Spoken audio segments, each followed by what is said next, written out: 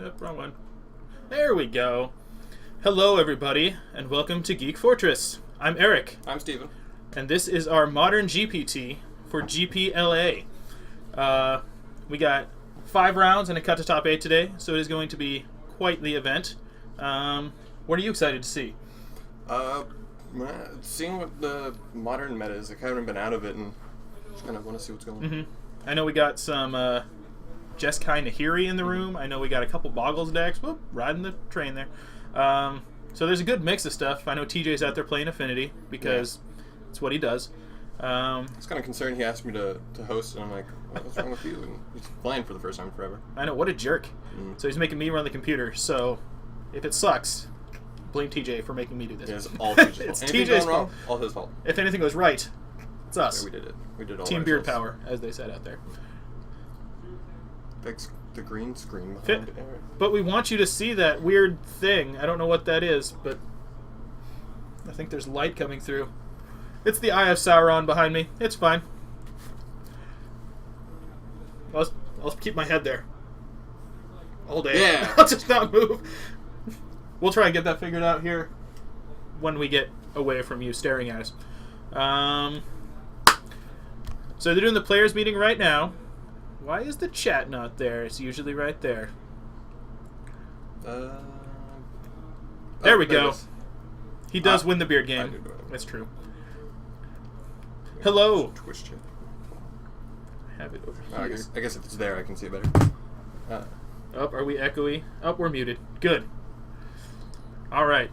So, if you enjoy Modern, we do broadcast Modern 2 times a week usually. Wednesdays at 7 and Saturdays at 6. Yeah, I believe so. Yeah, it's below us down here somewhere. So join us multiple times. We'll love you for it. Legacy on Fridays and trial run of Standard on Mondays. Yep, we're going to start running Standard on Mondays, see how people like that. I'm excited to see this new Standard season. Me too. It's looking pretty cool. I really like the Shadows over in Shred. I'm just glad that the Siege Rhino Parade is done. Because that I'm upset about that. Made me not play Standard for a while. A dear friend there. I'm not going to lie, I did play it because I played Abzan because I wanted to win. But I wasn't a fan of it. No, I played it because I love Siege Rhino. Channeled my inner Ari Lax. Hello, another dud. Swiper, I believe there are 18, so it's going to be 5 rounds and a cut to top 8. So you got 8 rounds of Magic to watch, which we get to talk through the whole time. We're stoked. I'd imagine Mother's Day is kind of a... Yeah, Mother's Day, you know, my brother and I, Bryce is playing, we forced our mom to do Mother's Day yesterday. We're like, we're going to be busy tomorrow, so if we could move Mother's Day... I just handle everything in the morning. There you go. Like, we're going to go have breakfast, and then... Players meeting is the most exciting part of the tournament. You get to sit there and listen to them say, like, don't cheat, and if you cheat, you get in trouble. Players meeting, done. And, you know, various things like don't punch people. Is that considered cheating? That's the real question. Punching your opponent. I don't think it's considered cheating, but it's, like, very against the rules. If you have a Platinum Angel out, can you punch your opponent? I think it's, like, the required action. Okay. Actually, yeah. It's like I mean, it says you can't lose the game. You're disqualified. Nope. That's how I get away with it. Let's see if we're close to going. It does not look like it. They're just wandering around. I guess people are sitting across from each other, but no one's sitting I think they're in the table. players' meeting. Oh. Yeah, definitely. I don't know. We'll figure it out. We got you guys to talk to. So if you guys have any questions about Magic, hello, Shannon632. I don't know who you are, but hello. If you have any questions about Magic or life in general, we can try to answer life questions. If you got answers for them, we might ask them back. But Magic questions, hit us. How do you do the 6 words? Is it boop? You should probably type in a box. See? TJ's fault. Man, TJ. Disappointed. Boom. Nailed it. 6 words. Ask us a question. We will attempt to answer it in 6 words. I'm horrible at this game. Modern is not my favorite format. Modern is my favorite format, yo. TJ is on Affinity, because TJ. It's the best red deck. Upwards. There is Infect. I know that.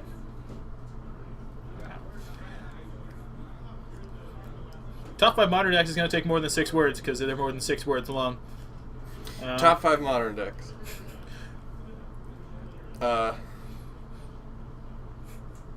Probably red, green, white, blue, black. Mm-hmm. That's 7. Shoot. Counts. We'll take it. We're doing wonderful today. We get to sit here and watch Modern for a long time. Best reanimation target, instant speed or sorcery speed. You need to specify, Whirly. 42. That is the meaning of life. I got woken up like recently to do this. Mm-hmm. Our David Bradbury was going to commentate, and he's like, "I'm sick.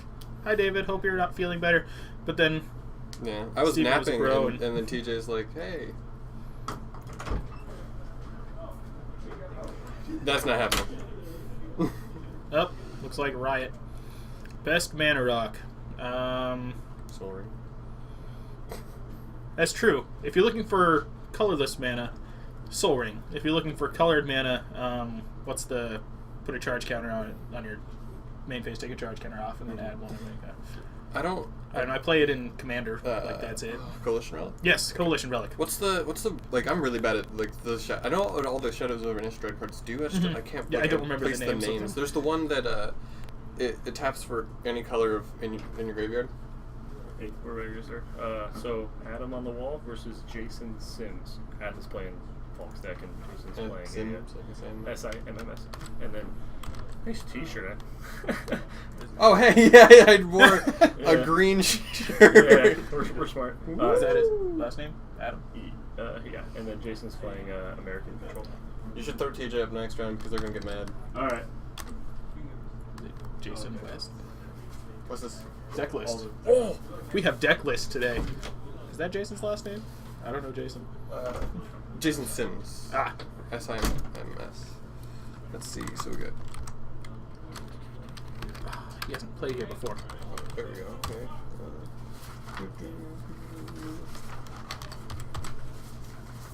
Some of these people have really, really nice handwriting. Some of these people have really terrible handwriting.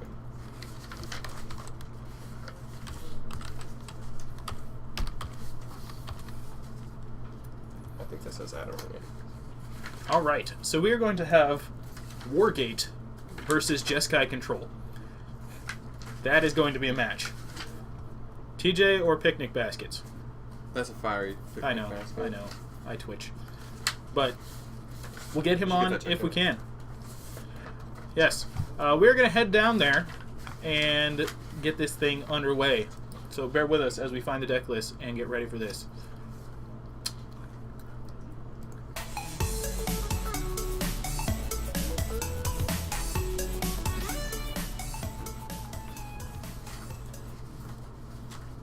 There we go. I might have them backwards. I think I have them backwards. Yeah, that's backwards. Swap players. Boop, boom! I'm going to have to swap the Yeah. deck list too.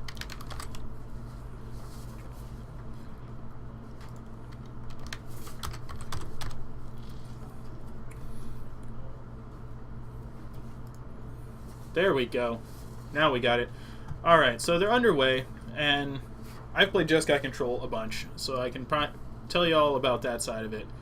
But Wargate, I've seen played multiple times, but it's a tutor deck. He's going to go look for different things to try to improve himself on the board. Interestingly enough, the Wargate deck is not playing any Threg Tusks. It is, in fact, playing one Swag Tusk, though, as you can see right here. Ooh, Swag Tusk. Mm-hmm. Hope he doesn't get deck checked. That'd be awkward. Yeah. Here's Wargate. For those of you who don't know, You're missing out. Yeah. It's fun. You go tutor up a bunch of crazy things. That is a Sakura tribe elder? Yep. Okay. It's Incident. rampant growth. Yep. But a 1/1. Incidentally, one of the cards that just totally screws up my Blue Moon deck I was really sad to watch an opponent go turn to a Secure Tribe Elder. I'm like, oh, crap. But that's the whole thing. Got a Fetch Shock out of Jason here. Probably setting up to represent a counterspell of some sort. Yeah. Or he's just going to, like, Lightning Helix right now. Remand Oh, Remand it. Okay. This is on, while that's on the stack. Mm-hmm. So Jeskai Control has kind of... Back in my day when I played Jeskai Control, it was like 4 mana leaks and tech edges, and it wasn't... Oh, he's more a Geist-centered deck. So we'll call him Jeskai mid-range?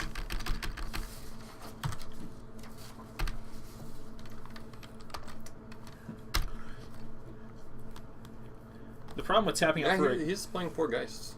Is that his only creatures besides No, he Snapcasters? has 3 Restos, 2 Vendilion Clicks, and then 4 Snapcasters. Okay. Let's call it Jeskai Mid for now. Until we get an actual name. So this is going to play a little differently. Mm-hmm. The Remand makes crucial. sense. It's a tempo deck more than anything. Just because Geist can swing for big a lot. Oh. Yeah, Finks gains him 2 life. He's also playing an Iganjo. I have seen that tech to protect your Geist from a block and also your Vendilion Clicks from removal. Yeah. It's a one-of, and you don't draw it as often as you'd like. Like, I've played this deck before, and it's nice to have, but it's not there when... I never felt it was there when I wanted it, and then it'd be times where it's like, great, I have an Iganjo Castle and no legendaries, and it's sad. Alright, I'll change it to Jeskai Geist. He's playing no Pyroclasm. Any kind of sweepers? He's got 2 Supremes in the sideboard. He's got 1 Engineered Explosive. He's playing 2 Ruined Halos. Okay. Yeah, It's not too bad. Yeah. It's weird having deck lists to look at. Yeah. Usually it's like, what is happening? So what is Adam going to go try and do here? If he's got... So he's got a Path in his hand. Apparently 2 Suntitans. That'll be sad. He's going to try for the Sakura Tribe again, which I believe is going to get mana leaked. If I was Jason, I'd fire this off right now. Because you don't want him ramping ahead of you. Yeah. Who do you think is favored in this match? Game 1, I like Jeskai because of the answers. What does Adam have for sideboard? The D-Sphere Negate, Sun's Champion, 1 other Thrag Tusk, 2 Dispels, Celestial Purge, 2 Seals of Primordium, 1 Solar Pride Mage, 1 Pithing Needle, 2 Leylands of Sanctity, and 2... Kataki. Katakis, yeah. Honestly, like Jeskai in this whole thing. Yeah. I think Adams will bring in the Dispels, try to get more countery, but I think that the control deck is going to end up winning that game if he wants to play that. Especially if he has like 2 Suntitans in his hand and he's not able to ramp with his Elder, because he probably kept the hand banking on being able to ramp, and so far he hasn't been able to. Snap block.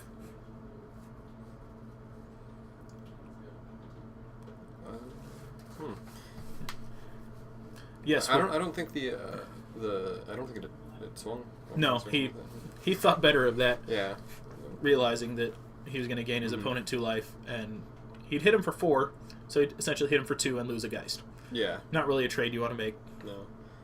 Especially because then it just leaves the board open against the Finks, and Finks happens to not be a small creature. Also, Jason is missing land drops. I think he kept his hand on the power of the Geist, and... Well, I think the problem is he's had to leave his mana open too much, Yeah. and he's got lots of draw in his hand, but he's just been he hasn't been able to do anything proactive. Like, he has an Electrolyze he could fire off here to kill one of them. One of the, persist it back or whatever, but I don't know if that's a good use of it or if he wants to try and hold it. I think he's looking at that also. He pulled to the front. Yeah. Yep. Oh, I think this is in attacks. Right.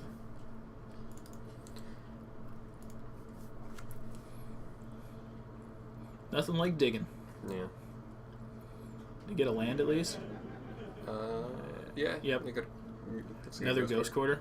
Oof. It's 3 ghost quarters on the table. All the land destruction. Well, he's got a resto now. Yeah. He can save the Geist, so he could attack with it. Get Flicker Geist. 4 free damage. Mm-hmm. I don't know if that's the best use of... Kind of turns into Restoration, a yeah. somewhat flying Siege Rhino. Yeah.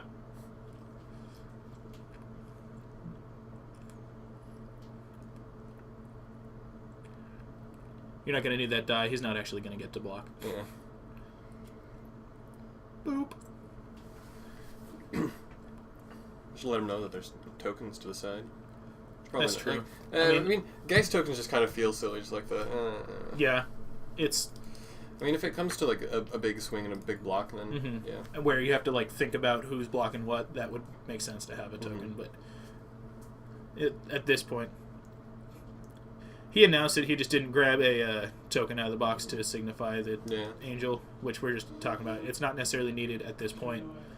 It would be nice to have for you guys watching, but yeah, playing the it's game. just kind of like a shortcut. Yeah. Because then you just kind of like pick it up and like point at them, and then you kind of put it away again.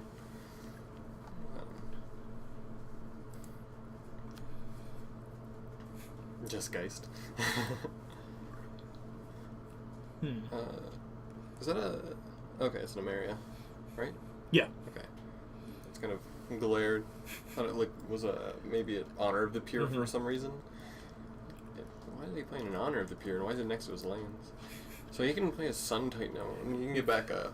Probably get the Sakura Tribe back. And start ramping. Yeah. He played Emeria not this turn. I'm pretty sure. I'm not certain. Yeah. This is competitive REL, so it's up to them to catch, technically. So... Or the judge. Yeah. I would imagine that there would be a little more attention paid to this, because it's the kind of one we're showing. Yeah. Except from us, because we're both new. We're like, no, we're not the professional here. Yeah. I mean, he had to know that block was coming. Like, you're going to lose a Kitchen Finks if you attack with that one. Yeah. But he has a Verdict in hand. I did see one in Adam's hand. Hey, it's Chase.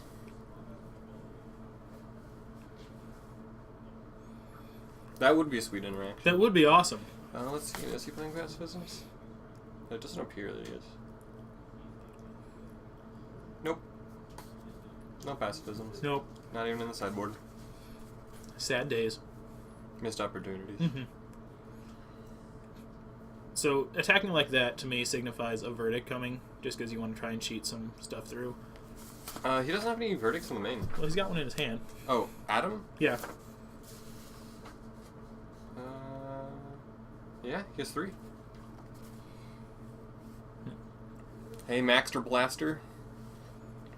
Great name. It's really cool. There's the Verdict. So he's going to go back up to 21? He's going to gain 2. Yep. Perfect. There's the Iganjo Castle. Told you, always comes a little too late. I mean, it wouldn't have helped there, but he could have blocked with it and prevented the damage, and then laughed.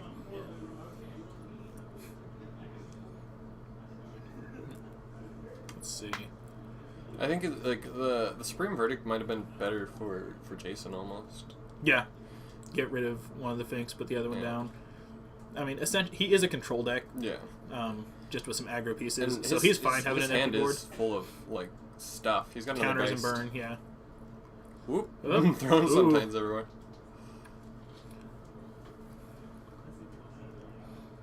I mean, if I'm Jason, I saw that Sun Titan, and I'm going to play differently now. Apparently, we're just running On the Geist train, yeah. Yep. I mean, he can totally Ghost Quarter one of his own lands, get a blue, like an island, and Spell Snare? Spell Pierce. Spell Snare, yeah. The one, no. I mean, It's Pierce. Spell Pierce, yeah. that's I know a it. non-creature No, non-creature spell. spell. I'm bad at Modern. That's fine. I tried. He could force spike. Yeah, poor Spike. Because he tapped out. It would be funnier. Or he's playing Jeskai. It can be the white one. I can't remember. Oh, Mana God. Tithe. Yes. Mana Tithe.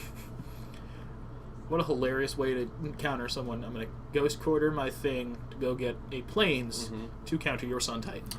Yeah, my good friend Max, he has a cube, and in his cube, like, it's a cube that he made for like all of the cards he likes, and it includes both a Force Spike and a Mana Tithe. Nice. And he has on multiple occasions drafted blue-white and gotten both of them, and turn one blown out just about everybody. Because in draft, everyone just plays on curve, so it's just like, hey, one more. Probably the number one tilting thing I've ever experienced in Magic.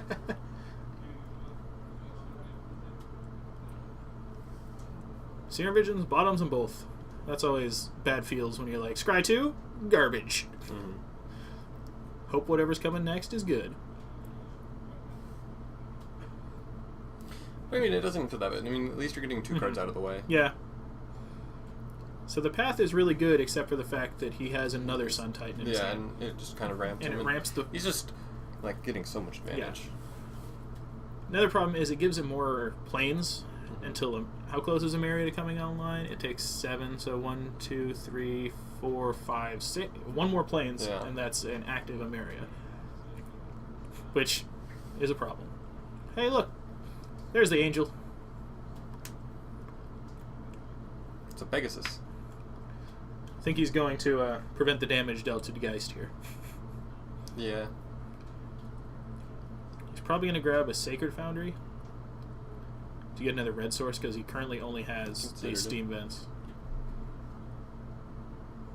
Or that. It just costs 1. And then tap it.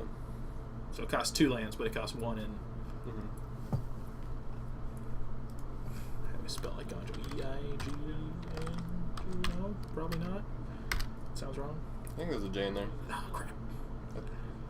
I'll just do Castle. Yeah. Oh. There's 1 or 2 of those. There it is. Oh, it does require a white mana. Is he going to Ghost Quarter his own thing? No, I'm not a... Oh, yeah, he is going to go score or something. I was going to say, I'm not entirely sure, but if we see something wrong, are we allowed to, are we supposed to, or are we allowed to say something? I honestly don't know. I think it's up to them to catch the things, but that's one of those things of like, I think we just count as outside observers where we can stop it and call a judge over and explain what happened, but we can't tell them what happened. Yeah. There we go. Or we can just pretend we're on a serious, like... It's true. We're actually like 5 buildings away, guys. We can't... Well, they're 5 buildings away on a 30-second delay. Yeah, it's... This game's already over. Yeah. None of that's true. Oh, I never actually started the clock. Oh, well. Yeah, this game's probably not going to go to time. Probably not. I mean, it could. It's just a weird board state. You got the Geist attacking, prevent the 2 damage, kill the... He's back up to... Before damage, he's up to 25. Did he take 2 from something else? Oh, okay. So this is just the post. So he gained 2 and took 4. They did the print Wastes Lands in Zendikar. They did. Yeah, they did. They printed some Wastelands. Wastelands are there. Yeah. Wastelands are legal in Modern. We've seen some in the Pro Tour. They tap for a colorless. And you can fetch them with a, Evolving Wilds or Terramorphic Expanse if you care that much. And yes, Eternal Masters is going to have Wasteland in it and Force of Will. So sell me all your Force of Wills now. I'm almost certain that spoilers for that start tomorrow. That'd be amazing. I'm going to have to keep up on that. Stock up, seeing as what happened to Modern Masters. If Eternal Masters, I know it's. If Eternal Masters has real legacy cards, then woof. Yeah, it's got Force of Wills are already down to 50. It's going to have the same effect, I think, that Tarmogoyf had, Where Or, like, before dips, Modern and then just Masters, goes it right went back to down, and normal. everyone's like, sell, because everyone can have them. And then everyone realized, like, oh, wait, you need, like, 4 of these things, because Force Wheel, you need 4 of them. And it's a mythic in the set, so it's like... Also, the new art is sweet. Yeah.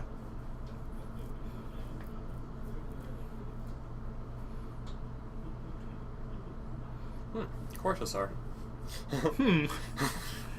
Interesting. It's one of the cards where when you see it, you're like, okay.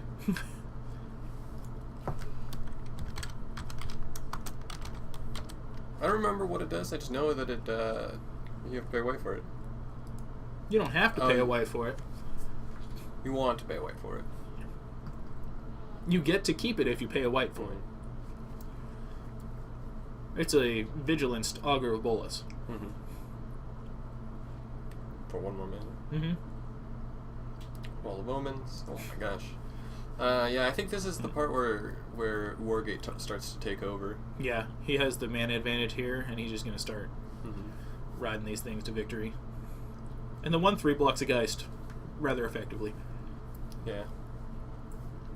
And the 3/1 flyer starts to add up. Yeah. Fun fact about the original Force of Will art: Therese Nielsen posed for it herself. With like this and the abs, those are her abs. Oh, Mm-hmm.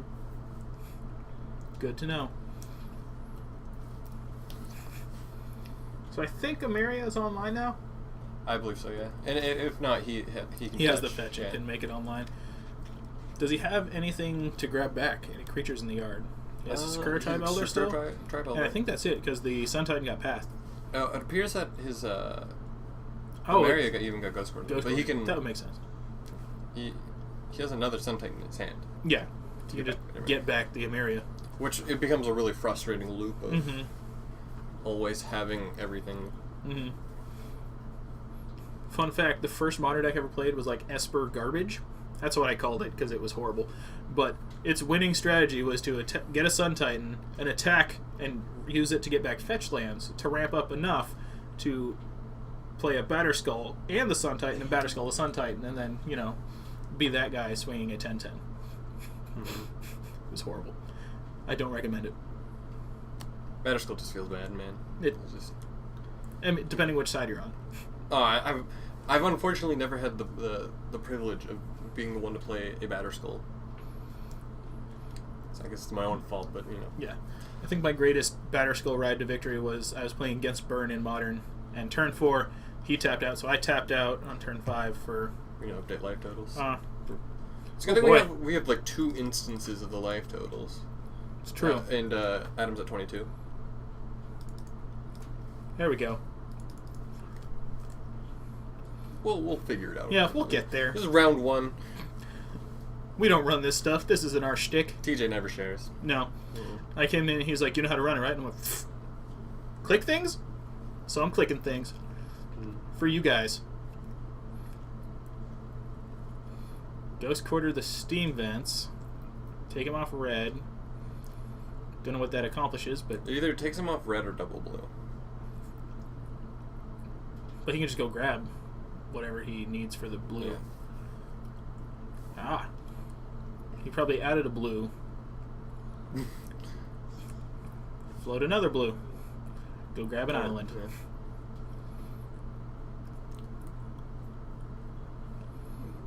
Why is- Because Cryptic Command should be in your life all the time. And I on love your Cryptic shirt. Command. He wore it's a green Superman logo, so That's what now I'm it's thinking. blue. Mhm. I thought about wearing a Seahawk shirt, and I realized, like, wait a minute, the green is going to just be whatever the background is. Mhm. Why not Alpha Island? Because. I'm not a fan of old school basics. Some of them look cool, and some of them to me are like, whatever. Like the one with the kangaroo. I like that one. Yeah. That one's cool. It's got a kangaroo on it. Mm-hmm. But yeah, especially white. I'm one of those people. There's like 2 kinds of people. People who insist on white bordered, and then I'm the one. Oh god, no white borders. I'm not a fan of white bordered lands. Like, I'll run white bordered cards just because, like, those are the only printings, and I don't care. In my EDH deck, in Astronaut's Altar, it's a couldn't find a regular one, and my friend's like, "Hey, I got you an Astronauts Ultra." It's like, "This got whiteboard," and he's like, "Oh, I'm sorry." And then like the next day he comes back and it's blackboard, and it's like, "Do you take a Sharpie to this?" He's like, "Yeah." Oh no. Yeah. That's fine. I know a guy who hates whiteboarders so much that he took his duals and Sharpied the sides of them. I mean, if you're never ever gonna trade them. I mean, yeah, they're his forever.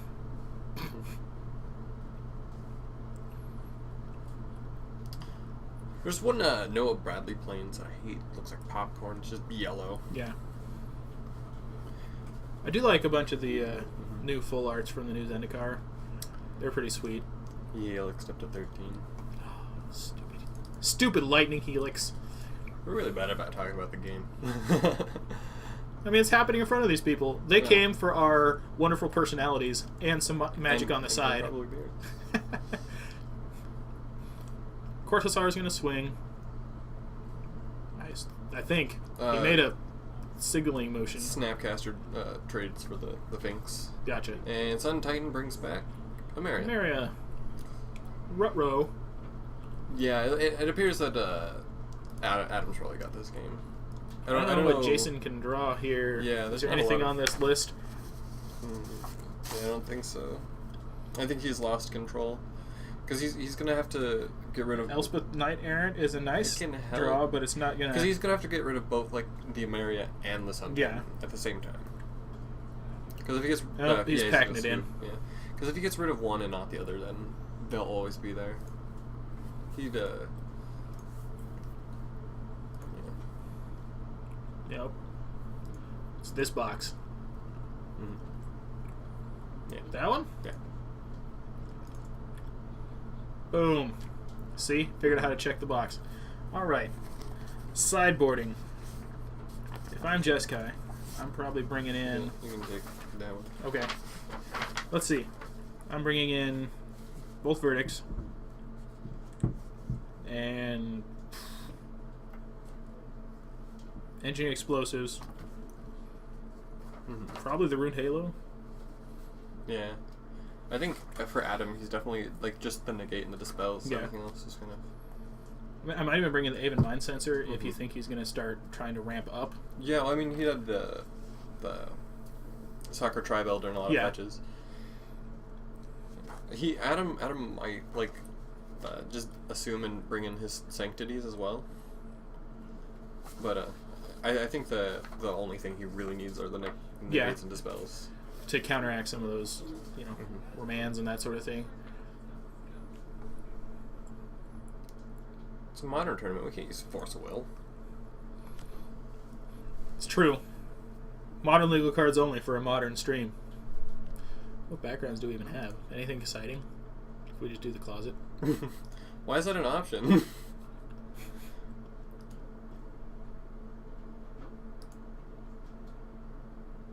Nope.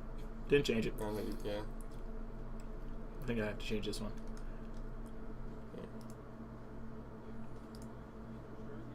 Boom.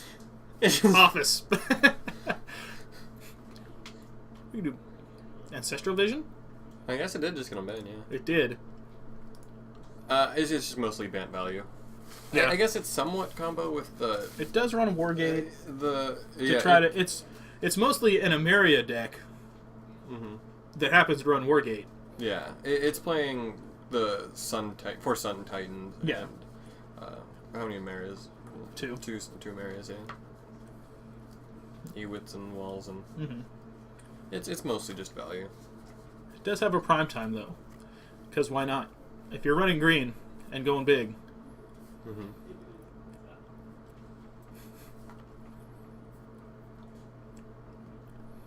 Wargate. Yep. Neither of them are playing Thalias. Nope. No Thalias. Not a Thalia on the board. It's fine by me. I always hate playing around Thalia. Makes my life difficult. Yesterday, did you get anything signed by Anson Maddox? Did you come in yesterday? I wasn't able to come in. We did Mother's Day yesterday. Oh, right. So I wasn't able to come up here yesterday. See, I was going to come and I was like, oh man, an artist, I'm going to get all my favorite cards signed. I look through all his cards and it's just like, oh, I don't play these. That's always... Like, Hurloon Minotaur, that's pretty sweet. I don't own any Hurloon Minotaur. No, but... Seems like a super cool guy, though. Yeah.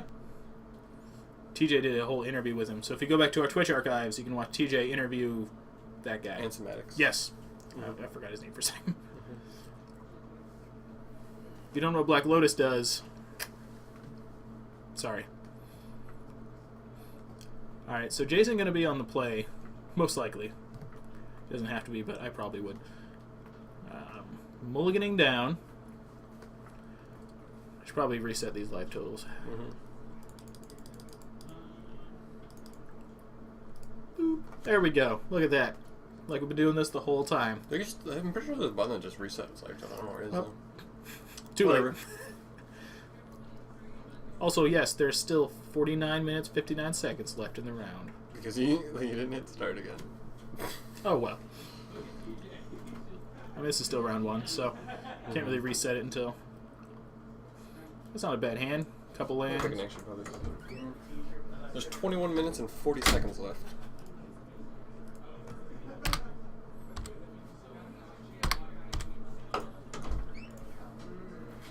There we go. I'll just do that. Yeah, close enough. It's not by about 30 seconds, but yeah. It's a good thing we set up that other TV on the other side. Yeah, so you can look at it and do that. It's not like, what's going on? There's so many people say, how long has the TV been there? It's been since the store opened. Yeah. It's just, he hasn't Hasn't been turned on. Yeah. Or I guess since he moved over to the store. Mm-hmm. Alright, so a couple lands. Jason probably not going to fetch until he needs to, just because he wants to draw land. Life totals. I remember TJ put me in charge of the life totals once, and I just couldn't focus. It's like, what's happening? Where are we going? Turn 2 wall. Seems decent. I think Chord is a lot different than Wargate from what Life is Bowling is Yeah. talking about. Like, because Chord's got Convoke. Is Wargate instant?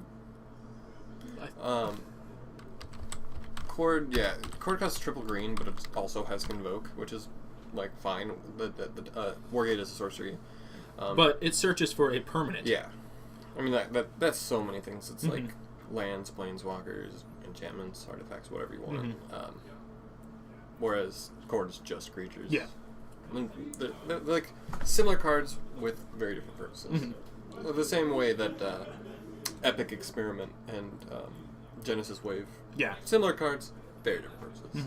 All I mean, that's little apples to slightly different apples. But apples to different apples. Did he fetch Shock twice? it appears so, yeah.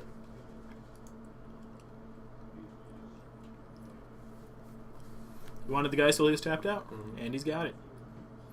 Thank you. The vision in back is sweet. Getting toasty in this tiny room. Well, it's gonna get pretty roasty.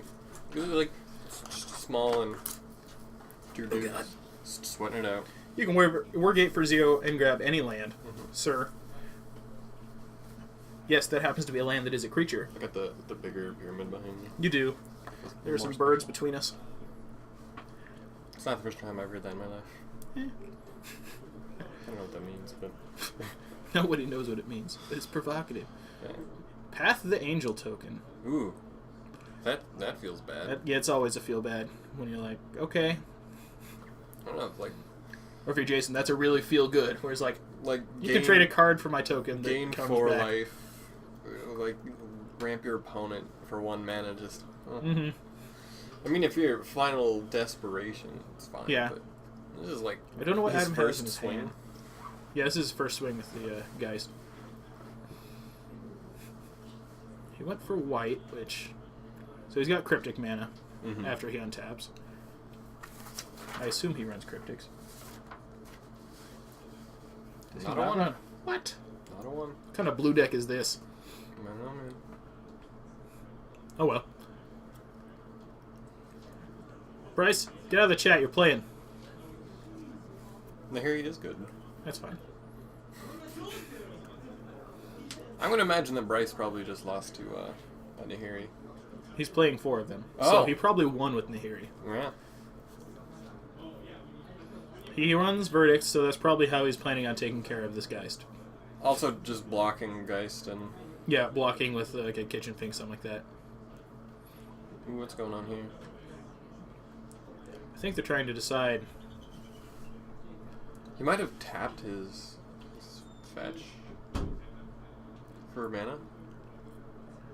I don't know. Oh, there's a judge call. Up. We're gonna pause while they consult the judge. I'm gonna like listen in. Nah, Okay. we'll get it figured out. He probably tapped the fetch, not realizing what it was, but he had the white.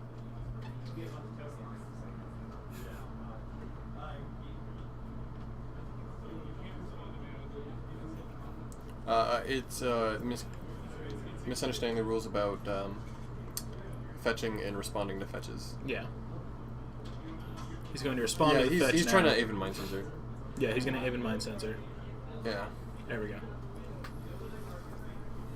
Yeah. Adam's getting a little overexcited. He does that. Yeah. He has told me that is his biggest weakness, and he knows it, is that he gets a little excited. If you guys could hear the yelling happening out there. He's not mad yelling, he's just exuberant. Yeah, he's very... That's the word. And animated. excitable. Yes. Oof. That's a feel bad.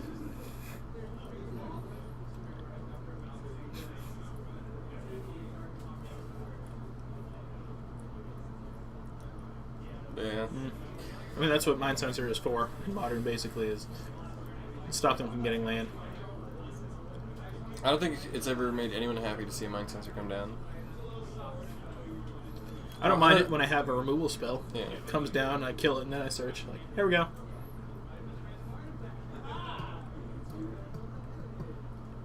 Well, I used to play Soul Sisters way long time ago. Mm-hmm. And I had to play against like mono white, like Death and Taxes type thing. And it was against my friend, and he just had like all the Leon and Arbiters and a mind sensor, and Mm-hmm. he's playing. I was like, well, I don't have fetches in my deck, so like that's not a big problem. But like I have like enough Soul Sisters, I can just like keep playing things and gaining life, and he can't kill me. But I can't do anything because all my things are too small, and they'll just die to his 2/2s. And it was one of the most long, drawn-out games I've ever had to play, with the exception of the Soul Sister Mirror, when we're both at 130 life, and we can't. Our armies of 2/2 or 1/1s are blocked by the other armies of 1/1s. Our Saracens are blocked by their Saracens. That's true. So for someone who wondered what is happening here, the angel did not get in for damage. He pathed the angel, and then he went to fetch, and the mind sensor came down, and he didn't get a land from the fetch.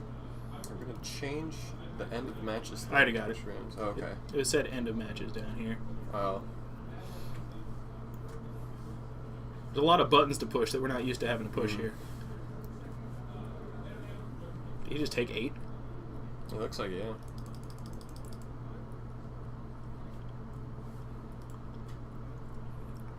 All right.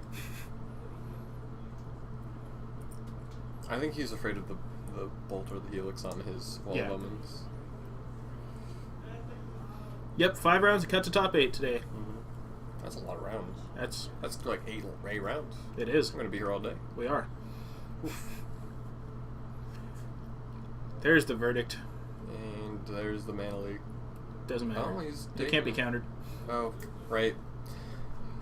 I haven't played Magic in a couple months. And now the burn deck comes to play.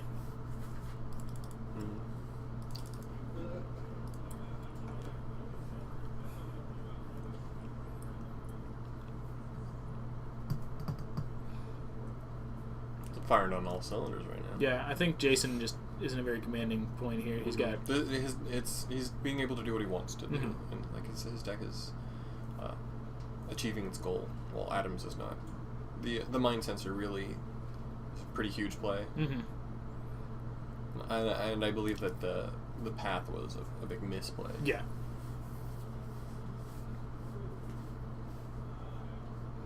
Because I would rather take 4 and just have the removal spell for the mind sensor.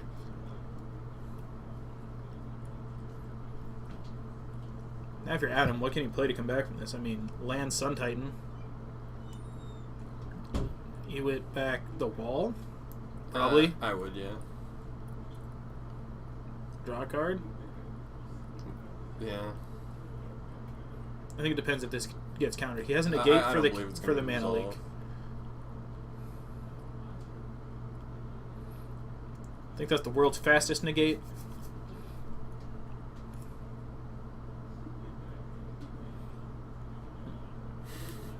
You got excited with the typing. I don't know, Flash Bulk.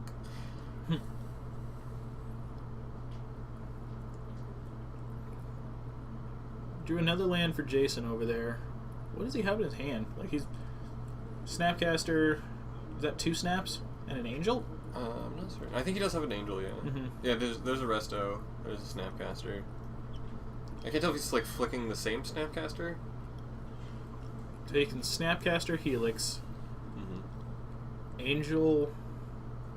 Another land he can Angel Helix.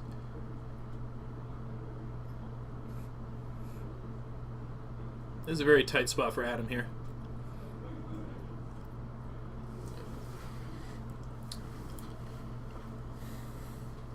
I think one of the important things to remember is Adam's not the kind of person to go other places to GPTs. Yeah.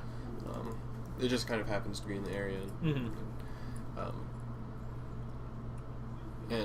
Whereas I don't know who Jason is, and that probably means that he's Probably the kind of he's a person to grinder travel who to. just comes Yeah, here for who this. travels Yeah. to GPTs. And this is actually a deck Adam hasn't been playing. Right. He was playing Wilted Abzan for the longest time. Is this is it Coleman's? This is deck? Coleman's deck, yeah. Also Angel known for as value. Slowly I like Friction. it. Angel for Flash Angel. The fetch. Stupid fetches. Mm-hmm.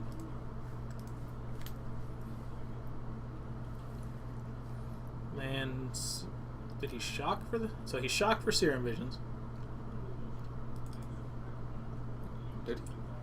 I mean, that's the only blue tapped. I think he played it, like, or he. Oh no, he didn't. play it. Yeah. I lied. Pay no attention to me. I'm a crazy person. That's a problem because he's got. So what's going on, Jason? So that's a Restoration Angels, the promo. I think he also has a Snapcaster. Yeah, I mean the card on the board. Oh yeah. Is there an easy way to see deck lists? I'm sure you want to throw Wargate back up there. I mean, we've got the deck lists. They have to in submit paper, them but, because yeah. it's a GPT. Um, We can try and get the top 8 deck lists, or if you would like a specific one, tweet at Red Baron MTG. That's TJ, and he can get it to you. Team Snapchat, send me a Snapchat. Team Snapchat. It might have been. I thought it might have been Dylan Tongue something. A quick rundown of the Wargate deck. Wargate's like chord for any permanent. Yeah. It plays a lot of value creatures like Kitchen Finks and Flicker Wisps and Eternal Witnesses, things that are good to bounce and flicker. And one of the key cards is Sun Titan because it grabs back all of the creatures, grabs back the lands. It has a pretty solid loop with Amaria, the Skyruin. Yeah, the Skyruin. When it's pretty much the later the game goes, the more inevitable the deck becomes. Which, unfortunately for Control, that's what they want. Yeah. Not what you want to play against. So he's going to Ewit back a path and send a path at the Restoration Angel. I think this is the part where Adam's starting to gain control back of the game. But 4 life is not enough to... Yeah. Well, I mean, he's playing against Burn. Yeah. And there's just not a lot he can do about it. Yeah. You cannot convoke it, but you can grab anything. Yeah, I You think... can even grab a boat. To be honest, with the exception of grabbing Amaria, there's no reason for him to be playing Wargate over Protocoling. Maybe check out the list. Like maybe the one Detention Sphere. But yeah. But then that costs 1, 2, 3, 4, 5, 6 to go grab a Detention Sphere without convoke. I think it's there for flavor. Yeah, I'd agree. He's got this Elspeth Suns Champion in the sideboard, but paying 9 mana for Elspeth Suns Champion doesn't. Yeah.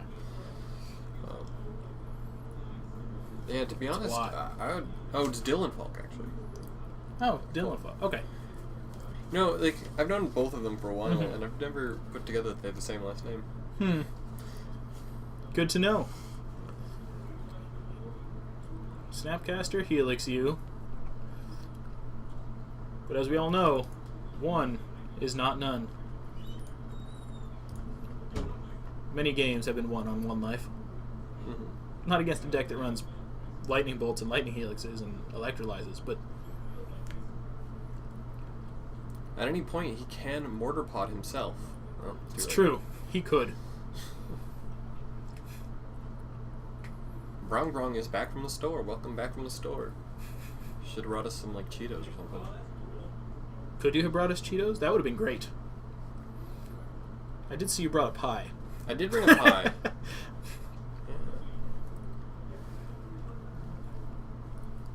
I was given a pie, and I was like,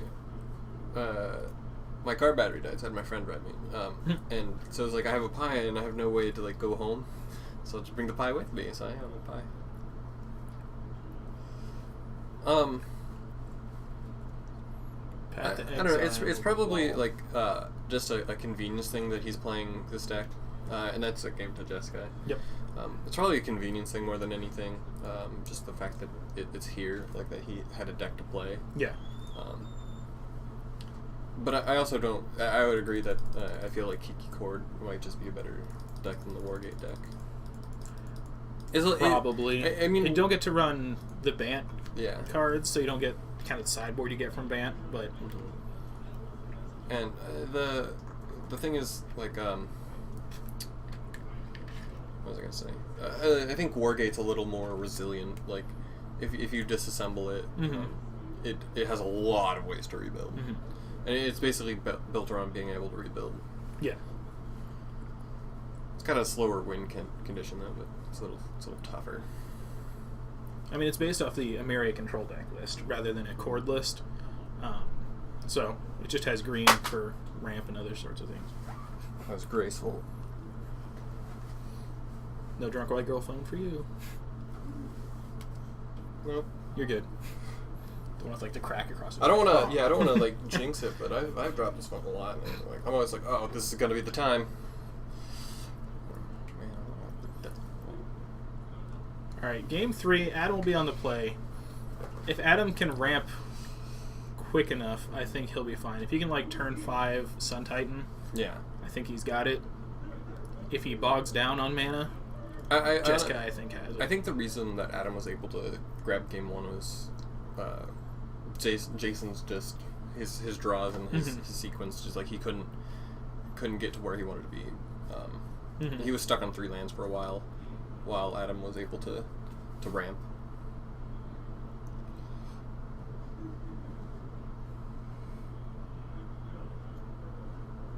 I'm pretty sure your opponent has to be the last one to shuffle, doesn't it? Or no, the last one to touch it, I think they would cut. I'm pretty sure. I don't know what's happening. I think he just picked it up and shuffled it thinking it was not his. I would honestly say that... There we go. I feel like Jason thinks Adam didn't shuffle well enough. I mean, it's not up to them to shuffle well enough. Yeah. If you want to not shuffle well enough and they don't shuffle well enough, that's your problem. Which is a factor because there's about 4 minutes left in the round. Yeah. They're going to play some speed Magic. I think it's probably one of the things that drives me away from competitive Magic more than anything is... the timer?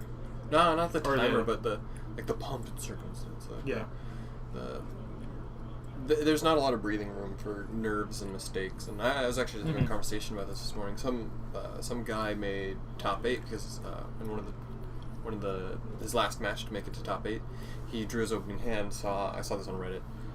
He drew one of his sideboard cards, and he's like, "Oh man, I haven't sideboarded," and he didn't exactly know the rulings, and he was afraid of being like a match loss, so he just played through it and won. And then this was it was a while ago, and he posted on Reddit, it's like, what should I have done? And it's like, well, obviously you chose the wrong choice. Yes. That's just cheating. But the rules, like, there's like the drawing one too many cards now. They got a really smooth, really elegant way of dealing with that, and that's your just thought seized. Yeah, you get thought seized. But realizing your sideboard is in your opening hand in game 1. This is actually a really strong start. This is a for great Adam. start for Adam. Yeah, the double. Unless I'm surprised he didn't swing with one of them. He's I think he's the excitement or nerves. Yeah.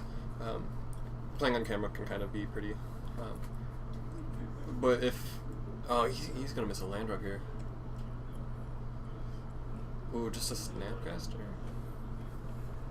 What is Adam doing in response? Just fetching? Yeah. For the... Anyway, so like it's like what kind of smooth, elegant thing can you do for opening like sideboard? Is like, do you just... Is it automatic game loss? The rule is it's an automatic game loss. And you go to the next game. Yeah, and then you...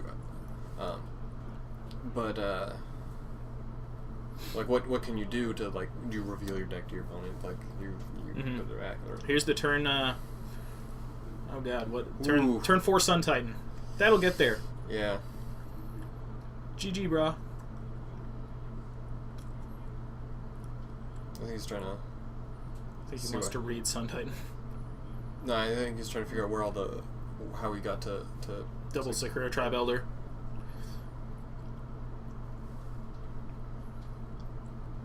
This is exactly what... Did Amarian not come into play tapped? Again, it's up to both players to notice this. Like, and we're past that already. This is not Adam's deck. No. He may not know that it comes in tap. But at the same time, maybe Jason as well does not know that Amarian comes into play tap. And we're too far past that to rewind now. So yeah. Yeah, that's likely. But I don't think Adam knows is the thing. And I think I think I'll let him know. Or at least we'll get someone to let him know. Or Charles tells his opponent, hey, Mary comes to play cat. Again, like I don't see there's another reason I don't like competitive matches because like I don't know what I'm supposed to do. There's that whole... They changed it recently, actually. Yeah. If you notice your opponent missing like a trigger or something, and you don't call them out on it, you get in trouble for that. Yeah. It used to be if they miss a trigger, it's like, sucks to be you. Yeah. But like if it's a must trigger and they don't acknowledge it, you have to acknowledge it. Here comes the mind sensor, I believe. Yep. Oh, he should have fetched the other one in He should have. Yeah. That's one of the shortcut things. Like, if you shortcut, you pick up both Soccer Tribe Elders and go to fetch with both of them. I believe they're on turns. Yep, they are on turns. Yep, they just hit turns right now. I believe that, or I know for a fact that if you fetch them both, you fetch the first one, because if he wants to main censor in between, then he has the chance to do it in between. This game's going to be a draw for sure. Yeah, this is going to be a draw.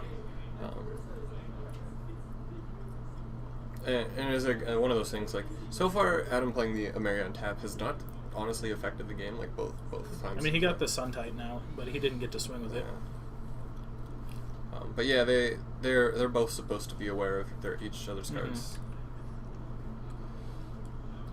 Yeah, after the Supreme Verdict, there's no way that's not going to just go to turns. Yeah. Or, like, you hit back the wall. We'll let him know about it. Yeah. Should we call the judge or just tell him directly? We'll just tell Adam. Yeah, I think they're gonna draw. His opponent's says not over. I mean, can he do 19 damage between this turn and one more turn? He doesn't have any red source. Oh, he's got one. He's got the one red source in his hand. This is over. Yeah. I guess it's a real tournament for real things. Like, I just have a really different opinion on this. I've had to play some pretty drawn out I played Obs on mid range when it first came out in standard when cons came out. And I had to play top 8 against another Obs on mid range deck. It was an hour and a half because there's no time limit. And it's like there's a point. It's like your opponent, like my opponent, is just like dude, I know I've looked through your deck. I know for a fact you have nothing left. Just wasting my time. Because he also happened to be a particularly slow player as well. Adam goes to 21 for all the good it'll do him. What I think really needs to happen is he needs to miraculously draw a flying crane technique next turn Yeah. and play it. There's a Vendilion click. I believe land, like Honor of the Pier, or something else like that, and then flying crane. Wiltleaf Liege? Yeah, this is... Or what's the twin cast? Twin cast flying crane technique. There you go. Give it double strike.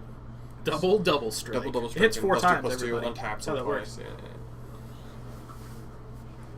Hello, what do you peoples think about mono blue fairies control? I mean, I like fairies, but a lot of what makes fairies good comes from the black part of it. Bitter Blossom. The Bitter Blossom. Bitter Blossom is and huge. Creeping Tar Pit actually is a huge thing in fairies, just another way to close out a game. Mm-hmm. And just having the utility of the black cards to kill things. So I don't think mono blue fairies is bad. I don't think it's bad. It's I just don't think not it's as optimal, good yeah. as black blue fairies. I mean, if you're looking to do FNMs, you could probably grab a couple of those. Like, you'd win Yeah. a couple of those with some stuff. Yay.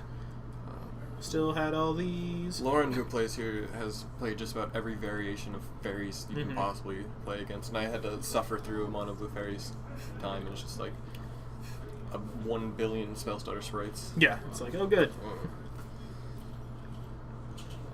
Yeah, it's a draw.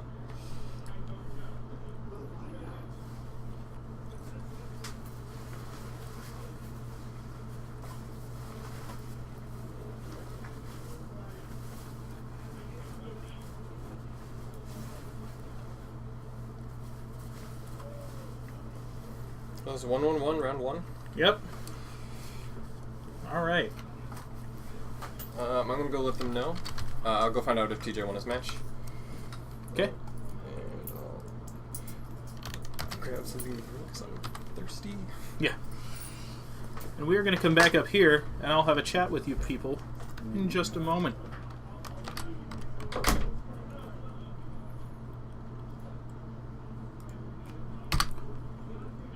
See you in a second.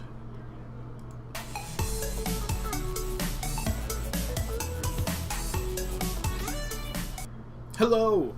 Well, that was an interesting matchup. What did you think of it? I know what some of you thought of it. We'll make sure both players know how Ameria works, so that we don't have that issue again. I love Vidalcan Shackles, the Jewel. I don't know that it's as great as it could be right now. I was running it in Blue Moon for a while, but I think it's not as good against the Go Wide decks. Hey, Sever Conspiracy.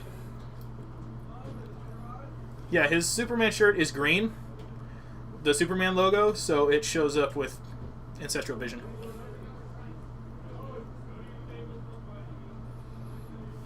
That is up to the players to catch and call out. By the time we caught it, it was already like past when it could have been rewound, or it would have just been a game loss. So we'll try and get TJ out here. I don't know if he won or not. We're still finding that out, but we'll get him on there so you guys can watch him, you know, make his legs shake like a crazy person. If you ever watched TJ play, he's a very twitchy person in real life, but then when he plays, he's like still from the head to the waist, but his legs just all over. So it's funny. You'll notice it when you watch him. There's a knock at the door. I'll be going up against Josh. I'll be on the wall. Okay.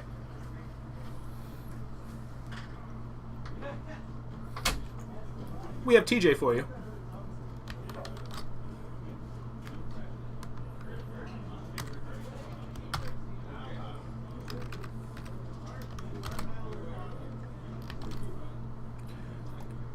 On.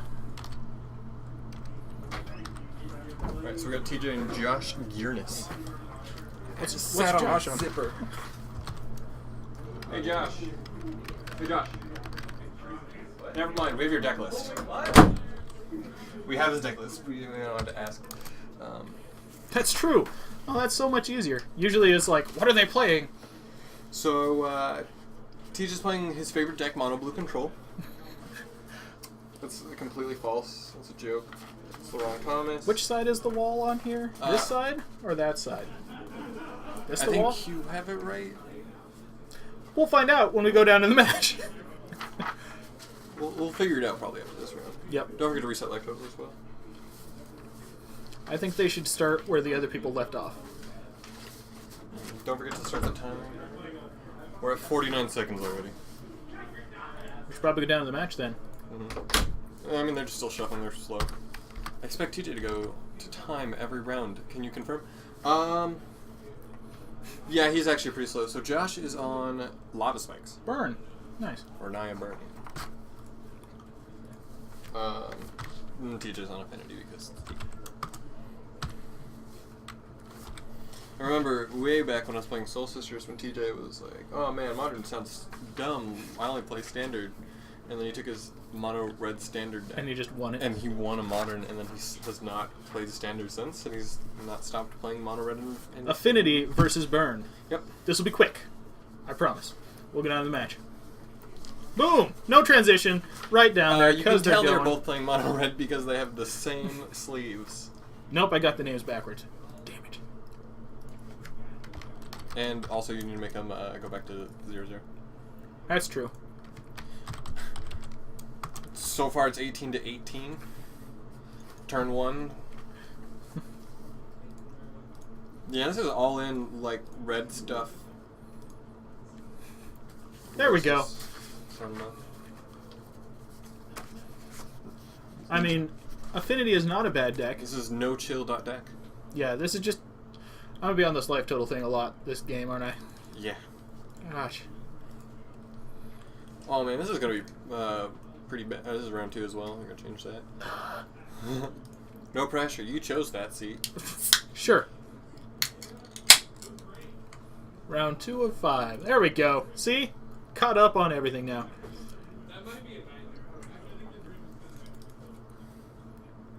Where'd TJ get the life from? He got hit by Goblin Guide. Oh, yeah, he fixed I don't know. There we go. it. He's now down to 11. He gets to reveal Steel Overseer twice. It's true. Affinity is a bad deck. I can confirm. I think the biggest creature is like a 2/2. And yeah. But then again, so same for Burn. Their biggest creature is a 2/2. How can you win with anything less than a like a 6/6? I mean, he's going to bring in the Whip Flare and be hilarious. Mm-hmm. That is going to be pretty good. And also, yes, TJ is very twitchy. Especially because he's nervous because he's in front of all of you. He realizes the internet is judging him right now and everything he does. You actually do realize when you're playing that, like, oh yeah, people are watching this. He's also nervous because his opponent has played both more red sources and more red creatures and red cards. It's true. He's the red mage. Up? No. There you go. That's not even right. That's a black card there. It is, but it has lifelink, which is not inconsequential against. But it is a 1/1, and also Cost him 2 life. Even though the spell skite is pretty solid and Yeah. kind of. I mean, you can't It makes spell his- skite a lava spike though. Even though Josh's hand is Yeah. full of lightning bolts, he is in fact red with envy. It's a real thing. Being red with envy. Tin Man All Star Band. Yeah, that's the real name. That's not what he calls it, but it's what I call it. I dig.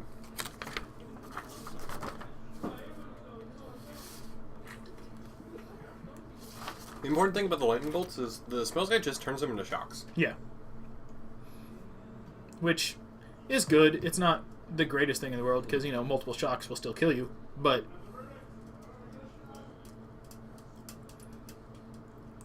Happy Mother's Day, Strange Ranger, and happy Mother's Day to all the mothers out there. You can spell skite a lava spike, it just will not be redirected, but you can target it. It's true, he's right, he's correct. This is why you get to go to Pro Tours and I don't win FNMs.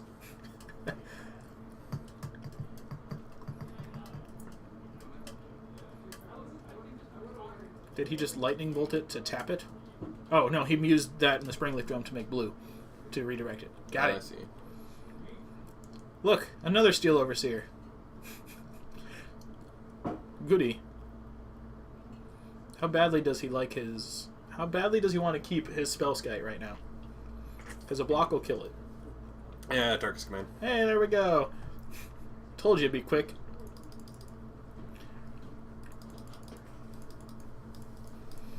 Did these players win last round, or was it...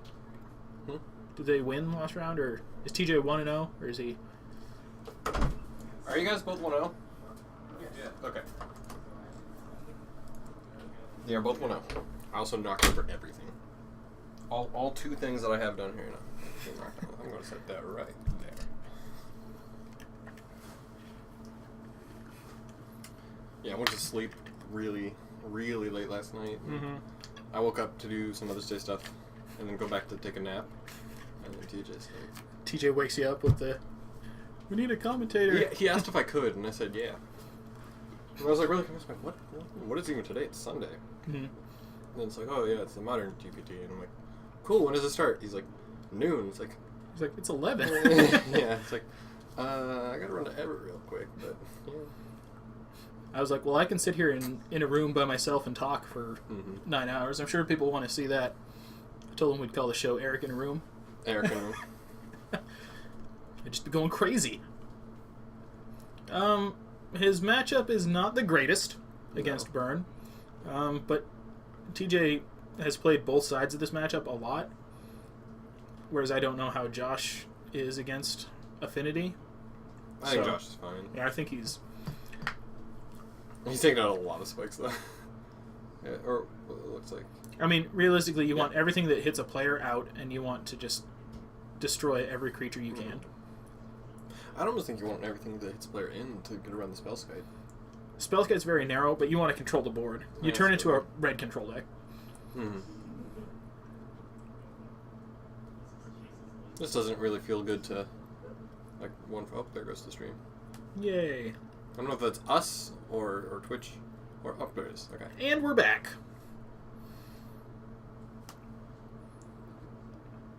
Yes. Yes, the other half of Double Donaldson is playing today. He's playing a sweet deck. He is, but we're not going to tell you what it is, because if you play him, there's ears everywhere. I mean, he's already said what he's playing. That's true. Well, he said he won with Nahiri. That is 100% what I know about his deck. It's just playing Nahiri's, and that's why I said it's a cool deck. Chase, what did you do?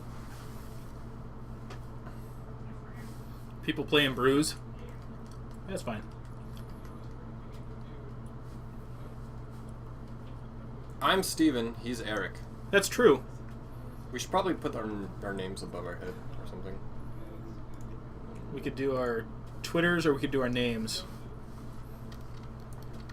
What do you think? You can do like Eric at whatever your Twitter is. I'm going to find out what my Twitter is called real quick. I mean, I had it. I just don't have it now.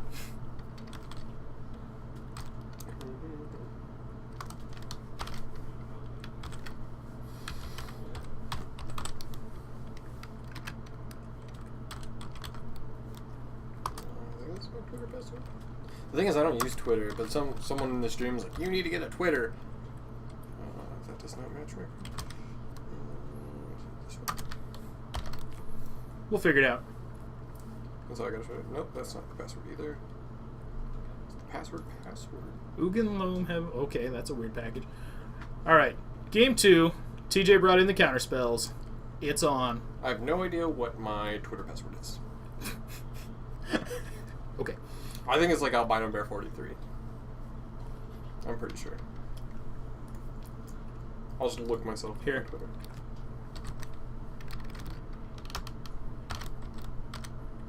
Yeah. Yep. You should probably change that back to Affinity, though. I will. Just saying. TJ is playing... I don't know. Albino Bear 43. It's because I'm hairy and white. Wah, wah. I didn't tell you, all of those passwords were wrong. And it's also for the Twitter account I would never use, hence the not knowing what the password is. That's why I guessed maybe the password is just password because I don't care about it. If one of you can get into my Twitter account, it's yours. Just post good stuff for me. Get all the likes and retweets. Is that what people on Twitter want? I think so. I tweet occasionally. Not a lot. Oh man, what Dylan's saying in the chat is that Reese has had to play both Bryson and Coleman. Oof.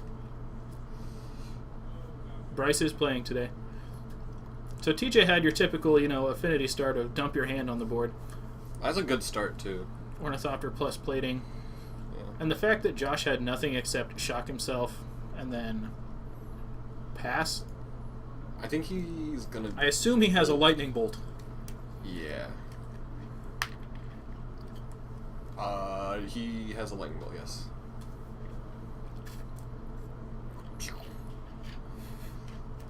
That's exactly what he's going to want to do, is just sit there until TJ runs out of stuff.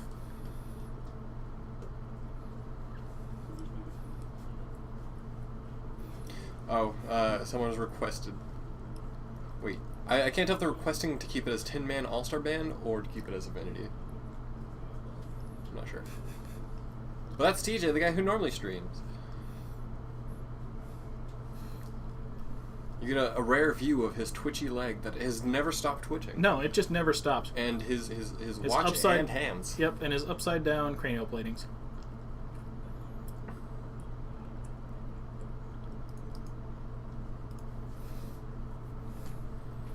When you play enchantments or equipment, do you just, how do you put them with cards? I usually put them just kind of underneath the corner, and then I just tap on top of it. I always just like kind of make them a straight line, and so you can see all the names. Because when I started playing Magic, the deck I played Sigarda EDH. Ah. And just total Voltron enchantments. So it's just a big long stack of enchantments, and it just made it easy for me to keep track of. Because if I did it like upside down and like reeling, that would just be like long. Yeah.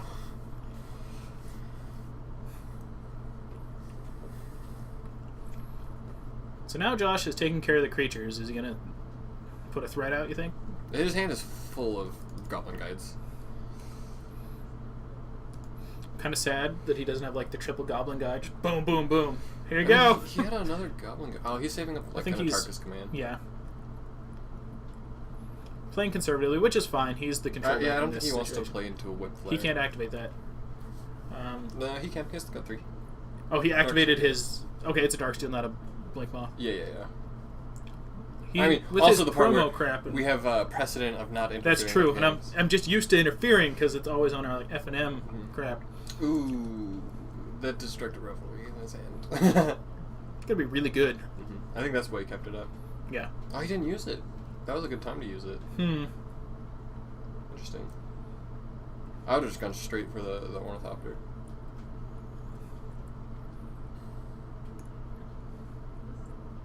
Goblin Guide. Swing. Trigger. Oof. Hey, look! Inkmoth Nexus. Value Town, USA. Draw a card. I think he's just trying to play a little more conservative. Yeah. Just like to hold back. I think he does have like a little bit of a advantage here. He's got a lot of lands though. He is running out of things to do. He's got a land, a Destructive Revelry, and an Atarka's Command. Ooh. That's a problem. That's a problem. That's permanent. And there's two cranial platings. This is almost guaranteed victory for TJ.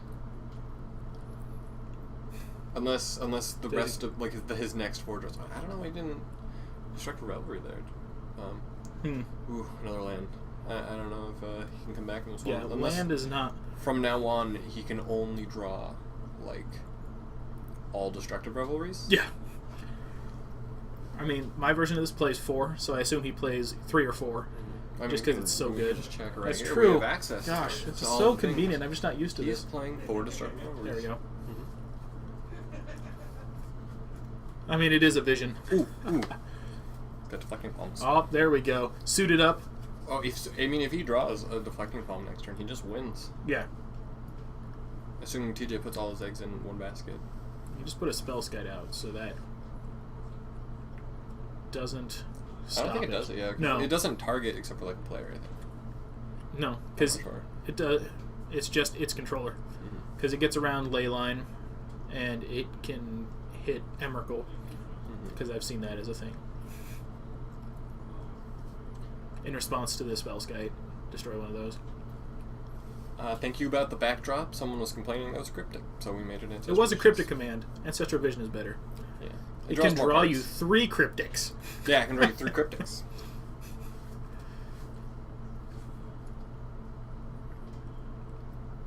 Yep. Yeah, This you is got order 1. See, 1, 2, 3, 4, 5, 6. 2, 3, 4, 5. Yep, it's a 6, 7, 8. Yeah. Whew. Chunked. So I think for Josh, he absolutely needs to draw Deflecting Palm right now. Yep. I think that was a lightning bolt. Yep. And then TJ needs to draw another Cranial Painting and put it on the thing. So I think that's... I mean, the problem is he can lightning bolt. It'll just go to the Spellskite. Got a Ravager. That's... I don't remember what all of his promo stuff that's is. just a... Memnite? Memnite, yeah. Okay. Yeah. I can't remember the names. The 1/1 for 0.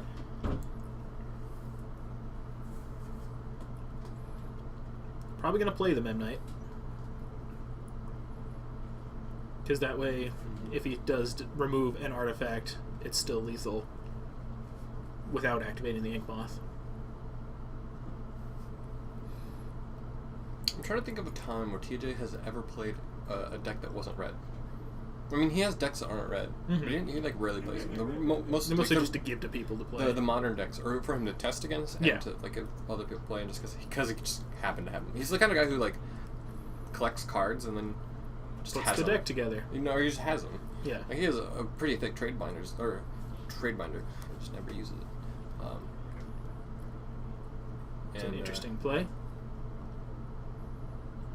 There was a short amount of time where he just collected Magic and didn't play Magic. Mm-hmm.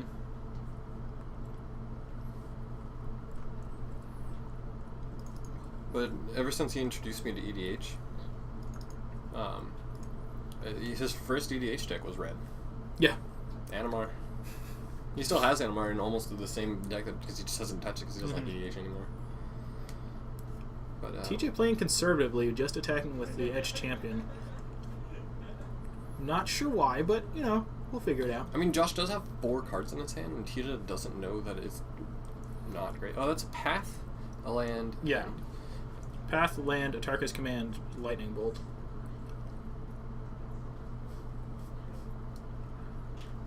Ooh. Is that I'm pretty sure Galvanic double, Blast? I think that's double Galvanic Blast. Well, GG. 4, Galvanic Blast you. Goodbye. Yeah.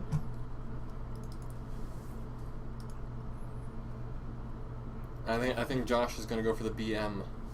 The bad manners there. Oh, he should have Atarka's Command put that land into play. Should have. Just Yeah, a shock. let's play. All right. TJ, taking the second one. I do think he, like, Tilly the Shark is probably correct in playing around Deflecting Palm. Yeah. Because that's not a blowout then. That's just like a Deflecting Palm into, like, dump the hand of, like, burn spells. And look at you.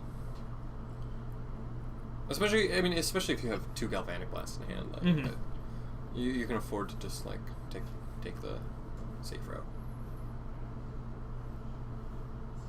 Because Josh there's nothing Josh can do to stop an Etch Champion. No, once it hits, it's there. Yeah.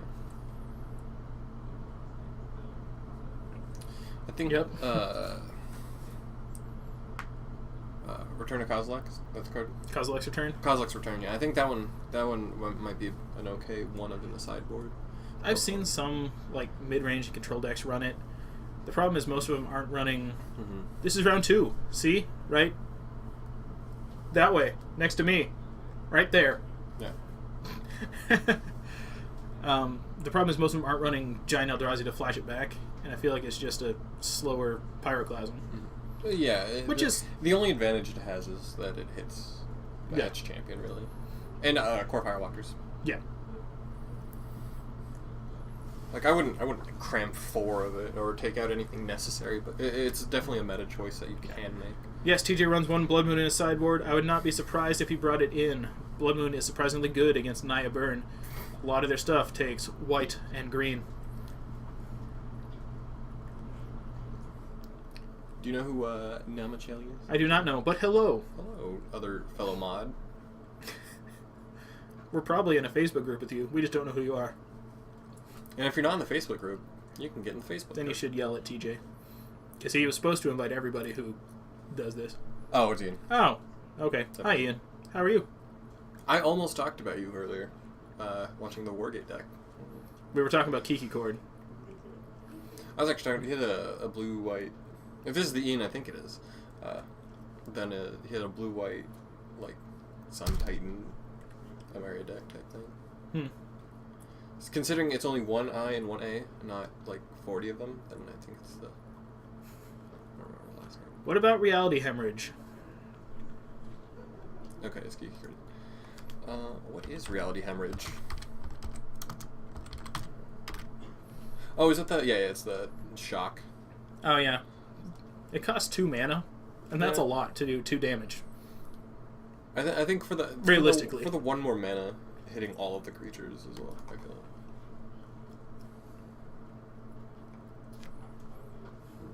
Again, it's probably a meta choice, really. Yeah, it depends what you're running up against. It can go to face, yeah. Fetch, shock, gob. Also, Died. you can have the super spicy, like, one of Ulamog. If you somehow manage to horribly flood out in burn. Or Kozilek.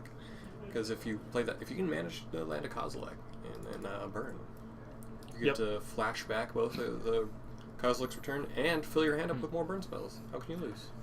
And TJ is going to dump his hand in 3, 2, 1, go. No, he's waiting. Letting him Dump his- resolve his He shuffle heard you here. count. It's probably it. Like, that guy, dumb. Springleaf Drum. Come on, play more. Overcommit. He's got the Vault Scourge, and I think he wants to play it, but he knows it's just gonna die. Yeah.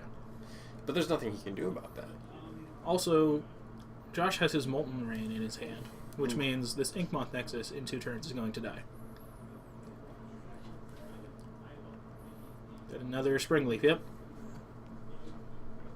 I think it's a pretty big misplay on TJ's part to be playing that Springleaf drum instead of the one with the goblin hitting a drum with a fish. That's true.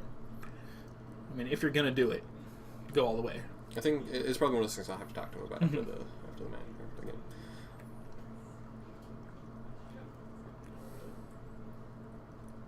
Sure he can. He can turn on his Inkmoth Nexus with itself. That gives him Metalcraft, and he can cast red. Oh, right. Forgot about that.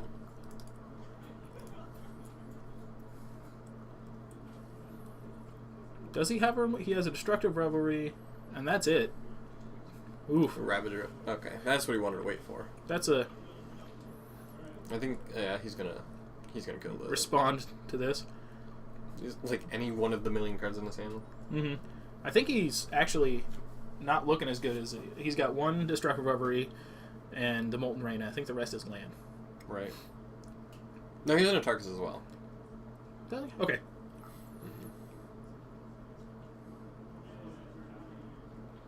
Mm-hmm. 1,000 times better? I don't see 1,000 times? any amount of goblins or fish in this art. I think it's certainly talking one. We'll find out. It is 1 word. Like, that's... I guess it All right. is... So here's oh, this it's a one. satyr. And then... Well, you didn't actually show it. Okay. All right, quick vote while they're playing. This one Struggle. or this one. You decide. Anyone who chooses this one is actually inherently wrong. Just so you know. You should give people who vote for that one timeouts. Reported. So there was a Molten Rain. Yep. Conveniently, he still has Mana.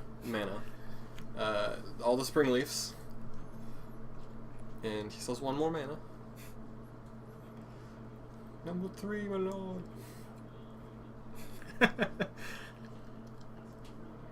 There's no amount of nostalgia clouding my judgment. It's all about the goblin beating a drum with a fish. I'll play Eye Doctor here. I mean, like, artistically... 1, artistically, the new Springleaf drum does have like higher quality art, but the lower one has better art.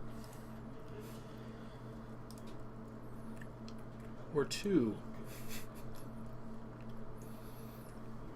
So got a Galvanic Blast on the Goblin Guide. I think just cleaning up here. He's got a Boros Charm, or is that a Tarkus Command? It's a Boros Charm, I believe, in a Tarkus Command, and yeah, he's so far we know he's a Boros Charm, not a Tarkus Command, which not that great.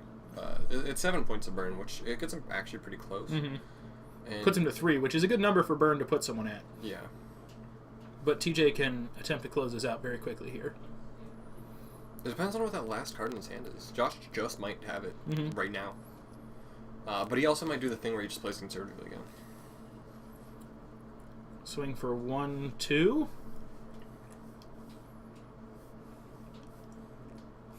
Yep. It is a goblin. The thing is where it looks like it's too many limbs is like the movement. He's flailing. He's going crazy. Tarkus Command 3 to you. He can't gain life, I guess, are the modes. Probably.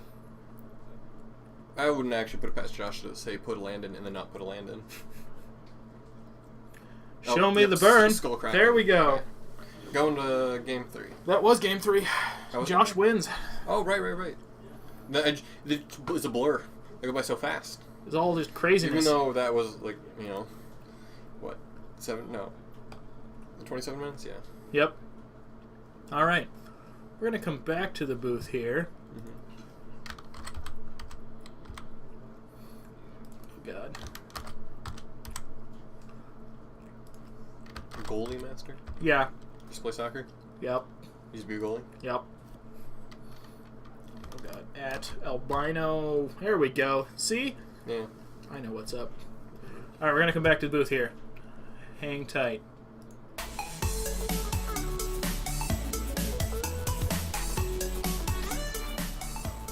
Hey TJ, We're back.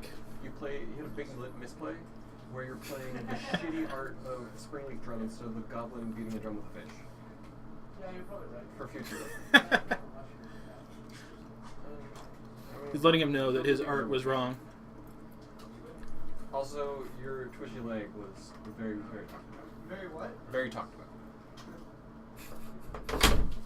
Now he's going to be self-conscious the rest of his life about his leg. New Thoughtseize is the best art. Lorwyn art is garbage. But the Thoughtseize is fairies like attacking someone's brain, right? Yeah. Like literally picking out Yeah. their ear. And the other one's just Ashiok going crazy. Melting someone's face. Mhm. Yeah. They're both good. It just depends on which I want way to see you like more it. of Ashiok. I wish there was more of Ashiok I feel like, I almost feel like Shadows over Innistrad would have been a really good place for Ashiok. to make a reappearance, just like the crazy person. But, I mean, now that we're doing the 2 blocks a year, Mhm. it's probably going to be, like, Return to Theros pretty soon. Yeah. Although there's a lot of those planeswalkers they visit once and then never come back to, which is kind of a bummer. With They're some going of to them. try to, like, not do that anymore. So we might get another Tybalt. I think the next time we'll see build is off of Innistrad, because, the Sorin versus Tybalt likely ended in Sorin Getting rid of Tybalt. or kicking him off of Innistrad, because Sorin's very personal about his Innistrad. That's true. So mad he killed Avacyn. Spoiler alert. I mean, it's on a card. Shh. If They you don't- opened, technically he didn't kill, he destroyed. It's not a live repeat. So. Kithkin did steal my lunch money. He was a jerk. New Tamio. I believe that's actually one of the ones they're looking at. They were going to She's do. on the plane. Yeah, she's there. So. But then again, in Zendikar, Ugin was on the plane, and who else? There was another planeswalker that was on the plane that didn't get a card. I mean, technically Sorin. Sorin He was got there a for card. like 5 minutes. Ugin's like, go find the Harry. And then, Yeah. It's like, wait a minute, here he's not there. Lauren Best Art Fairies. To be honest, when it comes to Thoughtseize art, if you're playing fairies, Play you the need fairies to one. you need to do Thoughtseize, like the lore of Thoughtseize by far. Other decks, you can get away with the new Thoughtseize. I think it depends on the flavor of your deck. But, It's all about the flavor. Yeah, savor the flavor. Let's see. Are there any other matches we can move? I don't know how they feel about us moving people. Maybe we can probably talk for 20 minutes. We can talk for 20 minutes. What do you folks want to talk about? There's 160 of you. Welcome to the stream, by the way. This is Geek Fortress in Snohomish, Washington. We're having a GPT today. I'm Eric. I'm Steven. Yep. Right above us, you can see our names and We're our not cool Twitters. enough to be playing. TJ is playing the regular host. Mm-hmm. Yeah. We're both usually co-hosts, so yeah, we're not the best at doing it. I'll try and find you another match, Mickey. Well, conveniently, TJ's finding us another match. Sorry. We were literally just talking about that. Oh, people are playing at the moment. I'll keep my eyes open. I got burned. What a way to go. I know, it's funny. I'm okay with it. How ironic. We had a note that he did play more red sources and red cards than you did. It's already an advantage. Yeah. He didn't block. I didn't block in game 1. We noticed. What? We noticed. You know. Oh, TJ. They gotta see a different side of you, your hands. What? They gotta see a different side of you, your hands. Oh. And you're watching. They're normally just waiting. And your leg. Yeah, usually you see Already. TJ's hands as they flail up here. My beard has a green glow to it. Mine too. It's good. Because there's green behind us, but then like it makes our my hair is like melds into the background. Really, I'm a shapeshifter. Yep. What time does the stream start tonight? It is going. We are in round 2 of 5, and then we're having a cut to top 8 because this is a GPT. That's how we roll. Should we play 6 words? I think we should play 6 words. I'm terrible at it, but 6 words is 6 words. Ask us a question in 6 words. We will try to reply. and probably fail horribly. Yep, we'll probably just say something in 6 words and then expand upon that. Yeah. That's usually how it works. It's like, that card is really good, yay. And then it's like, but that card is, that sort of thing.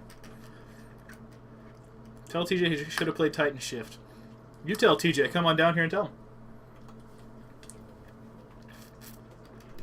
It is a reasonable game. It is. Safest blue card to unban. Safest blue card to unban. From Modern, I assume. I could see Preordain coming back. That's 6 words.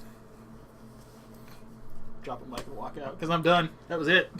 Favorite deck of all time. To play or to watch played? Because That's different, yeah. I'm going to do both. To play in 6 words. God, that's tough. Show and tell, because I suck. To watch played, Doomsday in Vintage, it is bonkers. I'm trying to think.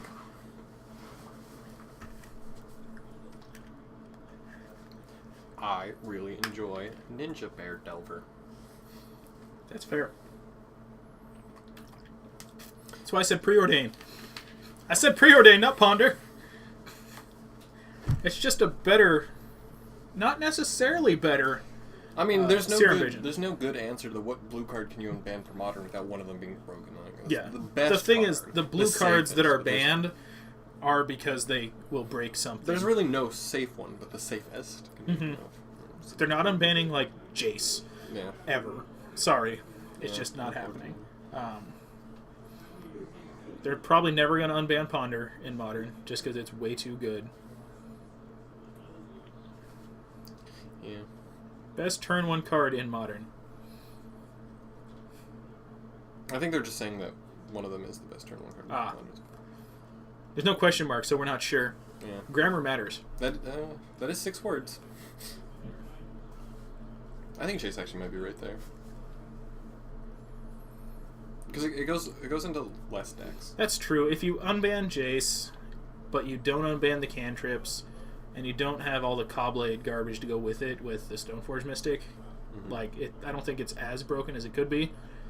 I mean, giving people... Yes. Not saying Jace is good to unban. I'm saying he might be the safest. I feel like he It breaks... was a question. All right. Best turn 1 card in Modern.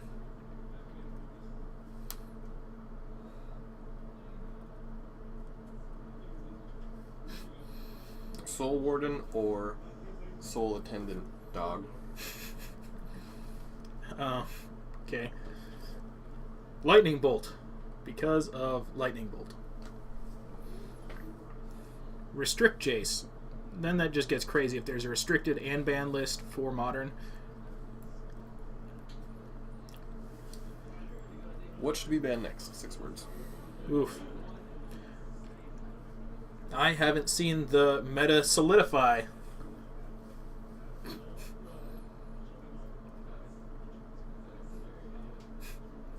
Just counting.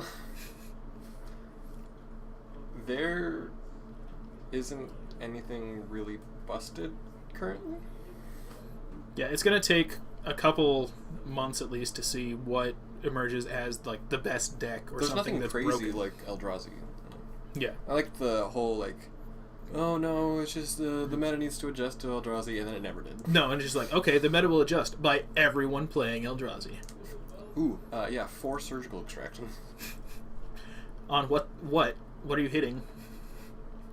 Their fetch. They're fetch, and then what else?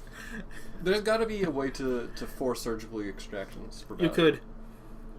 Because Thought Scour only gets There's 2 not of their even- cards. Yeah, you can't. If even- they fetch, okay, they fetch, they turn 1, play a card. No, because then they can't. Oh, no, yeah, they fetch, they turn 1, play a card. And then you Thought Scour them, and then surgically extract all 4 of those cards. For all of the value. Pay 8 life, take out a lot of their deck. It's a thing. Mhm. That's I true. mean, A turn 1 You've, Delver like, could be milled really 18 good, cards. but I like to Lightning Bolt the Bird of Paradise that my opponent played.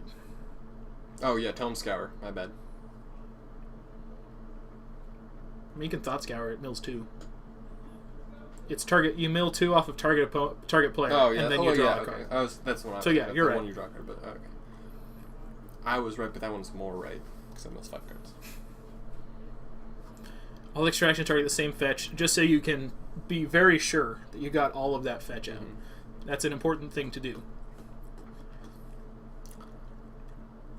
I think Faithless Looting does draw you 2 cards. You have to discard 2 cards also. So if that's what you want to do, I'm going to ask questions. Well, what is the strangest card you've ever encountered in Modern? Like the most unexpected thing you've ever encountered in Modern? play against Joe with his snakes on a playing deck, with his like, what's that snake? I don't remember Mystic what it's Snake? called. Mystic Snake. The counter And then snake? he's got the ooze that counters target activated ability. Void Slime? Yes. I mean, I know that they exist. I don't play around them. I probably That's one of my favorite things. Joe always has some interesting, weird stuff. And I mean, I see people do interesting weird stuff. But he also has really good names for his interesting Yeah. weird stuff. Which I can appreciate a good name. Yeah. The weirdest card I've ever seen. There was a guy back when I used to play Soul Sisters in Modern, way long time ago. And I was his nemesis because he thought my deck was stupid. Because Soul Sisters is pretty lame. If you have to deal with it. It's like they just gain like 400 life and there's nothing you can do and blah blah blah. But he'd always play like Solar Flare, like the white control. And he brought in 4 Trick Binds. Ha! No life gain this time. Or 4 Trick Binds and Gut Shots. And he's playing blue-white. And so I'm like, turn 1, play a Martyr Sense. He's like, Gut Shot. I'm like, Take that. oh. And because he wanted to be able to kill it before I had a turn to activate it. And then he's like, and then I'm like, okay, so play my second land, play Squadron Hawk, go to fetch for my Squadron Hawk. He's like, Trick Bind. I'm like, oh. I just kind of like look at my hand, just like still full of just white cards. I'm like, Just keep playing them, because... I guess it's like it didn't really. It was frustrating. It was like I feel flattered that he had sideboard Dedicated cards just to for me, you. Yeah, he made it a point to be like, these are for you. These are for you. What do you guys think? What's the craziest card you've seen played against you in Yeah. Modern? Let's go against you. Because playing your own crazy cards is Mm-hmm. different. Like, Yeah.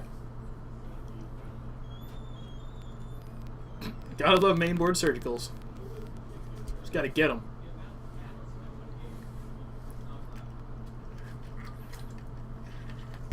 Main-boarded surgicals can be quite the blowout. Just making sure there wasn't like someone playing out there and then like. Every time you open that door, there's a nice breeze for a second, and then we go back to our stifling room of manly heat. To be honest, Wall of Denial, I've been surprised you don't see it more. Oh, Ian knows about my wall of stall. Because, I mean, Wall of Denial is huge. It's a 0/8 Shroud Flyer. Yeah. Like, it's a brick wall. Yeah. It only blocks one creature. That's the problem with it. Yeah, it blocks one creature, but it doesn't draw you a card. But, like, with the exception of sweepers, like, there's not a lot that gets through that. I did one time play Wall of Denial and the White Enchantment, where you can't lose the game, or you go to one life. Worship? Yeah, Worship and Wall of Denial. And I just sat there like, what you got? Island or Swamp? Can't decide. Well, Swamp is the crazier of the two. Island is the one true path. I think the only color I haven't really played is red. No, that's not true. I've won a game day with red. You do have Nahiri now. I just have to get rid of your white source.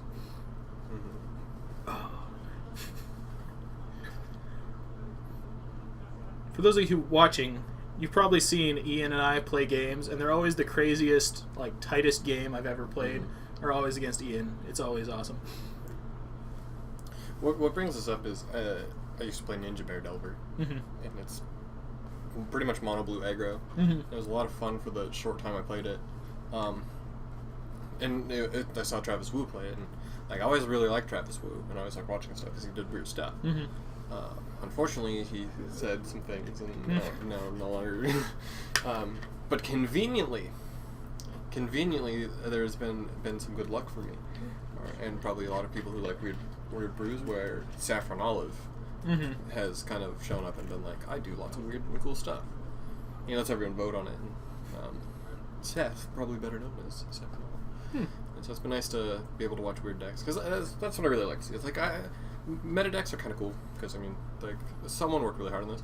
But then it's always fun to see someone get blown out by like Phyrexian Blood Raiders. Yeah, it's like, okay. Stuff like that. Phyrexian Blood Raider with no removal. That's a problem. Yes, I will always bolt the bird with Blue Moon, because it lets you do things, and I don't want you to do things. Ooh, a Massacre Worm in Modern. Ugh. That could be such a blowout, because like no one's gonna expect a Massacre Worm. Like I guess like a lot of EDH bombs would be that way, or like just like your normal run-of-the-mill EDH stuff. Yeah, so they're pretty crazy, and someone's just like, oh, I'm playing all my 2/2s, and someone's like, Massacre Worm, you lose. It's like, good game, guys. Does Massacre Worm also have an ability? You guys have a game coming up here? Cool. It's Falk and Gifts. Show Reese. Okay. We even got their like full names, so I don't have to guess. Alright,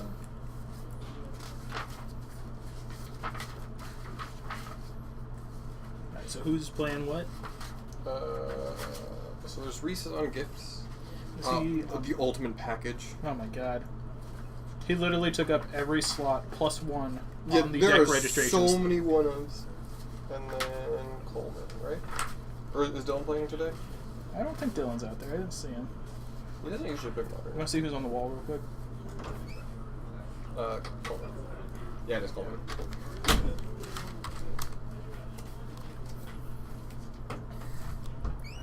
Hey Reese, what game are you guys on? What game are you guys on? 3. They have a 2-minute time. They have a 2-minute time extension. They're on game 3. They have 7 minutes and 30 minutes. They have 7 minutes and 30 seconds. What's their current? Yeah. Oh, they won one. They won. They're both at 1. Oh yeah, that's right. Because Reese lost to other Donaldson race.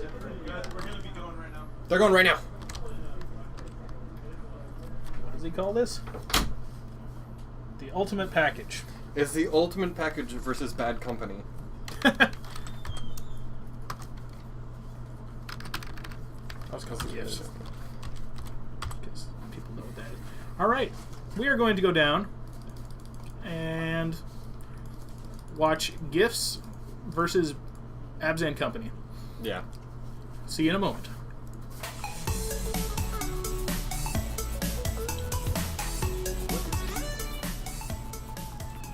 Boom, here we go to the game in progress. Playing Speed Magic. They do have a 2-minute time extension, but, you know, they want to get it done. So Reese is playing a Gifts deck with every one of ever invented. As we said, he took up more even lines. his lands are one ofs. Yeah, he took up more lines on the deck registration sheet than there are lines on the deck registration sheet. So that's exciting. And they have sideboarded. Yep, And this is sideboard. They are playing very quickly because they're running. Is this game 3? Yes, they're both 1-1. Perfect. Look how good I am. But it is 18 to 14. Already? Yeah. Lordy. So the only thing that Reese is playing multiples of, he's playing 4 Gifts, 2 Snapcasters, 3 Abrupt Decays, 2 Thopter Foundries, 2 Sword of the Meeks, and 4 Paths. Everything else is a one-off. Everything. His sideboard also has a bunch of one-offs except for 2 Kitchen Things, 2 Thought Seizes, 2 Dispels, and 2 Surgical Extractions. So there's the deck. There's well over 60 unique cards in this deck.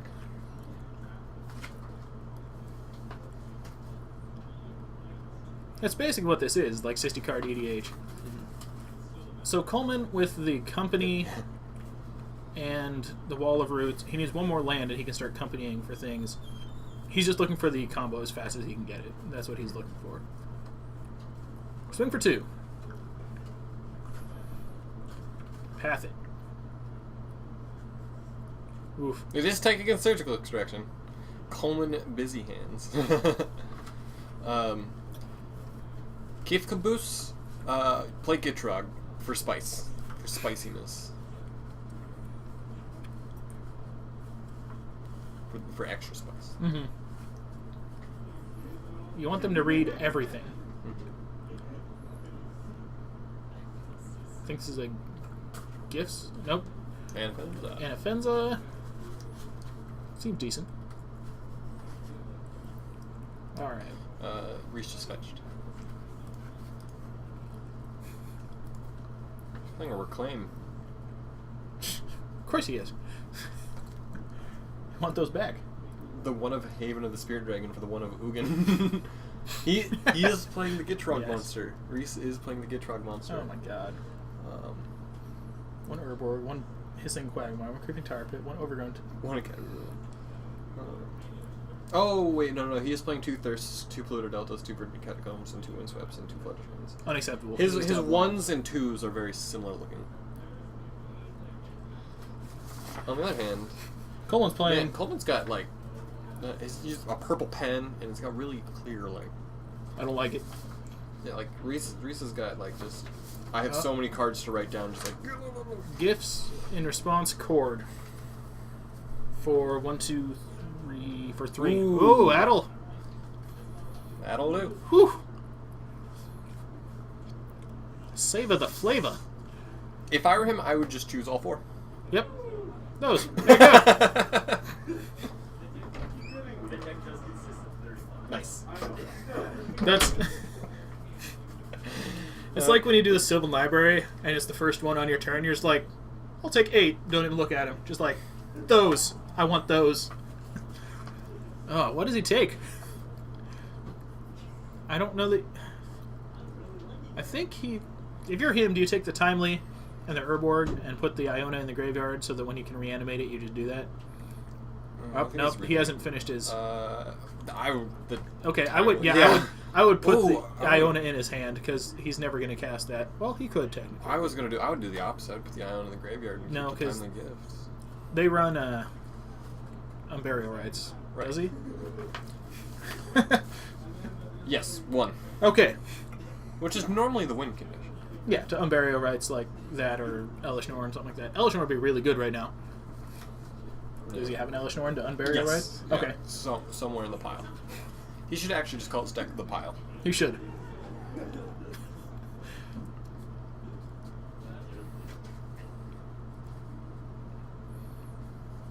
Seismic Frog. Oof. There are, I think there's 2. No, there's 2 Thirst for Knowledge. That deck list is. It's full. Yeah. That was so much clearer, but like it's. We'll show you this deck list when we come back to the booth here. It is 100% like used every single line. Actually, we probably shouldn't just show them the deck list in case someone's watching. But we'll take our word for it. It's a full deck list. It's one of everything. I mean, if you're playing against it, just be prepared for literally every single card possible. I think he fetched. I'm sorry, Chase. I'm sorry. I didn't mean to offend. Oh god, those Lectodas are so wrong. Don't even know what happened. Everything's just going so fast. I think they got like 2 more minutes because I got an extension. Yeah. Because I had to move and stuff. Yeah, they do have a time extension for 2 minutes, so they have 2 minutes from now. Yeah. Everybody's watching them as well. Shocker. Everyone watches the last match.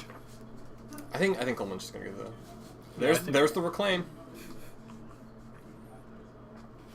Targeting Path to Exile? Company.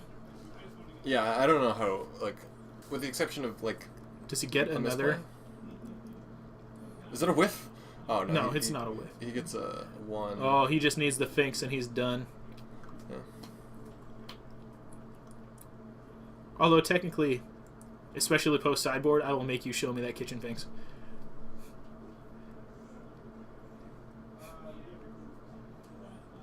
I like the Spell Scout that he grabbed, because that's just going to protect the Aven Mind Sensor, which is what I assume the path was intended for. I think the one issue that this particular Gifts deck has is it has, like, having so many unique cards, it does run out of consistency. Yeah. You trade utility for consistency. Yeah. It's like, you can deal with everything if you draw it. I'm actually surprised there is not a single Bring to Light in here. Right. I'm pretty sure. There's a lot of cards to read through. About 60 of them. I feel... It's got 1 Painter's Servant. A Painter's Servant? It doesn't even have anything that uses a Painter's Servant. Oh, well, here's the Kitchen Finks. I'm going to go to a very large number of life and put a very large number of +1/+1 counters on. Yeah, okay. There we go. Yeah.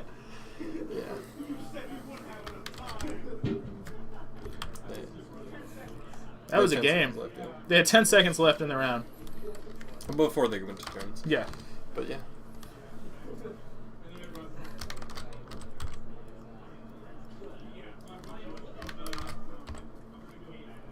All right, we're going to come back to the booth because they are done.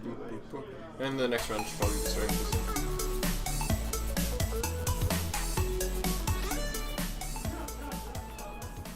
And we're here. Well, that was exciting.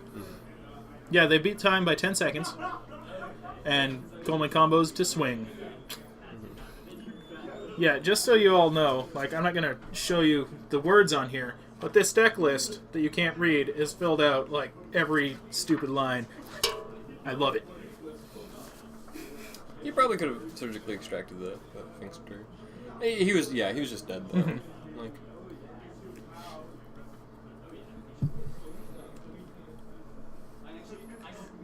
He was still dead to combat. Yeah, there was, like, I mean, he could have pathed, he could have surgically extracted, but then... Well, he couldn't have pathed because there was a... oh, yeah, there was a... Spell Scout.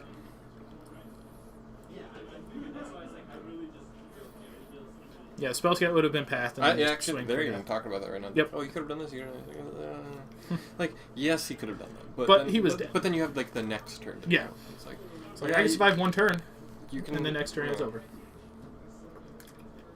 Ooh, another spicy one I've seen in Modern. I've been fogged before. Fog? Yeah, but not in a turbo fog deck. Just someone brought one in, and they're like, yeah, fog. Yeah. I don't even think it was fog. It had to be, like, darkness. We have Bryce on the wall against TJ. Ooh. Spicy. Hot match. Oh, God. Yeah, you still bait your outs, I suppose. How do you spell my here? N-A-H... I don't know. I-R-A. So, N? N-A-H-I. Alright. Josh and Thomas's deck list. Which Thomas? I don't know. Let me find out.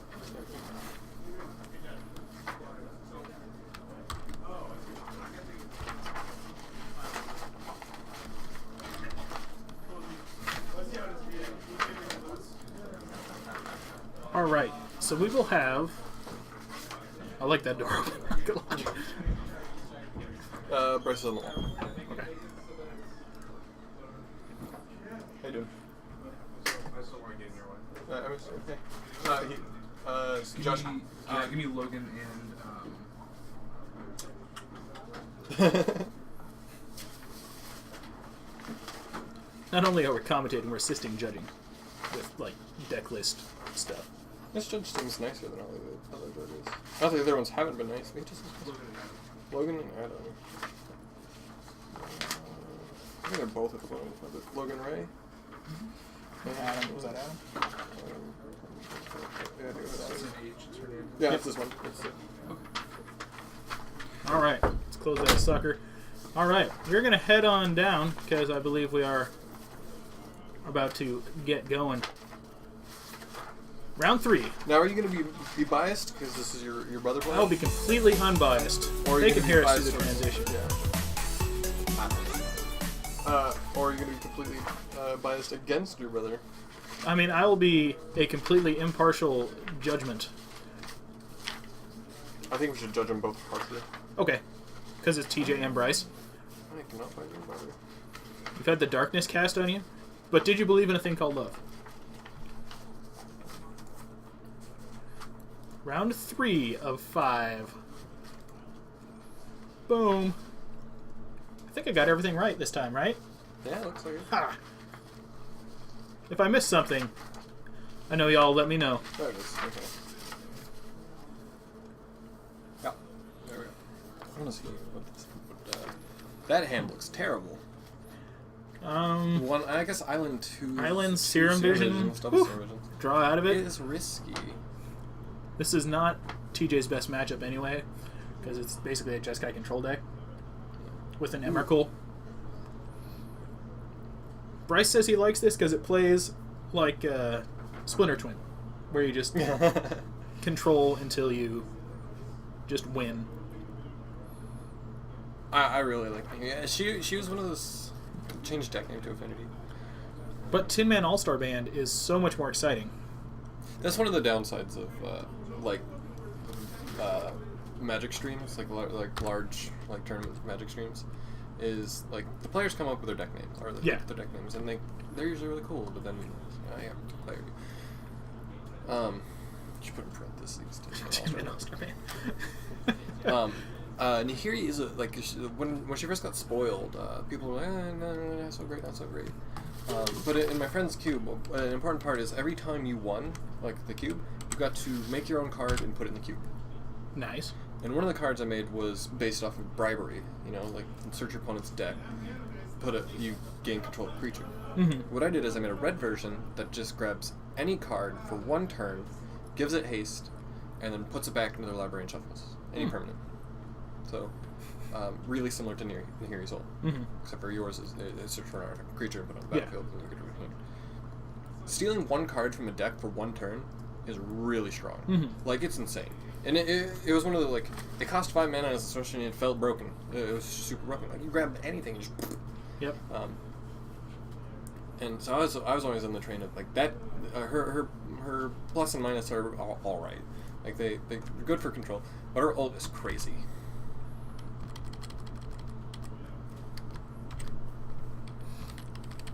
So TJ didn't really get as aggressive as he could be. I don't know what his hand is, but this is not a fast start for Affinity here. You know, you've seen them where they're just like, ugh, here's everything, and you're going to die in a turn unless you can stop this. Let's do it this way. Yeah, you see him kind of twitching. 6 loyalty, yeah. Coming down on turn 4 with 6 loyalty is pretty big.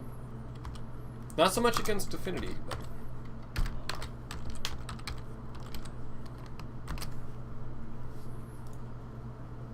It's too long. The obligatory, that's David Bradbury, he set up all the things. Thank you, David Bradbury. Hi, David. I'm David Bradbury.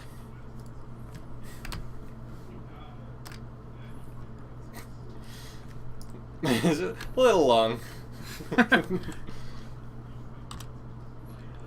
Fine. Yeah. Internet wins. This time. Well, he's drawing the land to get out of this. We can have it in spirit. There we go. Oof. Straight 2 for none. You can see, you notice that TJ's leg is not twitching, and it's probably because we told him that he was twitching. Well, probably, but no, it's more like he's trying not to twitch. well, he knows the matchup, and yeah. he probably knows he's pretty oh, well, rough. And there's the Nahiri.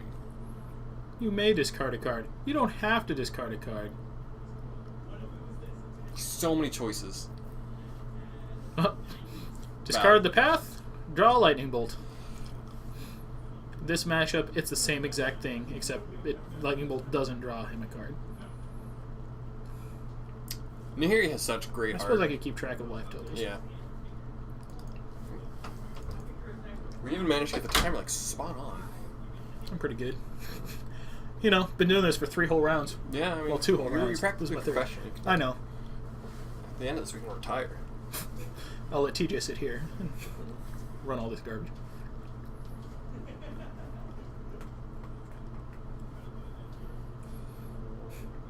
Redirected to Nahiri. Yeah. Problem is, Nahiri is a 3-turn clock when she comes down. Yeah. But anyways, her art is fantastic. Yeah. And if you notice if you look at the new Soren and the new Nahiri and you put them next to each other, they are actually walking towards each other. Nahiri does beat out Soren because Soren's art is really awkward. Mm-hmm. And he's like holding a sword like kind of sideways and like he just looks. I mean, the Soren does come down and immediately can kill Nahiri, but you know. That was actually a flavor thing. Yeah. No, actually, the flavor thing was it can come down and kill. Absent? Yes. They upped his loyalty so that it could come down and kill Avison. Everyone now on the Nahiri is good train, which is nice to hear. I feel like that's just the way of things. Is new Planeswalker comes out, the one that is deemed the worst. Well, oh, yeah, TJ is L scooping. The first one that is considered horrible and bad is the first one to become the best one and most expensive. Such as, you know, Jace and Nahiri.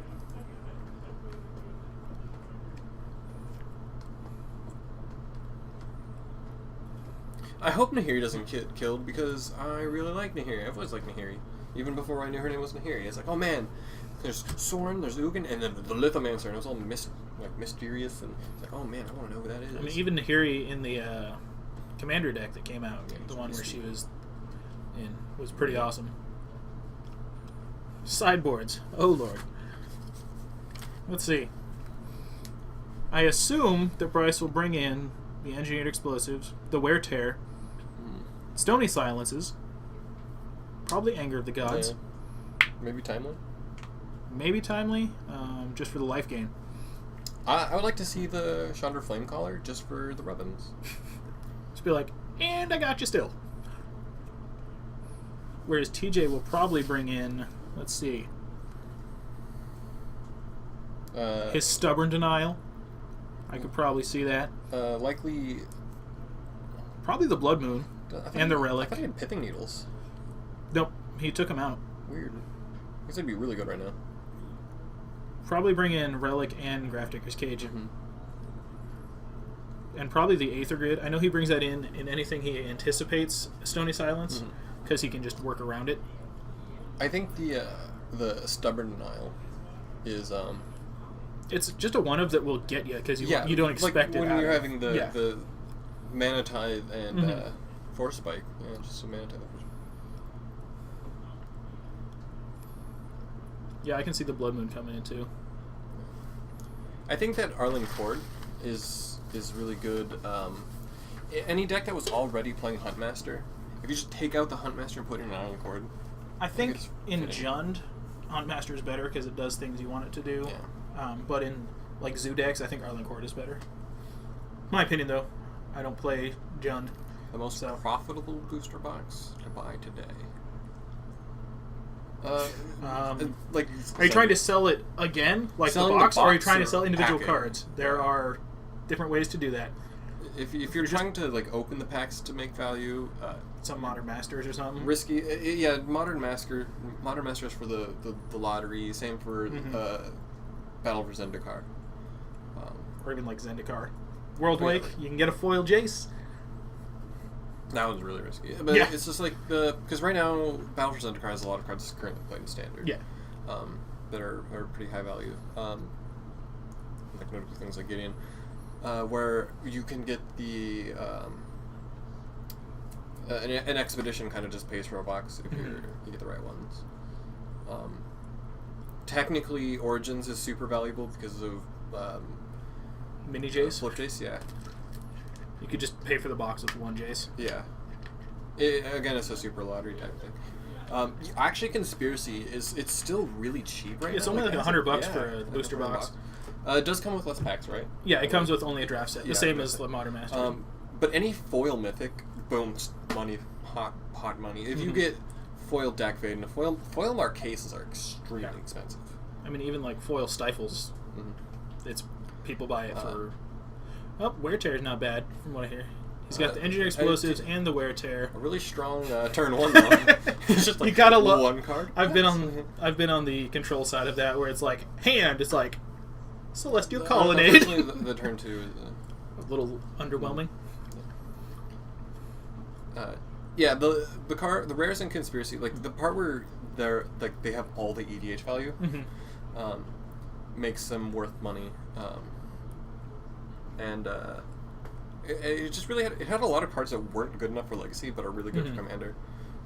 So it kind of let the value of the box be like kind of spread out. So there's a lot of like decent value cards instead of like just two high value cards. And they're also just good. Yeah, Scourge of the Throne, foil Scourge of the Thrones are expensive. Pretty much most of the foil mythics that are unique to Conspiracy are expensive.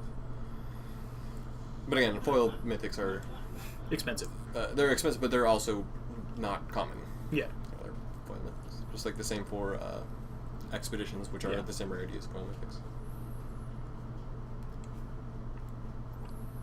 I was kind of sad when I bought a booster box of Battle for Zendikar, Residents. and I got a foil Gideon, and I'm like, no, this could have been any expedition. But foil Gideon's not bad, but it's I got even worse. I got a foil Park the Water Vet. Yeah. The feels. And I also got a foil Gideon as well, and it was just like, oh man, I gotta get rid of this quick. And luckily Peter was building a deck with a Gideon. And I was like, Peter, I have a foil Gideon. And he's like, You want this? take I anything. know. I'll take anything.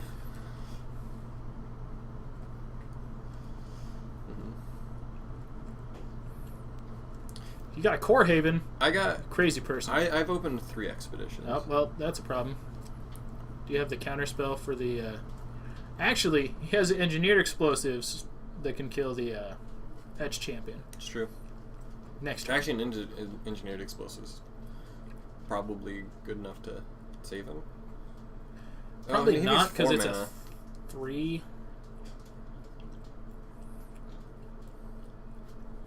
In response, where? Is this in Favorite. response? He's activating his thing. Okay, so this isn't in response to like end of turn or something. The 3 expeditions I've gotten. The first one I got was Verdant Price is Catacombs, at 10. Oops. then Wooded Foothills, and then Ancient Tomb. So I've been pretty lucky. But then it was really funny. I was like, "Oh, I got this Ancient Tomb," and then this like kid next to me drafting. Like, he had to be like 13, just drafting with all the other like new kids, and pulls an Ilugan right as the Eldrazi Menace happened, and it's just like, oh my, that is probably the most expensive thing that kid has ever touched in his life. I was looking a little sad for Bryce here. Yeah. If he can live to engineered explosives, then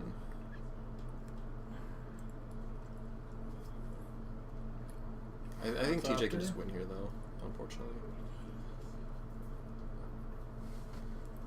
If I'm Bryce, I might have done it on 0 and then pop it.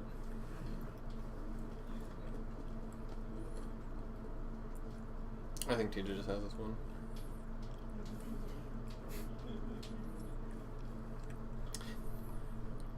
It's more than 10. What you got, Bryce? It's only 9 counters.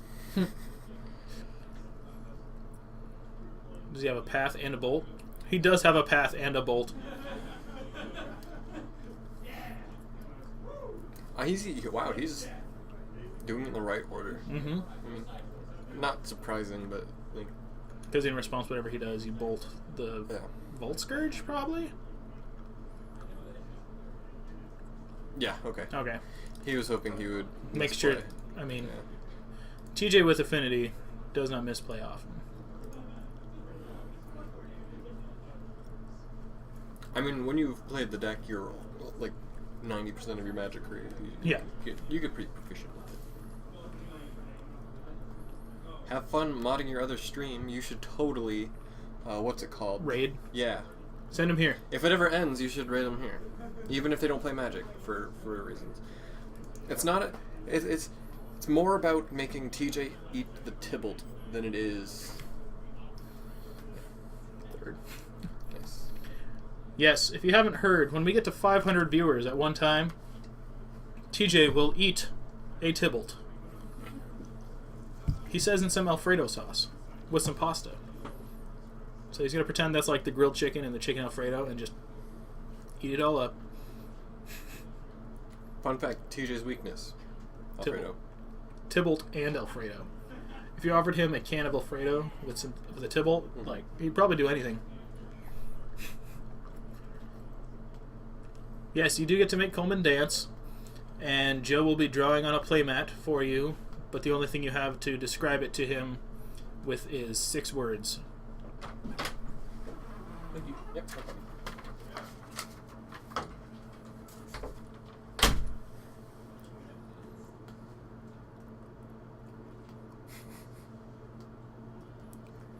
I wonder if he got in trouble for Swag Tusk. Yeah, possible. I'm not saying it's good Alfredo sauce, but Alfredo sauce is actually one of the only foods I can like make from scratch. It's mostly just butter and cheese. which is delicious. Yeah.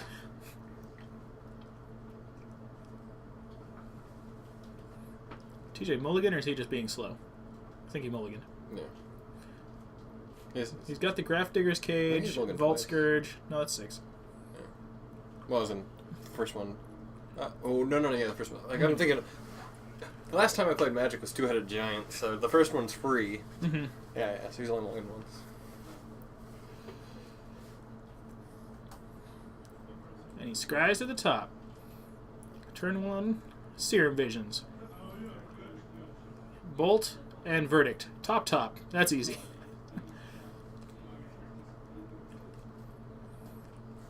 Alfredo sauce is pretty temperamental. If you break it, If you cook it too high, it'll burn and be awful, and your house will smell awful, and everything's awful. And if you don't do it well enough, yeah, I mean, there's like a very fine line of making yummy, cheesy, buttery goodness.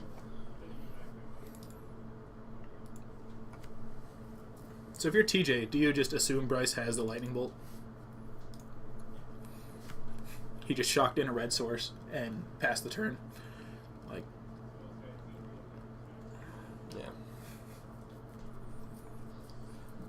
As soon as Bryce tapped the red, TJ was changing his life total. yep, like, well, there we go. Or not his life total, but his, And moving that over. Cage. It's pretty good. Stops the Snapcasters from being Ooh, exciting. Thoughtsees. Oof. There is a Verdict safe on top of Bryce's deck there, which is a good thing. He'll probably take the Cryptic. Yeah, the Snapcaster is not that big of a deal. It's an Ambush Viper, sir. It is an ambush viper. 3 lands, Ambush Viper. Okay.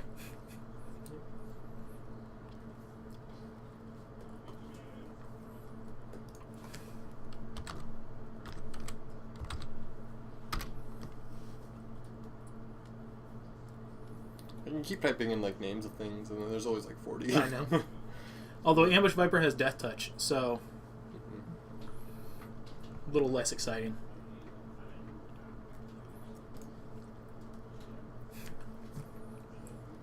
Yeah, Cage is pretty good here.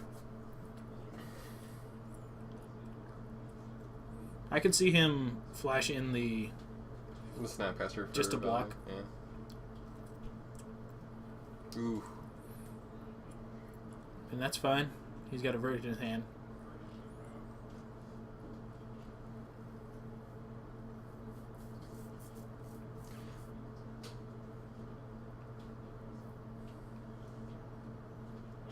Does Ravager target an artifact or a creature? It's artifact. Okay. Oh, to put the counters on? Yeah. It's a creature. Okay. That's why you have to like activate your Ink Moth or whatever if you want to put it on it. Bryce has 2 Stony Silence, a Wear Tear. That's the one. That's the dedicated artifact hate. Yeah, that's Peter. Yeah, one Wear Tear. He has 2 Anger the Gods and 2. 2 Stony Silences. Yeah. Stony Silence doesn't do that much against Affinity. It does if you get it turn 2 before they can assemble. That, but once, on this board, once, okay. Yeah. See, if I were him, I would sacrifice the Memnite to the thing for just for bad manners. Just because. Mm-hmm. Ornithopter.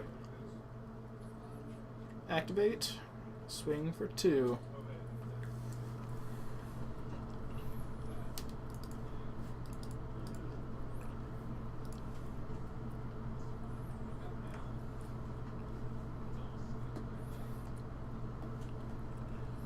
Bryce is about to start looting with that loot house because the Desperate Lighthouse? Yes. Loot house. Oof. Can only swing 1 this turn.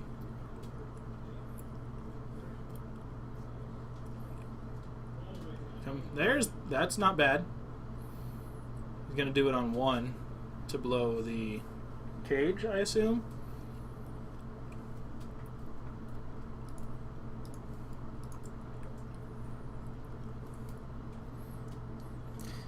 You know, I'd honestly assume that the conversation's like, we should make it do tapped artifacts so that it can't kill artifact creatures, and someone's like, you're right, and it's like end of conversation. Mm-hmm. Yeah. Yeah.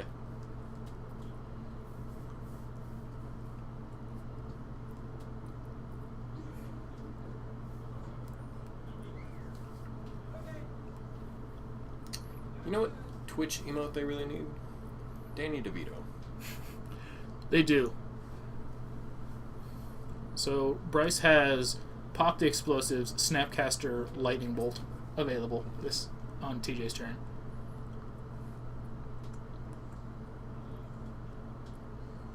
Checking out the graveyard. The graveyard. I think TJ Wanted to know what's there because he knows that this cage is not long for the world. And that he has Snapcaster as well. Yeah, well, he knows the Snapcasters exist.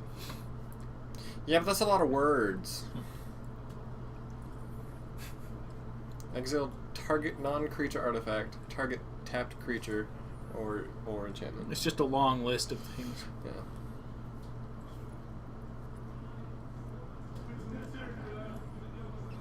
Yeah. Animate. Animate.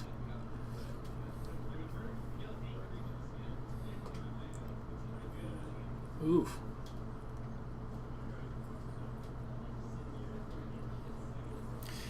Yeah, but I mean, they like making cards look cleaner if they can. I mean, it's just kind of just unnecessary clutter. Like the purpose is served with the current text. They're pretty much the same. Mm-hmm. So I think Bryce is opting for keeping up. He can't snap Cryptic currently. Well, he can. He has a blue source in his hand.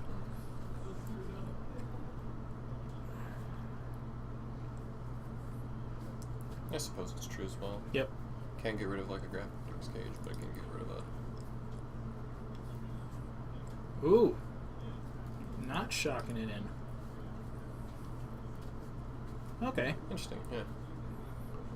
I think that's one of the ways to get rid of the Ravager and all its counters. Yep.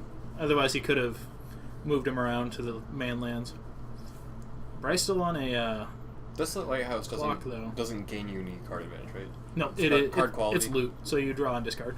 Right. Cranioplating is going to be a problem, though.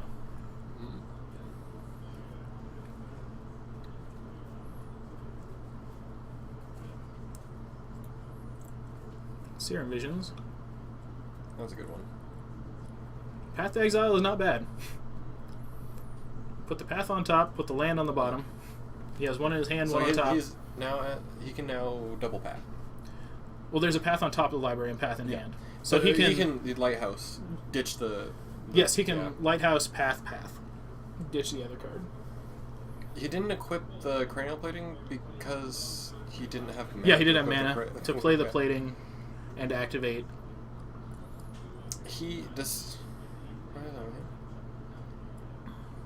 I guess it's 2 extra damage.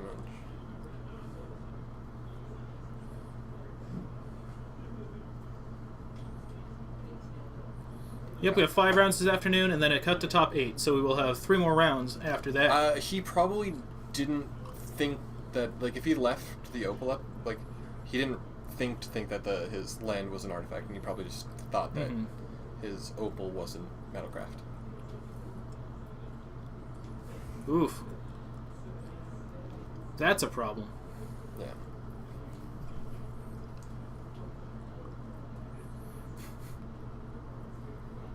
I have had long talks to him. His are purposely mismatched. About his mismatched cards. His cards are all mismatched. He does that on purpose. He purposely has... So we were up at the GP with him in Vancouver, and he went to every vendor and asked for, like, a foreign alternate art of, like, every card in his deck. Because he wants weird ones. Yeah. He had Metalcraft when he activated the Nexus, but he probably didn't realize that he had Metalcraft. It was just like a slight misplay. So Bryce has the path in hand, and that's it, right? I believe so, yeah. 1, 2, 3, 4, 5, 6. So the swing could be for 6 from the... And if TJ doesn't draw an artifact. Yeah. He's probably just going to draw Galvanic Blast. No, it's just another artifact. So Bryce can path one of the man lands as he activates it to take down the number. And kill a creature at the same time. Yep. I think he just, at this point, just double activates his main lands. Let's say 1, 2, 3, 4, 5. 1, 2, 3, 4, 5, 6, 7. That's 7. Yeah, he can get up to 7, but... He's going to path the Blink Moth. Going to loot. To see... Oh, wow, actually, yeah. Oh, no, it doesn't do anything. I mean, it gets rid of the Blink Moth. Yeah, it gets rid of the Blink Moth, but... He's digging for Wear Tear. Or Snapcaster for Cryptic. If TJ activates the Blink Moth, though... he has another he's just path in gonna hand. Yeah. Ha! And he knows that TJ doesn't have any more basics in his deck. So now he just takes... TJ's a one mountain kind of guy. That's too much damage. No. 1, 2, 1, 3, 2. 4. Oh, yeah, there's 3 artifacts. Yeah. I'm bad at math. I'm fired. What you got, Bryce? He has 2 chances to do something. What did he draw? A magic card? I would imagine it's a land, because it looks like he wants to do Desolate Lighthouse. Yeah. And that he wants to be able to maximize what he can do with any card he draws. Snapcaster. Does not do anything. No. Does he have Snapcaster? Ugh. It's a turn too late. If he had drawn the Snapcaster, he could snap Cryptic. Nope. Ooh, no, he can snap bolt himself. Yes.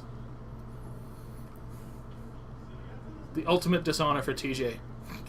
Letting someone bolt themselves to He death. cannot path, it has protection from colors.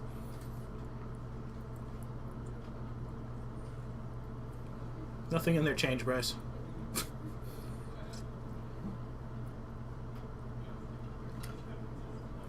Does he not have the wear and tear? Not in his guard. Because Because if he had snap, wear, and tear, he could He could snap, wear an artifact, and then block. Yeah. Bolt yourself. He'll do it. Bryce has done it before. Targeting bolt. Boom! Ultimate dishonor!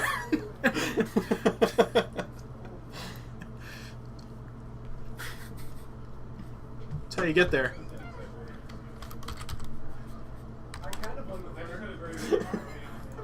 DJ says he can't. That's like, for when we looked at his hand and we knew like there was nothing he could do. It's like when we looked at his hand and knew there was nothing he could do. It's just like he can just bolt himself, and then he did it. Proud of you. Well, that was exciting. All right, we're gonna come back up to the booth here. See you in a second.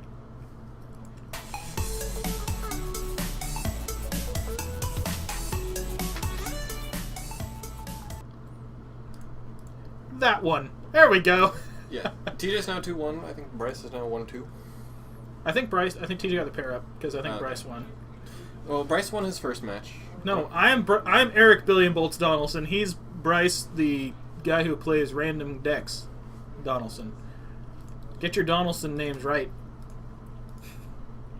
Sorry. Thank you, Maniac1234 for subscribing. The greater host is actually, he just played. He was the one playing Affinity. Mhm. We're doing our best. But yeah, If TJ wins every game from here, he has a good chance to. That is he does. indeed true. If he wins every game, he has a good chance to win. If he wins every single game, I believe he'll get first place. That is just a fact of life. Mm-hmm. On the other hand, if he does not lose all of his next games, he will also get first place. That's true. I think that's the optimal strategy right now for him. Just don't lose. Well, he could draw the rest of it, It's true. and then he's not first place. That's true. Yeah. That's a thing. Where did I get my hat? The hat store. No. This is actually a real story. About 8 years ago, I was at Stevens Pass snowboarding, and I was going up on the chairlift, Hogsback, and I noticed like a dot in the snow down below me. I'm like, I want to know what that dot in the snow is. And so we go down, and I find it, and it's like frozen in the snow, and I take it. And I'm like, I could take this lost and found, but this is a sweet hat. It's mine now. And then I kept it. I didn't wear it for years. Like, I only started wearing it like 3 years ago. But yeah, it's my favorite hat. If anyone could ever find this hat, immediately let me know. Let TJ know, he'll forward it to me. But if anyone can find, it's got 7 stars, a red stripe, blue. If you could ever find this specific hat, let me know. I need another one, just for safety reasons. So that's where the hat came from. My hat came from my head. Yes, if he draws all day long, it'd be awkward for everybody. Mm-hmm. So we got 17 minutes. I assume TJ will try to find us a match. It looks like he's doing that. I'm just gonna leave this open for a second. Perfect. Get some air in Get here. some breathing, yeah. Don't worry, we only Maybe got some like background noise, 6 more hours to go. Whew. At least if it cuts to top 8, there's gonna be like a little break in. Yeah. Which we could probably invite people in to chat with us. And then I'll get to eat my pie. He did bring a pie. I was given a pie. It's from a funeral home. Yeah. Yeah, you understand what's going on? Yeah. Free pie. It was really cool. There just has a lady standing outside, and she was holding, she had 40 pies.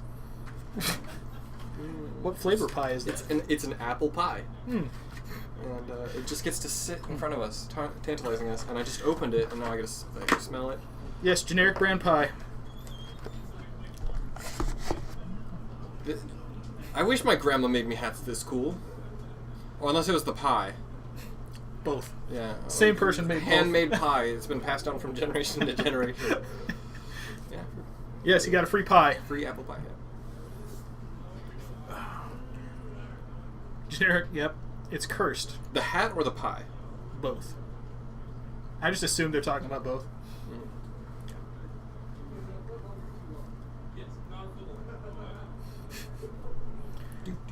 See, when I started to read, it's like, Steven, where did you get? And like I didn't see the next line. I would like, I thought they were gonna ask, where did I get my beard?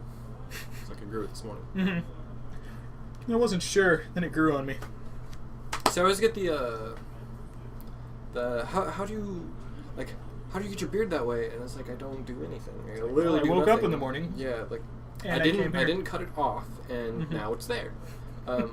But in high school, when like I was growing facial hair and no one else was, I would always just say like mayonnaise. I just put mayonnaise. I sleep with mayonnaise in my face. Never do that. It will make you break out pretty bad. Did someone try it? Mayonnaise is pretty awful. Did you trick someone into doing that? Some people thought I was being serious, because I mean they don't know, and they probably tried it. I would hope that none of my friends were.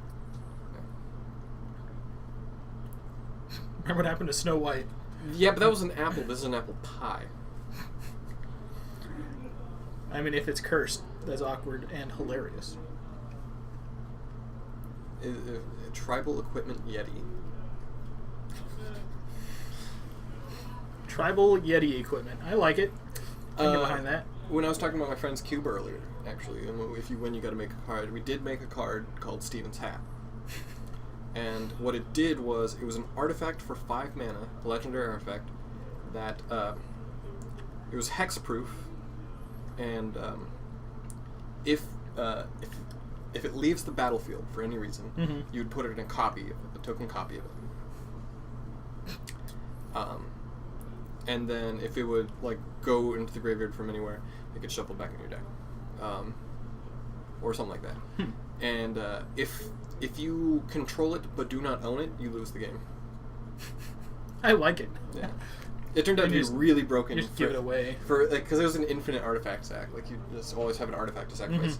Also, this awkward infinite mandatory loop that if it leaves the battle, if you bounce it, it'll put in a token, it'll come down, and it's legendary, so it'll leave. So it'll kill, and then it just boop, boop, boop. Yeah.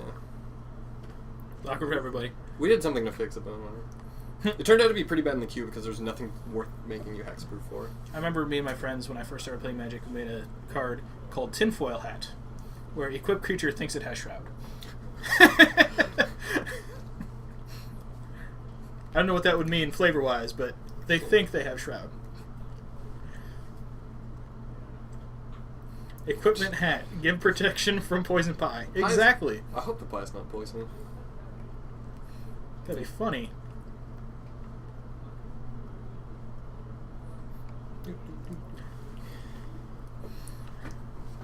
This has been an interesting little break here. It is. It's a long break. We are currently the 3rd highest viewed stream. I would imagine that there's probably a decent amount of people who are. Well, Channel watching Fireball the is doing a Grand Prix. Prix, yeah. What a bunch of jerks. We gotta stop them. And then Ben Stark and someone else is doing something. Yeah. Thank you for joining us, everybody. Yeah. I'm Eric. I'm Steven. And this is Geek Fortress in Snohomish, Washington, streaming our Modern GPT for GPLA. I'm going down GPLA. Are you making the trek down there? All right. I'll be down there with TJ. And I'm hoping to get back into Magic like sometime later this year.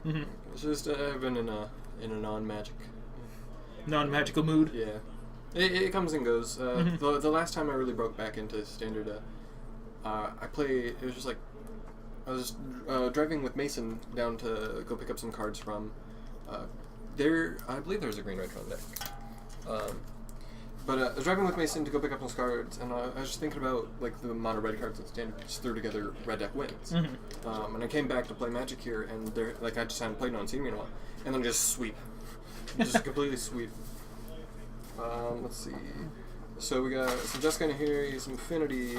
We got Elves, Wargate, Burn, Burn. Just got control. Sisters, Misters, and Enter the Battlefield triggers. That's got to be done. It's a Soul Sisters deck. Does it have? It does not have. Oh, it does have Northern Ways. So it is, Northern Sisters. Yeah. Jund, because it's Jund. Peter. That's not Peter. That's not Peter. That's Bruce. Oh, Bruce. Nyazu. We got more elves. Hey, Mono White Kithkins crossed out elves. Jund on Peter's Jund. So we got a Grixis. Grixis. Infect. This is TJ's infect deck. Someone's borrowing TJ's. Yeah, I'm pretty sure that's the person that has only ever been described to me as the girl with the cube. Okay. Brain and Jar Control. Who's playing that? I want to see that deck. That's sweet. This deck does not have a name, but it appears to be Boggles. The top card is Boggles, so it has to be Boggles. Yep. Burn. This also is an Burn deck. Another. This is. Burn. No, this was the Jessica. Oh yeah. Okay, Jessica. Gifts. Collective Company. Junk Company. And back to Jessica Nahiri. And Yeah. then TJ. That's what is going on. That's There's the deck list. no Green Red Tron. It just says Grixis. Let's see. Is it yeah, Delta what or is it? the Grixis deck? Towards It's the gonna be back, something right? weird. It's gonna be like Nicol Bolas Control. I hope. I would I can hope. only I sent TJ a list of just Nico Bolas and Cruel Ultimatum Control because I thought that would be hilarious. Wouldn't it be just Cruel Ultimatum and then Grixis and then Nico Bolas next? The This thing gift in the deck. ice. It was called the gift deck was called the Ultimate Package, and it was 60 card EDH. Yep. It is not Cruel Control. It is Thing in the Ice. Tempo. It's got 3 Thing in the Ice. Well, I'm not going to It's- read the whole deck list because It's people mostly could be watching. it's who are- mostly a standard deck with modern control cards. I like it.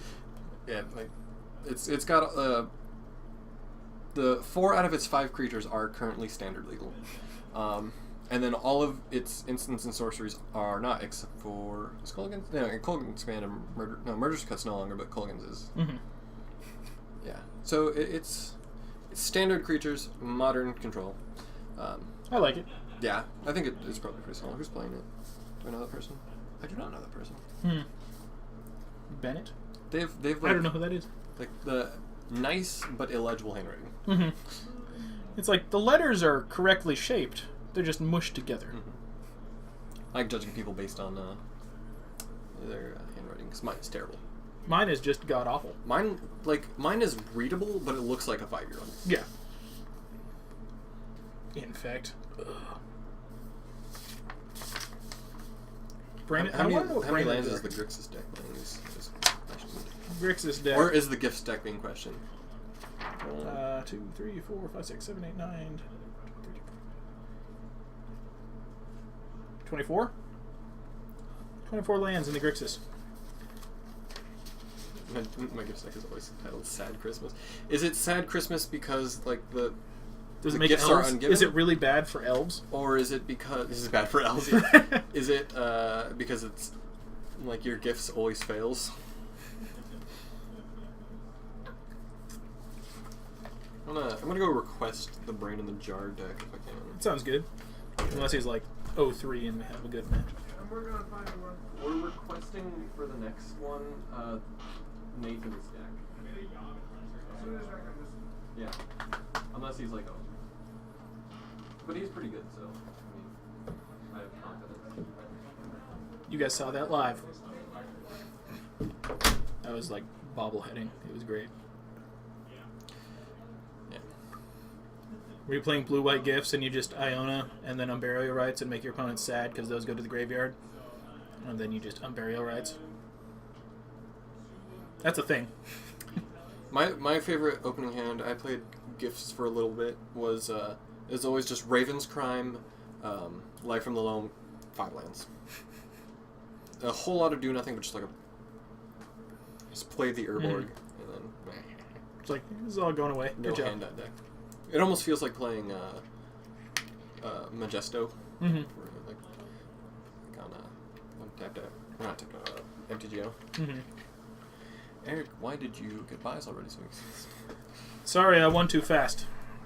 I won the GPT up at Mugu a couple months ago. So I don't need buys. I already have them. Mm-hmm. This event needs more Kiki cord. Well, talk to Ian. He's in the chat. Ask him why he's not here. Ian, why you're not here? You better have a really solid reason, like Mother's Day or something.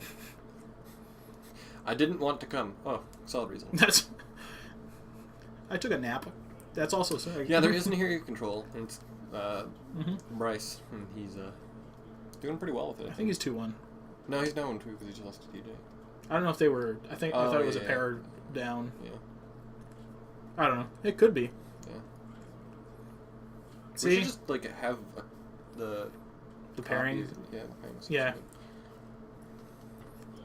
I mean, I can get behind Esper control. I want Esper to work in Modern, but I can't get it to work in Modern. I've tried many variations. I just think the red is too important. The bolts. Yeah. So the thing is, if you're not playing red, you need to be playing green to have like Abzan or something like that, and you're not playing either of that. So like you have white for path and that sort of thing. But so K Marchi, I'm gonna guess. You just missed us going through the entire list, but there's a lot of different things. Like there's no Tron, there's no Escape Shift, there's nothing like that. No gimmicks. It's Yeah, a lot there's of no gimmicks. There's a lot of just a different lot of mid-rangey decks. a lot of actually. controls, a lot of mid range, and a lot of like burn. Mm-hmm. Yeah. Esper tokens, I think, could be a thing. Because black-white tokens is decent, and I like blue, so why not add it? Glittering gifts. That seems silly. I assume you're glittering wishing for things. I like Glittering Wish. I feel like a deck I'd play for fun, but not really to win is like a green-white Glittering Wish deck with Sigarda. I think Sigarda is one of should be a little bit more played in Modern. Like, Yeah. If you land a Sigarda, it's just the same as like Thrun. Yeah. Like, what are you gonna do? Like, how are you gonna kill Sigarda without a sweeper? You don't. You just can't. How are you going to kill Thrun without a sack thing? You don't. Or you Wrath of God. Yeah. And then they're sad. Mono White Belcher. That doesn't make sense. Yeah, Monastery Mentor token strategies is what usually Esper is. Which is not bad. It's just tokens. Is there air coming in from somewhere now? That's the water thingy Huh. in there. The door. There's like a door up. Like You guys can't see this room. First off, it's like 5 feet this way and 5 feet this way, and we're crammed in here. But there's a half a door on the wall, Like about up, 4 like- feet up. if I stand up, it's like Shoulder height. no, you can't even see. It's like no, I can't even show you. It's just. By the way, Woo! was not thinking. Just grabbed the closest shirt. But yeah, it's a pretty small room. What else? I was gonna say something. It was gonna be really. I don't remember well. Oh yeah, I've been back when I played Soul Sisters. I had to play against someone. They were playing mono white weenies, and I got absolutely blown out. So I played an Oblivion Ring to get one of their whatevers, and then he plays Brave the Elements. Gives all his creatures pro white, Ugh. and Oblivion Ring is not a May. Yeah. And I had to Oblivion Ring my own thing, and it just felt so bad. My best Oblivion Ring interaction, I was playing against Mono White, and I was playing Jeskai Control, and he had Oblivion Ringed a Restoration Angel, because like that was my plan to kill him, was that, because I was running out. And I played a Snapcaster Mage to like flash back a Lightning Bolt or something. And he goes Oblivion Ring. And I'm like, okay, kill my own Snapcaster Mage. He Oblivion his own Oblivion Ring, I get back my Angel, and I kill him. Or if you're LSB, you just crash Moto Right. with the triple I like Oblivion how Ring. he didn't even have to do that. He's just like, No. I wonder what I happens. know. If you watch that video, it's just like, what would happen if I... Boop. Oh. Boom. I also really enjoy watching LSV as well. Yeah, he's got a good stream. There's some really good guys on Channel Fireball Mhm. to watch. Like they're really good at being clear. Like they got a really good format as well. Mhm. Their screen layout. Yeah. And, yeah. I was like watching like the Modern and Vintage Super League, that sort of thing, because you get people who know what they're talking about things, which I like, because they play and then they commentate Yeah. after, so it's like...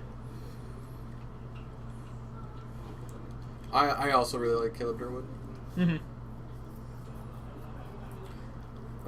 I think I'm like kind of biased because I like Caleb Durwood and I like Saffron Olive. Mm-hmm. And then I said like I liked them before I saw what they looked like, and I saw what they looked like, and they just got beards. Mm-hmm. I mean, how can you not? Beards are the correct thing to have, if you could have something. Although we're biased. Play Ooh. Goblin Charbelcher Mono after White playing Belcher. Endless Horizon to remove all lands from it. Okay. I guess. I like playing Belcher. That's like. Are they moving in position out there? It is Nathan against Josh. Josh or Nathan's on the wall.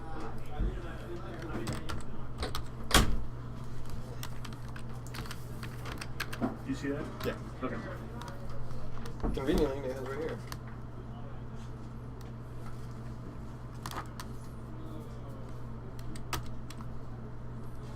Do we call him Nate here? No, it's Nathan. Okay. Yeah. There we go. He's on Brain in a Jar Control. And then Josh is on Nyburn, right?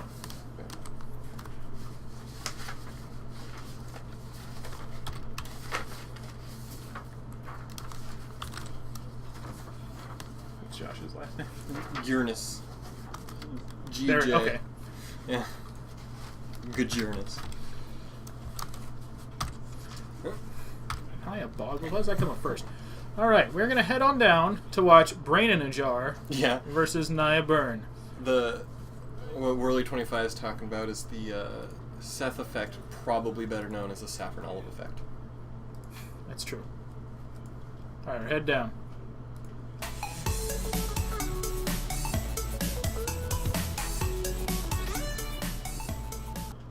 Here we go. Hey, I got the sides right this time. I'm so good. Figure Yeah, it out. I think Burn has the advantage here, at least game one. It's just going to go Start with fast. the Goblin Guide. Yep. Turn and burn. That, 18, okay. 18.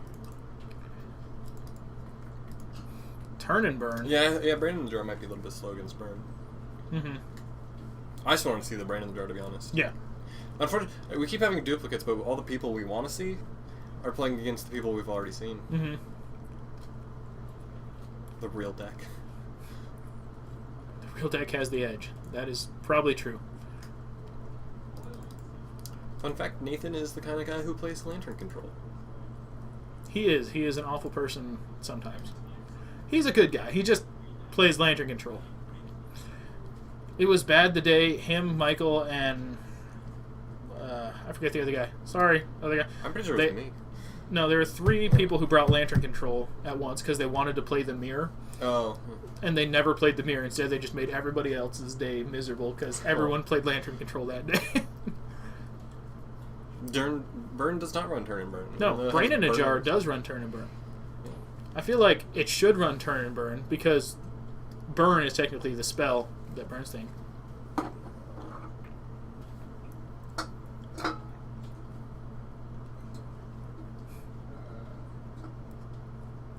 Wait. Oh, okay, message deleted. That name, though. Oh, good. I like having mods in there. Thank you, Ian, for paying attention.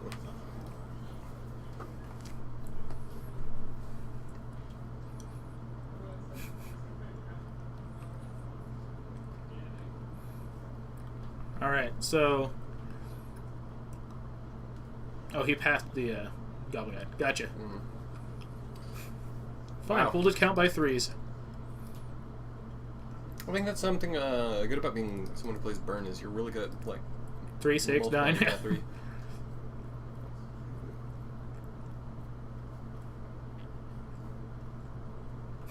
Dylan, there was 2.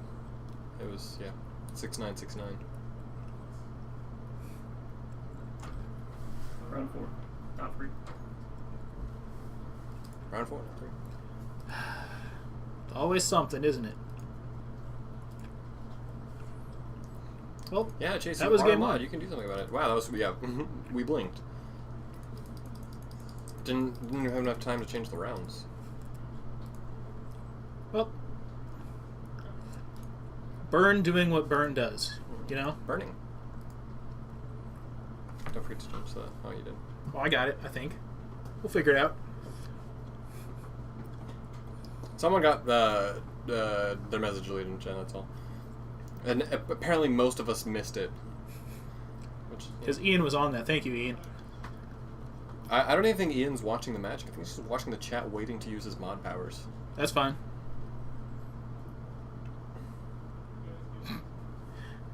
Get the new charbroil. Or maybe it's a hot grill for cooking babies. Maybe baby back ribs. Baby back ribs. That's what it was. You didn't invite us over for steaks, Dylan?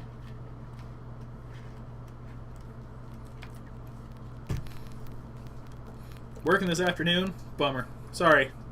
Otherwise you could be here, partaking in the fun. That was a very close game. Crazy 88.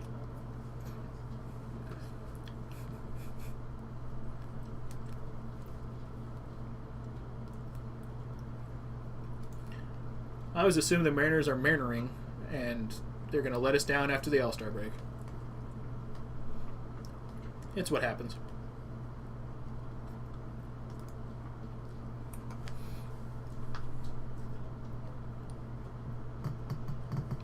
What is Vegemite. what is the weird stuff that we eat? Like Babies. I mean, yeah. That's what he said.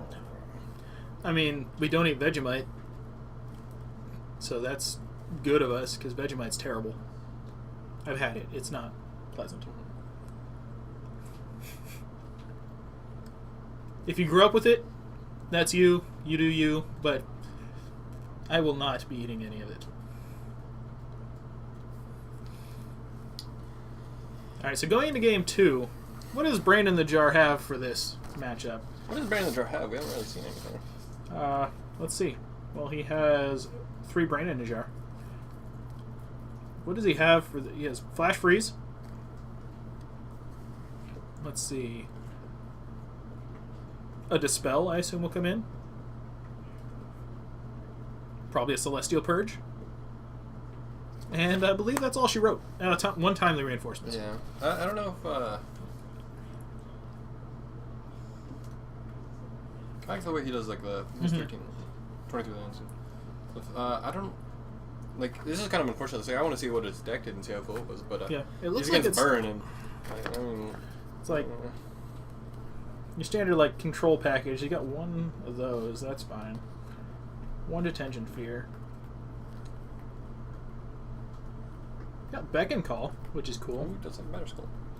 Ooh, Beckon Call. That's true. Better Skull is very good against Burn. If you land it. I think the important thing is you can cast Call, or whatever one that puts in the birds. I think it's Call for 2 on the second charge of Brain. Yeah. So it's like 5 birds on for 2 charges. Beckon Call's a sweet card. It's got really good art as well. Yeah. 8 mana draw. Oh, it's 4 cards. 8 mana draw 4 cards. Get 4 birds. I mean, yeah, if you can fuse that thing, it's amazing. If you can't fuse that thing, depending on your deck. Yeah. Unfortunately, like, it's usually the cool deck. It's like, oh yeah, we're gonna see this, and then it's the worst matchup on camera. Yeah, this is not a great matchup for Nate here. Nathan, sorry. Yeah, it can fuse it. It can? Oh, sweet. Do you have to pay? Can it fuse it? It says when you cast it from your hand. Oh, yeah. Fuse, no, Fuse says you have to cast it from your hand.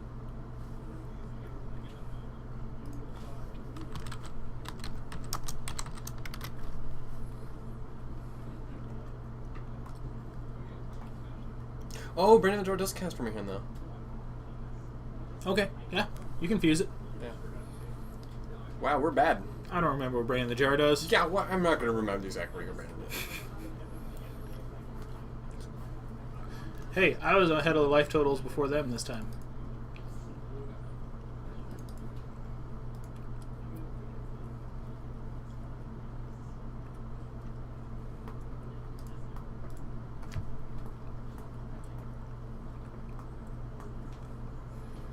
You know, the turn 1 fetch shot Goblin Guide swing, being on the sending end of it is very nice. I don't know if you've ever been the Goblin Guide guy. No. But you feel like, gotcha. I've always been on the other side of Goblin Guides, and I've always drawn a billion lands.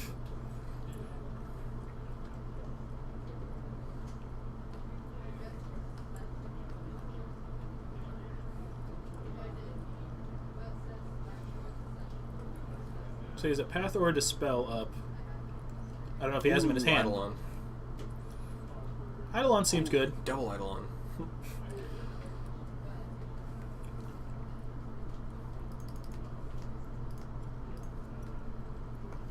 I assume the Eidolon's coming down right here.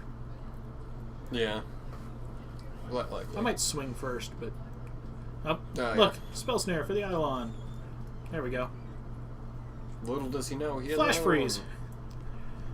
Now, Flash Freeze. One of my favorite sideboard cards, just because it's so narrow, but it's so good when you get to use it.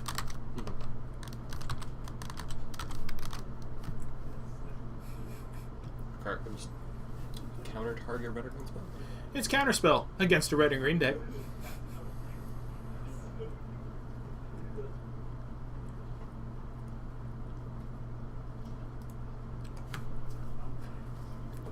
Who'd love to just counter that spell? You gotta update Nathan's life. I guess. I one time had to sit on that side, and I just never, ever changed life. It was so bad. It was just like, you gotta, like every single time life changed, it's like, yeah, change life. I think he just tries to stick another Eidolon here. No, he's got a Swiss Spear. Do you have another land? He could... Nope. He's gonna bolt. That's Lava Spike to the face. Yep. Prowess Trigger.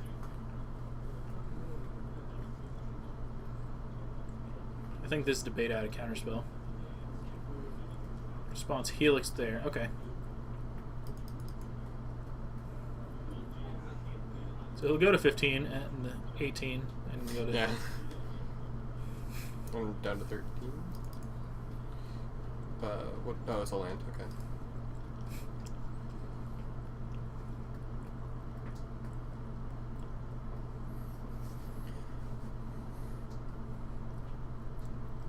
I think if Josh draws just one more land, I think he'll be fine. Yeah. I mean, Or Infinity double Bolts, Lightning Bolts. Yeah, I mean, Suspend the Rift Bolt, suspend the Rift Bolt swing. That seems like a decent thing. ooh, Helix. rough stuff. I think he has an Atarkus though. Yeah, he has an Atarkus command. Does he hold it up? Yeah, he's likely to hold it up because he knows his Goblin Guide's not long for this world. Yeah. I wouldn't be surprised if he just double bolted here. I mean, in response to one of them, I would Helix the Goblin Yeah, Guide. exactly. But I don't think it's the best, but I think that's what he might do. Or he might just straight up save. Nah, he's just gonna bolt to the face. Which I mean, at least it's good to. He's gonna do 6 damage to his. I mean, 3 to his opponent, but he might bait out some mana here. No, he just takes it. Okay. It's dangerous. Yeah. I think he does. His opponent just wants to save up some mana, Mm-hmm. and he's gonna. Zoop. This is going to get blown out by an Atarka's command. Yeah, the Atarka's command could almost save it, but yeah, he's the proper thing. 3 damage. Mm-hmm. You can't gain life, which puts his opponent To 2. To 2, which And is then- where you want to be with turn. Yeah. Yeah, the massive dice are for clarity. Hmm.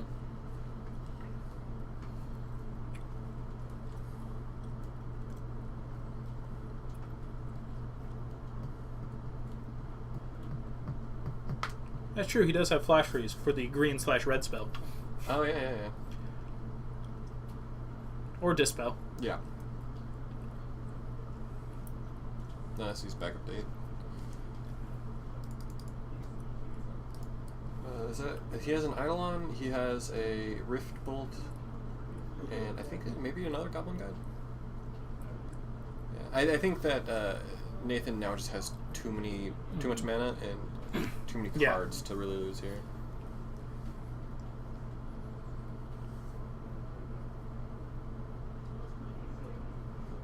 And he still has, the Flash Freeze. Yeah.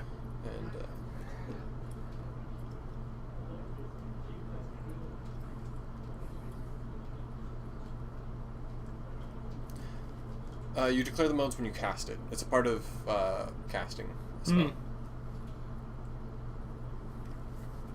Like with Cryptic Man, you have to say counter draw or counter bounce, that kind of thing. It's like there's an order to it, but like there's 3 parts to casting a spell. It's like one, you put it on, or the last one is you put it on the stack. You choose modes, you pay costs, and you put it on the stack. And targets. You choose targets. Oh yeah. There's like a lot of really small minor details. Ooh, that he's most got the people- batter skull in hand. Most people just don't know. Like And here comes... the batter skull. Oh no. He's up to 11. He flashback Helix.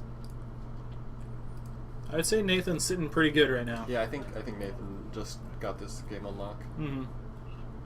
Especially with the batter skull, there's nothing Josh can do about it. I mean, You swing both of them. yeah, where are the Brain in the Jar? Worst Brain in the Jar deck ever. Have not seen a single Brain in the Jar. Yeah, Battle Skull is out of range. What do you block? Yeah, he knows it's gonna die, and then he's gonna Skull Kraken. So Josh takes 2. And Nathan takes 2 or 3. He'll take 2, but he can gain life. No, he's not getting life. Skull Crack. Skullcrack got countered by the flash freeze. Oh, okay. So he'll Never take mind. 2, So, yeah. go to 9, gain 4, go to 7 there.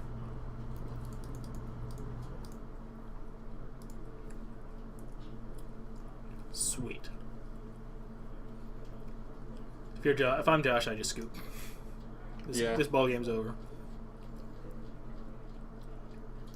Yeah, he landed a 4/4 lifelinker. That is.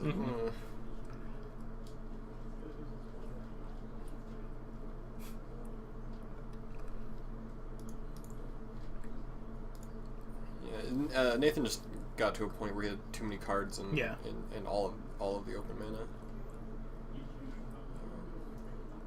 Yeah. 2 scoops.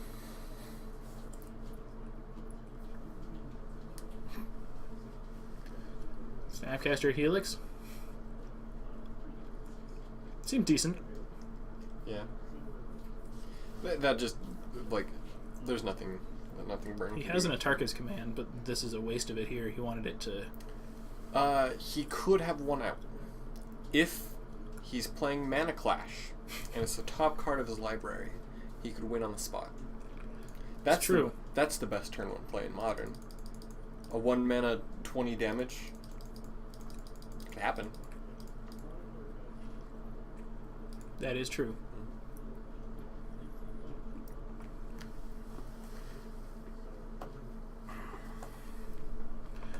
Alright, so do you think he brings in Destructo Reverie now that he has seen the Batter Skull? Almost certainly. Because Batter Skull is just way too strong. I'd probably bring in a couple. I wouldn't bring in all 4. Yeah. Just because there's not that many targets for them. I mean, it also hits Brain in the Jar, I guess, but you haven't seen those. Yeah. I'd probably bring in 2. Because the thing is, it's only good the turn that he casts Batter Skull. Right. Because after that, Batter Skull's bounce back, and yay.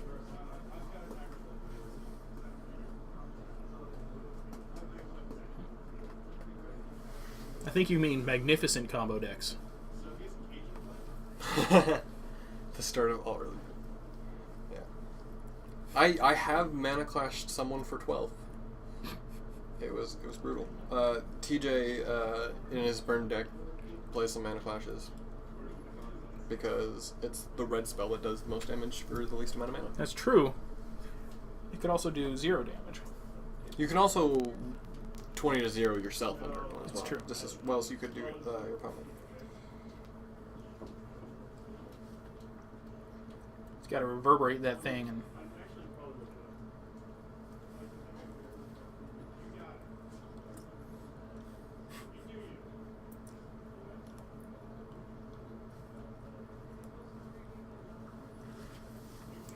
So, Burn being on the play seems like a large advantage in this matchup. Ooh, Krark's Thumb, yeah, with that Mana Clash. But you can't play Krark's Thumb on turn 1.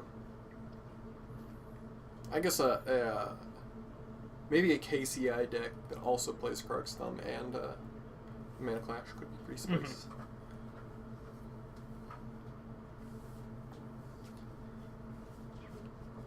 What do you think Nathan brings in, or brings in again? I guess. I don't think he changes anything. Just runs it back. Yep. Ooh, Nathan is taking a mulligan, which is pretty, Very good for Josh. Yeah.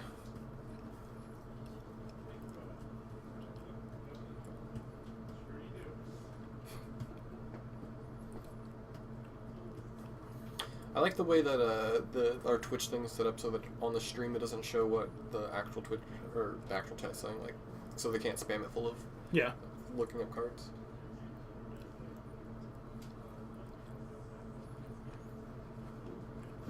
I like Fiery Gambit. Not bad. Mm-hmm. I mean, it's no Relzeric plus the Chain Veil. Just infinite turns and infinite damage and things. I like Relzeric. I have about 30 or 40 of them. Not as many as Tibalt as TJ has. That's true. I want Relzeric to be good. Relzeric has always been slightly more expensive than Tibalt, so... That was the quickest bottom I think I've ever seen someone do with their Scry. Just like, nope, threw it on the... And also, Relzeric is slightly... way less opened, because Dragon's Maze had... what's its name? Green White 2/2... Voice of Resurgence. Yeah. He said Chain Veil. Chain Veil. Yep, Chain Veil, not Chain Mail. That doesn't make sense. Mm-hmm. Yeah, Relzeric was a very unopened card, whereas Avacyn Restored has like Bristlebrand. Yeah.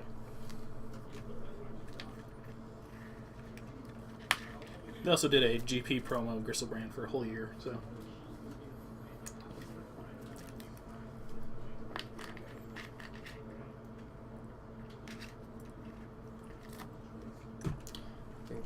Nathan's pretty, he's behind. He needs some removal He doesn't spells seem very here. happy about what's going on here. Little flustered and frustrated. Mm-hmm. One on top, one on bottom. Land on top, I think? You might have to. Ooh, Eidolon. That's a problem. Oh, yeah, he puts the land on top because he knows the Goblin Guide. Right. Yep. What are the standings? Dylan, if you're paying attention to the stream, you should, like, bring some back to us or something, or let us know. Exactly. Mm-hmm. Sulphur Falls. The dual land he wanted to play that turn. Yeah. Unfortunately, it does give Josh a little more knowledge, because he knows that he's a mountain in his hand. Mm. But, he might have something that he needs double blue for.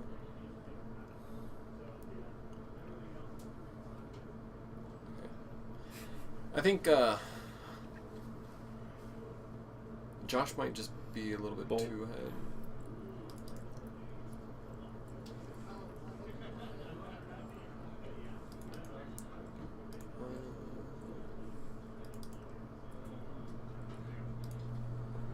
Spike. Okay. It's pretty... He has the Dispel. Josh has Skullcrack and a Tarka's command in his hand. He can't cast a Tarka's command. I did not see, but he might have. I don't know. I wouldn't think he would on purpose, especially because he's on camera, and there's like lots of people watching. Yeah, I think Deprive would be pretty bad for him right now, though. Yeah. I've seen Deprive used like way too well, and it makes me glad that Counterspell does not exist. Yeah.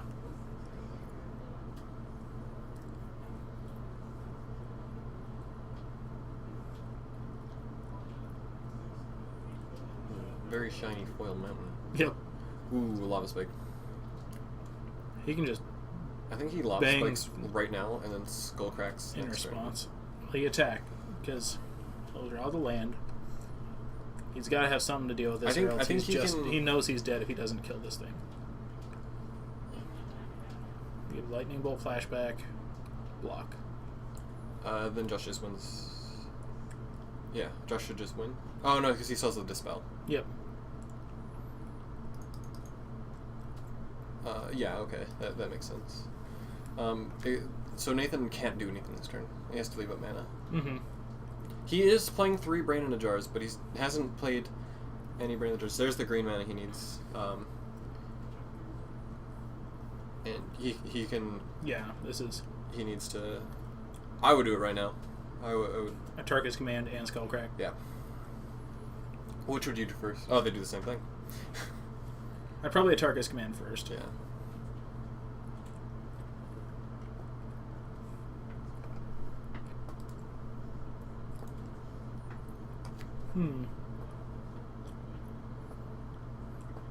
There's something different between Atarka's Command and Skullcrack, isn't there? Skullcrack, you can't prevent damage. Oh, right, yeah. Right. I just remember they had a very slight difference in them. Mm-hmm. In their abilities. Oh, he draws for a turn.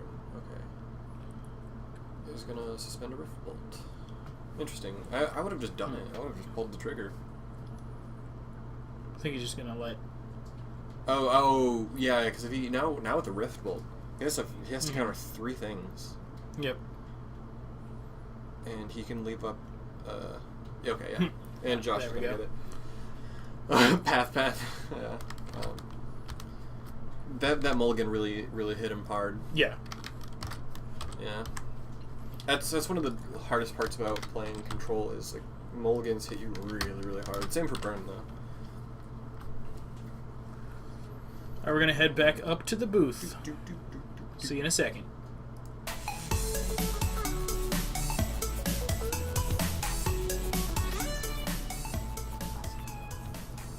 Here we are.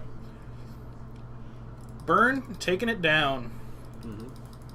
Burn is one of the decks I play in Modern, and I can I'm understand gonna it. go grab standings real quick. Alright. I will chat with the people. Hello, people. So we got to see Burn take down Thing in a Jar, or Brain in a Jar, not Thing in the Eyes. You know what I mean. That new thing. A more established deck taking down a Brew. But it was a pretty good blue-red tempo deck anyway. Let's play 6 words, just because why not, right?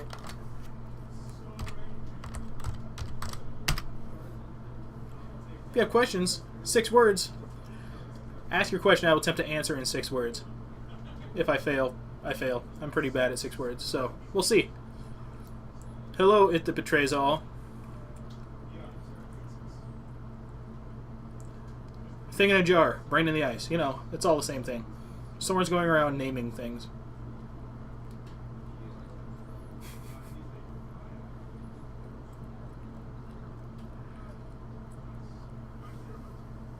You guys can't tell, it is very warm in here.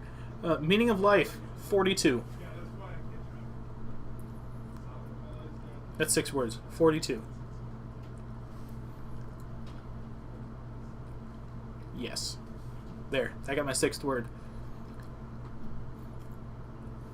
So what do you guys want to see? If you could pick a deck that we've talked about. My favorite Modern deck? Blue Moon.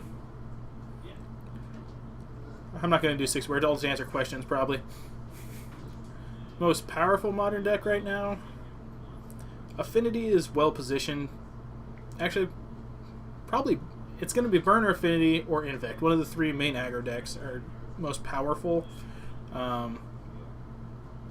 Affinity might not be as good because people are packing more hate for it because they're afraid of Thopters. I like Kiki Chord.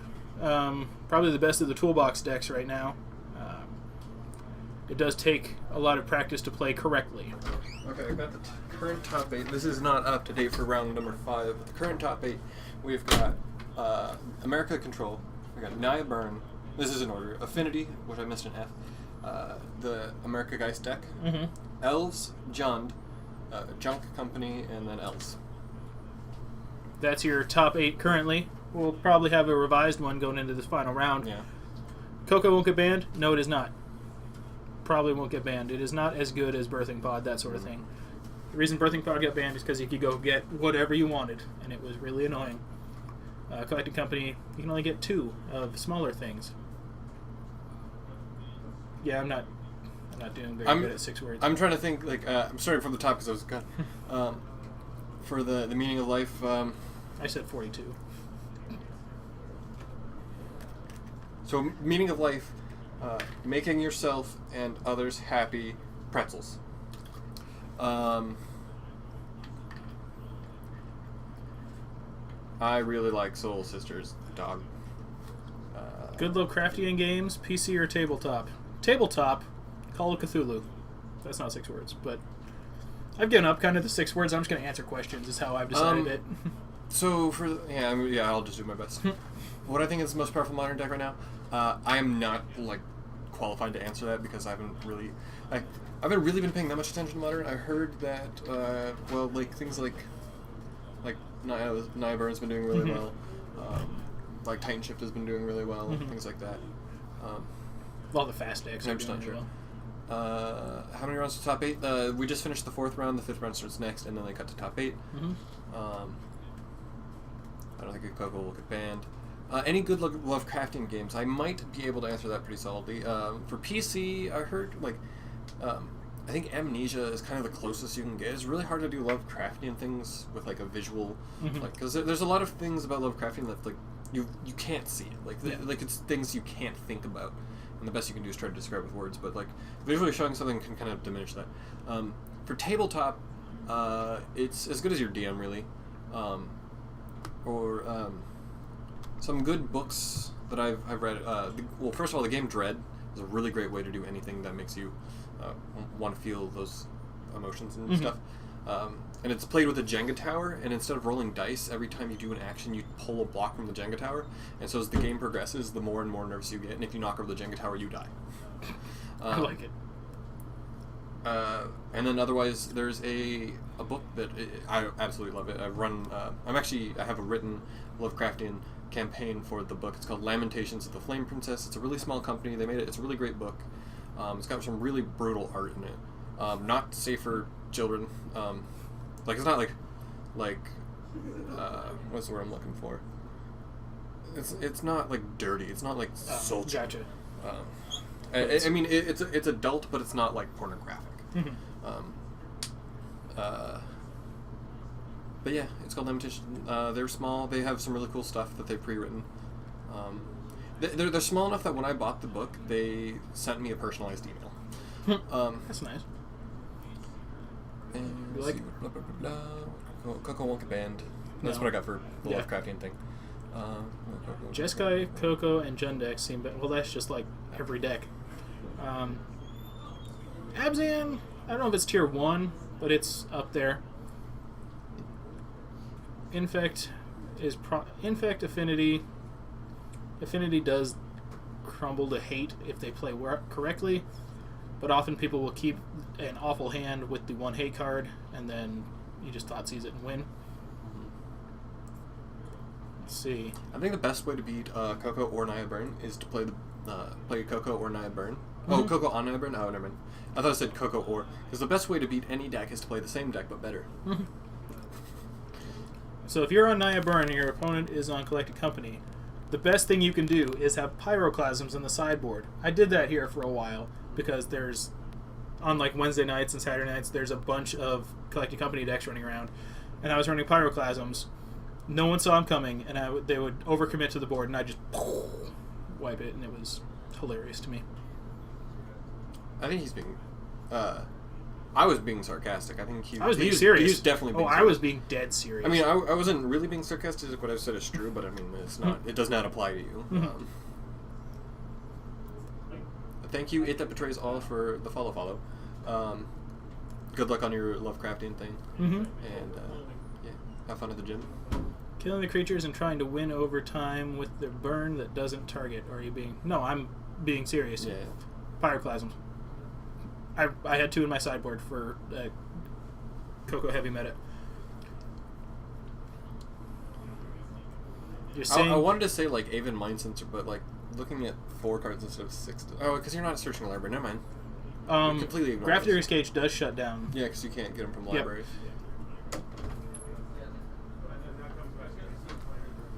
Wait, everywhere. Confused.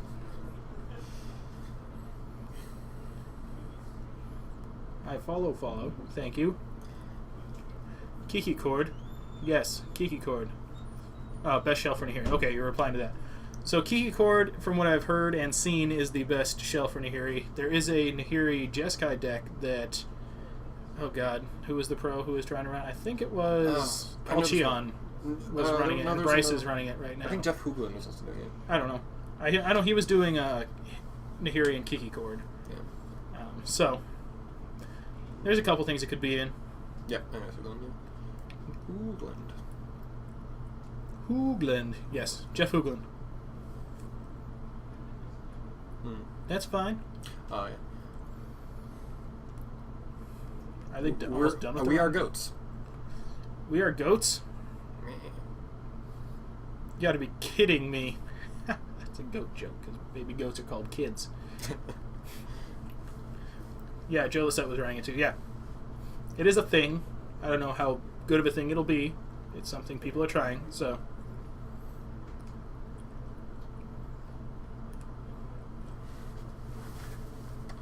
I don't think Nahiri is anything that'll like break the format or like push the deck far enough to be good. I think it's a solid card.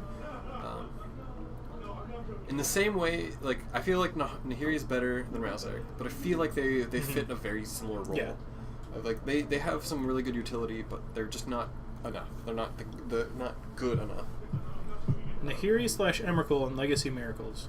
That feels like it's stretching a bit from what Miracles wants to do, but I mean, you have the game locked down long enough and you don't have to draw them necessarily because you just keep moving to the bottom. So if you play it correctly, it should be fine, but I'll let Joe Lissette try his things out. I like that I read Narset as Nahiri anyways. I figured what they meant. Yeah. Thank you. Greatest of all time. Goat. But I appreciate it. the Narset Transcendent is by far very unplayable to me. It's pretty bad. It draws 0.1 cards or 0.5 cards per turn. Yeah. Maybe. Or maybe I think it's more like 0.33 cards per turn. 'Cause it's not a creature, non land. Yeah. Yeah, so approximately 0.33 cards per turn. You just got to remember that pro players are players too. So if you don't like Jeff for whatever reason, he's a person. He's entitled to his opinions. Yeah. You don't have to listen to him. Hello from France. We're not in France. Hello from Seattle to France. We're in Snohomish. Seattle's It's like an north of hour. Seattle. No one knows where Snohomish is. If you tell them hello from just north of Seattle, then they know what we're just north. It's not an Or hour. we can If you take answer it in I-5, the same it's not way. close. Hello from the United States. That's true. Mm-hmm. Hello from the United States. It's a large area. We are located in North America. We just come by the store. Mhm. Yeah. Yeah, if any of you guys are around the Seattle area, it's not that hard to get up here. You should come say hi. We do these Wednesday and Saturday for Modern, Friday for Legacy, and Sunday and Monday for Standard. Yeah, Mondays or trial run for Standard. Mhm. TJ's really hesitant about it. I'm kind of excited for it because I do like Standard a little more. Mhm. And, like if TJ allows it, because I mean like he's kind of got this to where it is. Like I would totally just run it. But he's afraid that it might like drive down viewerships if it's not up to the quality of like other Modern stuff. Mhm. But yeah. Can't find just north of Seattle on a map. It's called Canada. We're not in Canada. It's like 2 hours north of us. What bus should you take if you're in Gothenburg, Sweden? That's where my grandparents the are 7. from, is Gothenburg, Sweden. I think so it's that's funny. the 7, and then I think you have to ride a polar bear up Yep. and over. You must ride over the pole on a polar bear. Yes, Seattle's near the Denmark. The Denmark. The Denmark. Not just Denmark. The Denmark. Um, I like that. Where are all of you from? We got some in Sweden, some in France. Anyone else from anywhere fun? I mean, everywhere is fun. I'm from that side of Snohomish. I used to live on that side. I'm from Bothell, which no one here knows where that is. Well, some people do. I have like an inkling of an idea where Bothell I mean, is. yeah, because you're from here. I mean, like I've lived in Washington my whole life. I've lived in this part of Washington my whole life. Bothell's not that far away, and I can get to Bothell, but I don't really know where it is. Just go south. Problem is, if you take 9 south, you just hit Woodinville instead of I Bothell. think I found you a match. Cool, thanks. It'd be Peter and the other guy. You know what he's playing? Some kind of control deck. Okay. Perfect. So we have Jund versus Control. Yeah. Bloomington, Illinois. Anyone from like Wyoming or Ohio, Kansas? Anyone? If you are, I have some questions. So we got Toronto, substantially south of Seattle. I don't know what that means. That could be all the way down to the Penguins. Substantially, yeah. Just in Brazil. I wasn't even looking at the names. Someone down in Chile. Chile. Chile. I don't know how. I failed first year Spanish twice, so. My soccer coach in elementary school was from Chile. So, Iron Claw 111. What do you do there? What is there to do? Which side How is Peter flat is on? it? Have you ever seen a mountain? I've been through Wyoming. There's mountains. Which side is Peter on? Peter's on the wall. His opponent's not there, so I don't know who it is. Oh god, I can type good. There's two people. I'm like, San Francisco. It's not even fun to make fun of the football team anymore. They're just not that good. Sorry. Sorry. I have no idea who that is. No idea. Ask him his name. It's so awkward to do. I don't know anyone's name to ask whose name is. I don't know. He'll tell you his name. We'll just look in here. What's your name, dude? We're getting Magic on. We're getting a match right now. It's going to be Jund versus something. Can you find out who Peter's playing right now? Or do you know his name? I have absolutely no idea who it is. I'll leave that door open forever. Nice and cool. Bennett Ellis. Okay. Cool? But else. He's playing Grixis. This is the guy playing Oh, Grixis. this is the Grixis deck. This is the Grixis vs. Jund. This is standard creatures, modern cards. EENNETT? He's got a lot of double letters. Alright, so we're going to get that Grixis deck we were talking about. X-I-S, right? I can spell Grixis. Alright, so we're going to have just two Shards of Alara fighting it out. We're going to head down to the match. See you in a moment.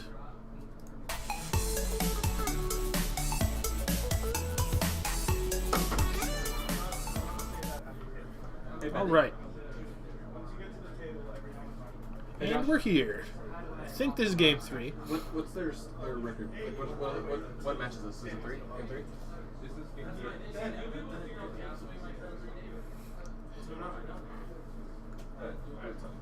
It's game 2. They won the first one. Yeah. Game 2. Okay. These two. I don't know if that's the Yep. No, this is not. This is not Peter's Jund. Okay. This is neither of the top 8. But we have Jund versus not Grixis. Control just Grixis. Come on. Stupid thing with its. Merry Christmas. It just keeps correcting. What happened to the first 2 games? Which first 2 games? Yes, this is an all foil Jund deck. This deck is worth more than everything I have combined. He once let me, like, I'm like, I don't want to play Modern, I don't have a deck. He's like, you can borrow one of my decks. And I'm like, okay, which one are you playing? He's like, I'm going to play he was trying Jace in a Grixis thing, which is just Jund, but without green and with Jace. Mm-hmm. So the takes out the Goyce, out of the Jaces. And then he hands me his Jund deck, and I'm just like, I'm so scared right now. It's like, don't shuffle this. Like, please don't look at my cards. Please don't point at my cards. Please don't think about my cards. Like, this is way more than I'm worth.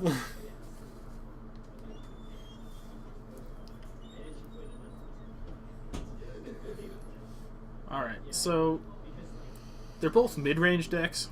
Like, looking at the Grixis list. So they're both just going to basically sit here until one person makes a move, and then that's when everything is going to hit the fan. Yeah.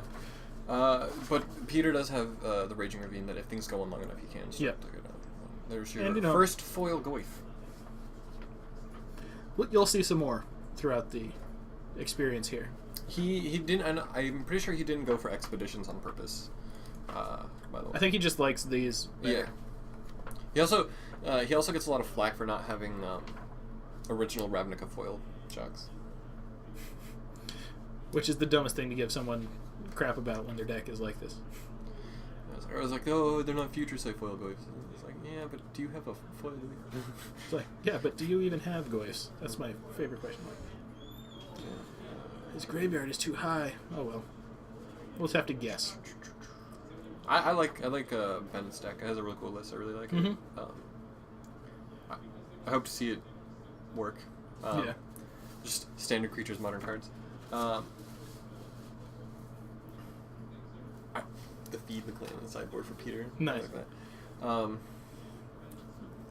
Yeah, Peter is playing a pretty standard Jund deck. Kolaghan's Command. Bring back Jace and discard a card. I like the Goyf counter at the top. That's a nice touch. Yep. Let's see.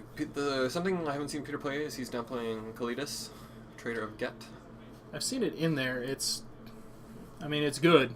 Yeah, I mean, I just haven't been around Yeah. them. Honestly, but what's better than foiled Jund? Foil Esper. Foil Esper, less expensive. There's a reason Peter does not play Legacy, by the way. He does play Legacy. He plays Shardless. But I mean, he doesn't. He doesn't foil it out, Yeah. but he. Also because he can't get foiled duels. That's true. Mm-hmm.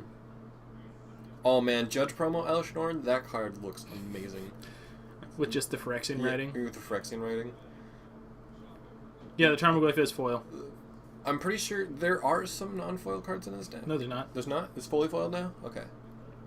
Yeah, everything in his deck is foil. Even the tokens and the counters. Sure. And his life total. His life total is foil. It's fine. Oh, wow. Gotta update that total yeah, real quick. Yeah, I guess we haven't been paying attention, but yeah, going from 18 to 4, yeah. There we go. It's a large swing. I think Peter's got going like really fast. What the foiled Jund is worth? Like Lots. a few, like more than 1,000. Oh yeah, the foil Goyfs are worth more than that. Yeah. All four. I know that when I was playing it, I knew that it was worth more than my car.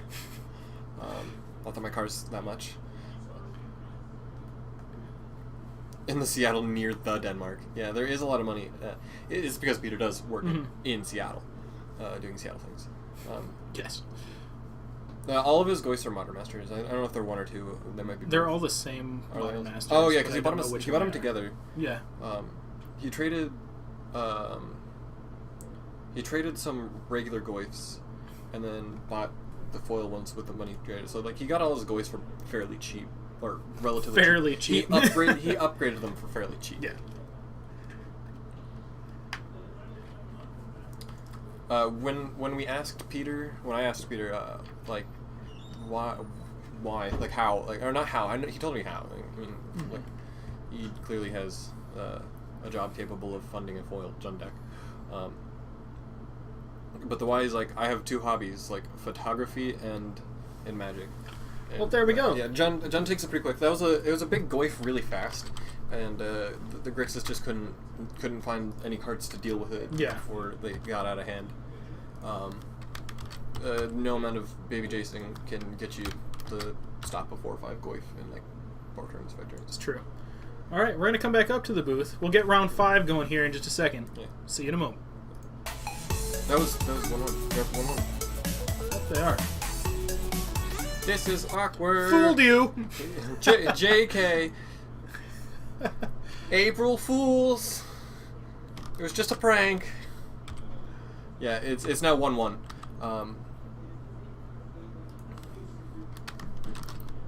TJ is currently in the top 8. He is 3rd seed. I don't know about going into round 5, but in round 4 he was 3rd. Peter didn't want. They are also. You need to swap it back. Yeah, there we go. I'm doing that. He didn't go for expeditions. Like he doesn't care that they're the most expensive or most like the newest or most updated kind of thing. He just likes that they're foiled in all uniform.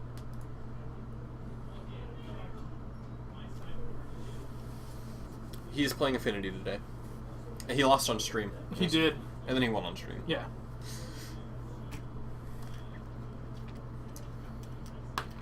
He lost on stream to Burn, especially, which is the best part. It made him sad a little.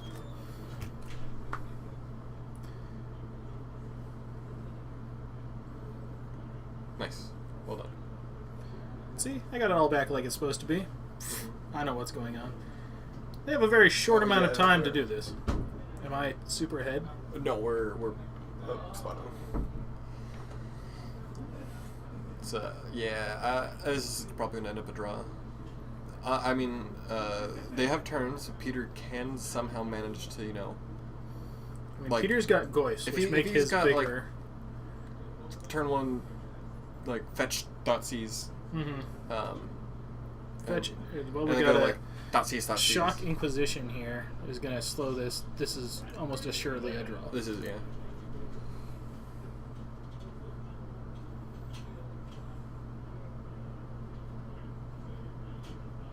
Did you draw another Dark Confidant? Oh yeah, they're Judge Foil Bobs, by the way. Yeah. Like the best commentary we can give on this deck is, this is what Peter's foils are. Ooh, that's the first Ancestral Legends I've seen. Because...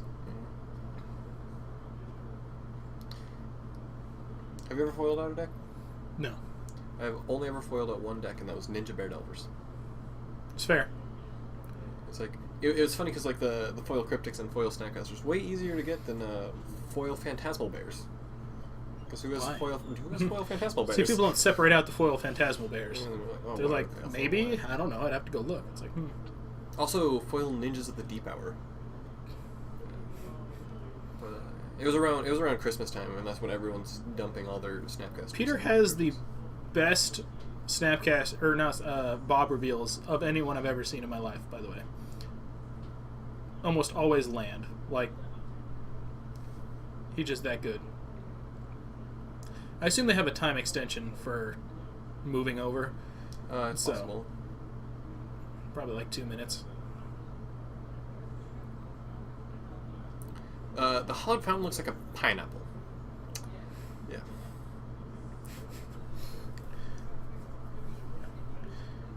Bob does something. Hey, greatness at any cost, right? Greatness at any cost. I think that's also just the name that he calls his gen deck. Probably.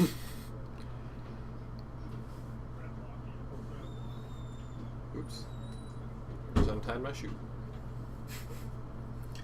Colligan's command, kill it, and I'll make you discard a card? Yeah.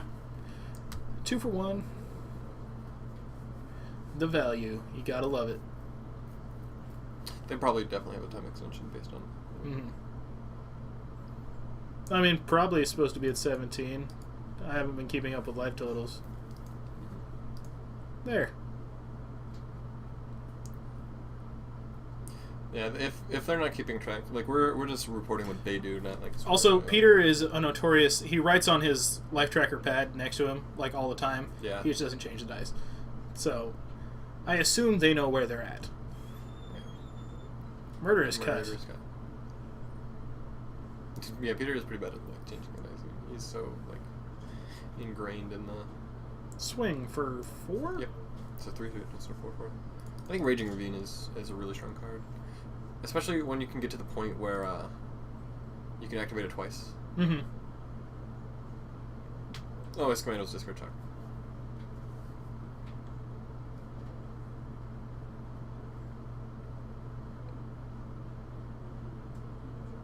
Ancestral Visions is behind us. Or is it Recall? Or is it Visions? It's a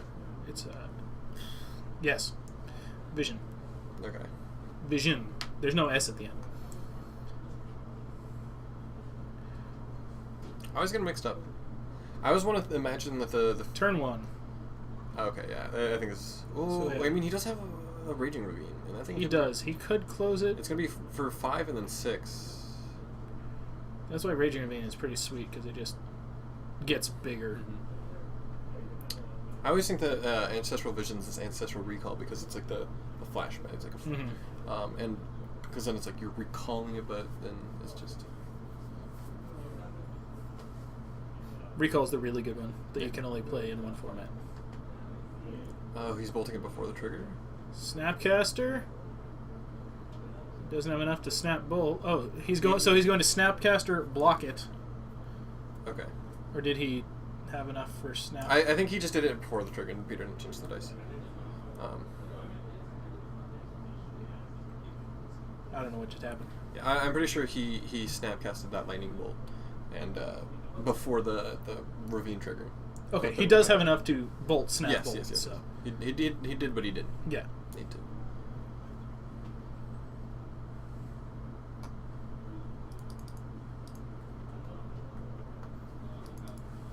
Because the bolt did come from his graveyard. I mean, originally it came from his hand and then the graveyard. Oh, yeah, I guess he just fetch. I mean, he had 4, which is 1 red, a blue and 1, then red.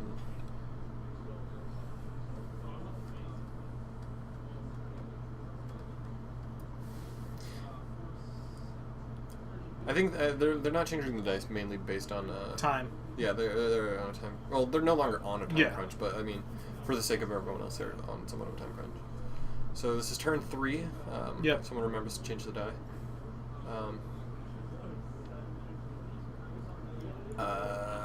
Theoretically, Peter could get there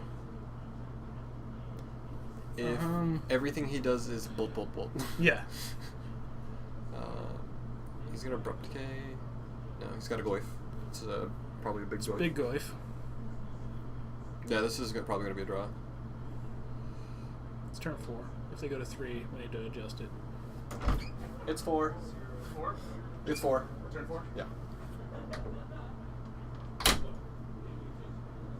There we go.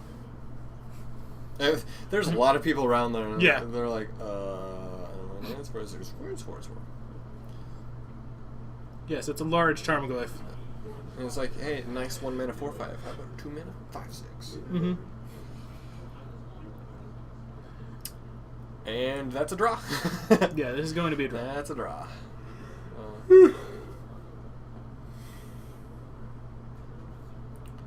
Yeah, these two decks against each other can turn pretty grindy. Mhm.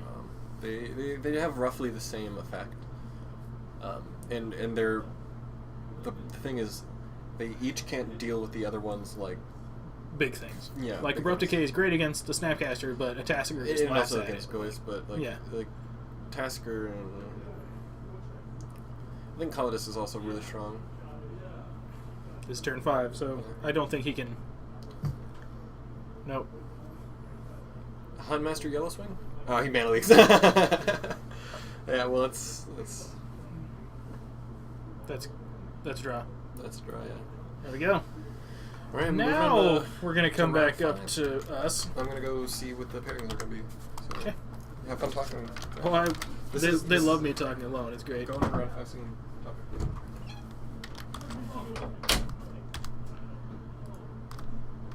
You gotta love it when shards go against each other. That's the best part.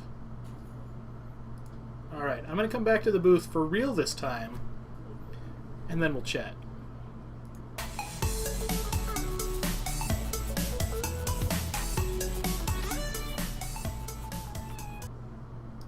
Ha! Fooled you again. Alright, welcome back up here. We're going into round 5 of 5, and then we'll have a cut to top 8.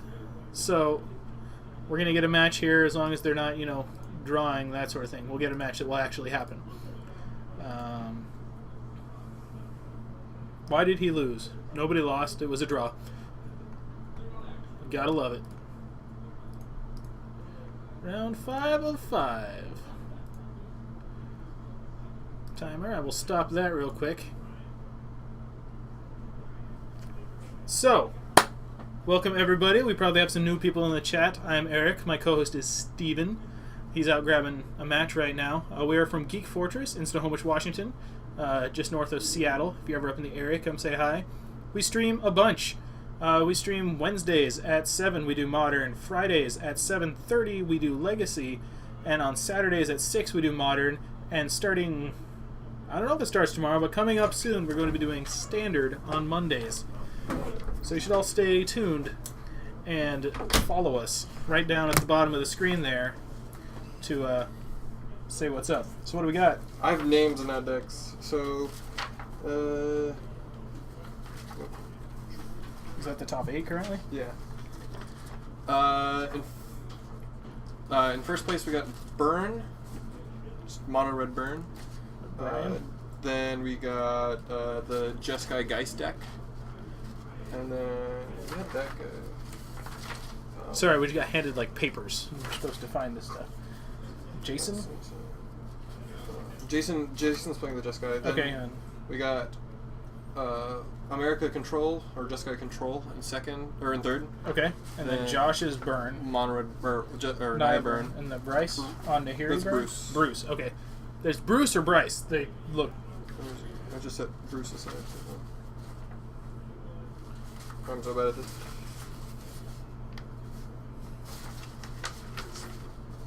There's a lot of people I just don't know.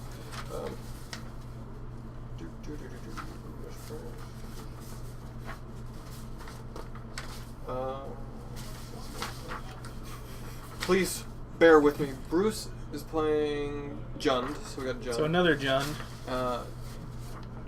Jacob Jacob. is playing Elves. Logan is playing Elves, and that's TJ. And then Okay. TJ is an 8. TJ is an 8th. So he has to win to stay in. I assume most of the bottom 4 will have to win to stay in because they're going to be paired each other or below. So this could get very interesting because the people in like 9th, 10th, and 11th could still get in if they beat one of these people. So, did they say who we're going to get up there? No.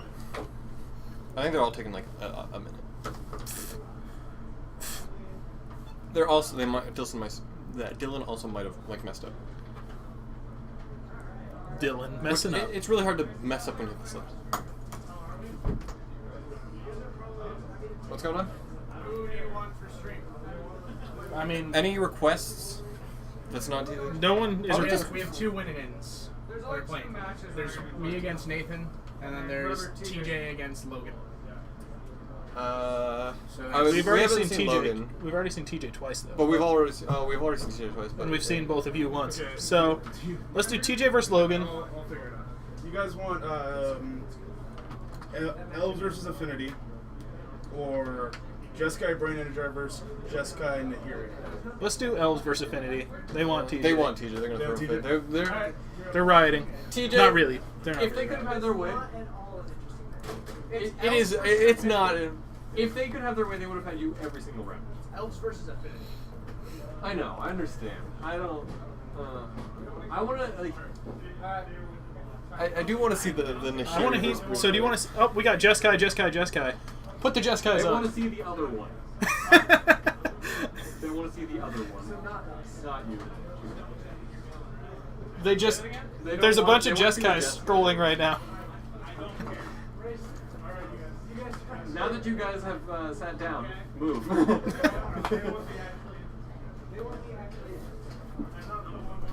TJ, were we riot?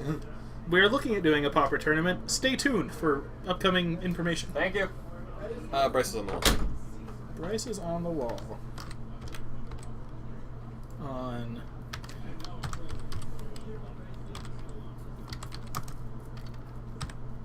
Jeskai Nahiri and Nathan.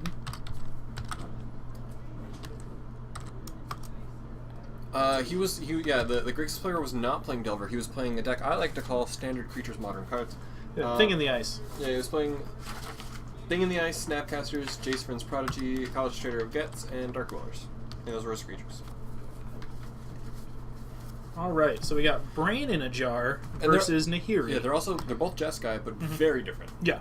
Oh, I mean, they're pretty much the same. One's playing Nahiri, one's playing Brandon Jar. Yep. Different win conditions.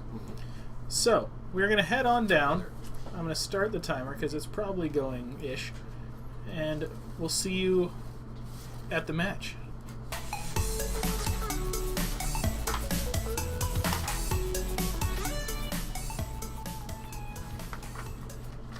There we go. That's true. Elves versus Affinity would have been over very quickly, and we would have wanted this match anyway. So, Jeskai versus Jeskai.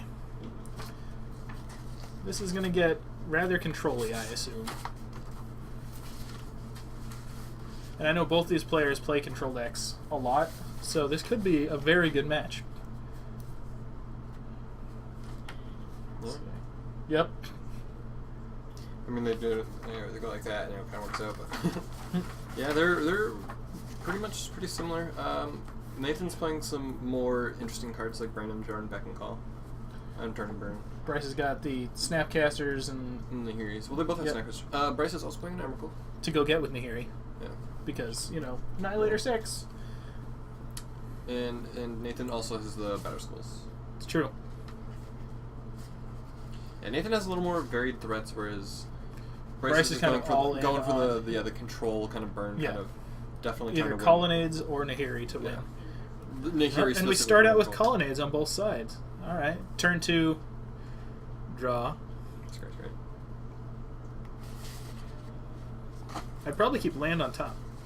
Their sideboards are also extremely similar, just Bryce has a Chandra and Nathan has an Elspeth, Sun's Champion. But otherwise they're pretty similar. Yeah, sort of. They're Jeskai control sideboards. They're both.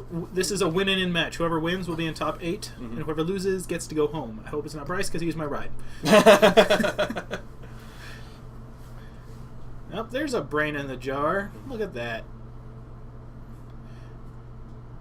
Bryce doing the classic don't fetch until you need to, because... Let's pull up Brain in the Jar for these people. Yeah. Brain in the Jar is like an awkward Aether Vial for spells.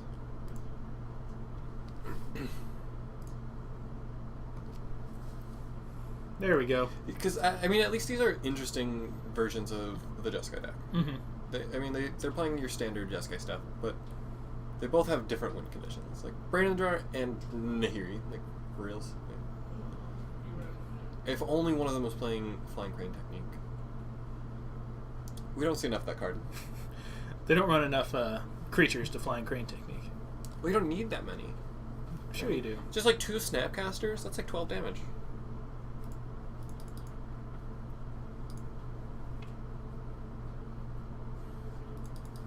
I think he's about to just jam in a Nahiri. Because, why not? Probably because It's like the control deck has mana up or something. Yeah. I mean, he has 2 Nahiris in his hand. It's one of those, do you have it? I actually like slamming here, because if he doesn't have it, it's... I don't think he wants to discard. Oh, he does. Yeah, he does. He's going to rummage. I mean, the land is good in this match. You need land. There he goes. There you go. Got his land drop. Let's counter on, and... Gonna Beck. Wait. He is Batman. He's calling. He's not becking. He's calling.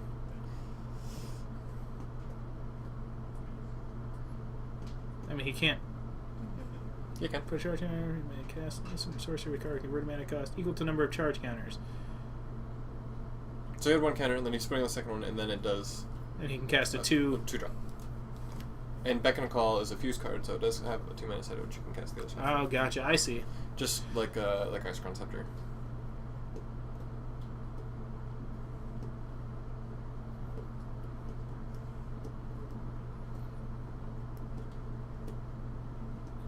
Oh, he fused it, yeah. Okay. I mean, why wouldn't you, if you can?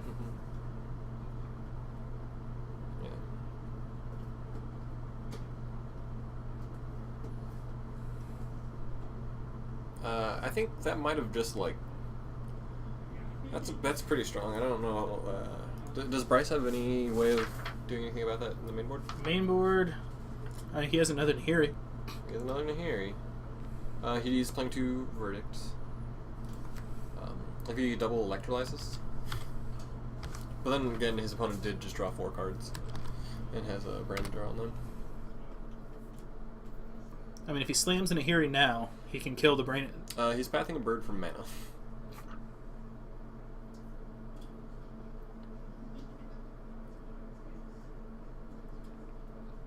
So he could play. Bryce has another Nahiri in hand. He could play it minus to kill the brain in the jar. Eat up another 2 damage from the attack, and then. I feel like Brain in the Jar does have a lot of these. It's like a safer Ice Conceptor, but also a little slow. Yep. Their bird tokens, he cast a Beckon Call by using a Brain in the Jar and fused it for free. Yep. So he got 4 bird tokens and drew 4 cards. Mm-hmm. He's just going to jam. I think it's just one of his better options for digging for a sweeper. He He drew an Electrolyze, which is going to be good. Because I mean, it also would have saves him probably 6 lives or 6 life. Yeah. I would have probably killed the brain in the jar because he has another Nahiri in hand. Yeah, I suppose. I mean, he can. Yeah. But it has to be tapped. The brain. It was tapped. Oh, okay. This last turn. So that's. I mean, Nathan did draw 4 cards, and it was a lot of cards to draw. Mm-hmm. But he was. Because now you're gonna have a hard time getting him to tap it when you. I mean, he's still expending the cards on the Nahiri. Yeah. He's 2 for 1, 2 Nahiris, kind of. Or not really, but because he had creatures that stay on the board. Was that an Anger the Gods he drew? Does he have that in the main board? Electrolyze. I would be surprised if this resolved. It'll be contested. I don't know if it'll. Yeah. He's gonna put a 4-drop in. Is it 4 or less or exact? Okay. Oh well. He's going to Cryptic, and Bryce has a Remand.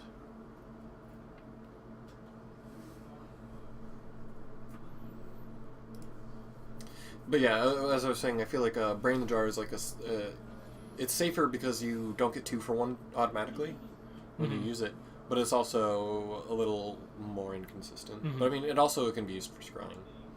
And a lot of the cards, like Beckon Call, is pretty bad when you're not playing it for free. Yeah. I mean, it's 6 mana to get 4 birds, and it's 8 mana to draw 4, get 4 birds. It can just be countered. Remaining his own Electrolyze. In the spell. Dispel. Bryce has a Spell Snare, which is useless. He can Spell Snare the... Oh wait, his own Remand. Yeah, that would move. Unless he depends on if he dispelled the... That's true, depending what the target was. Yeah. But well, the only... If it was at the Electrolyze, then... Nah, yeah, I suppose.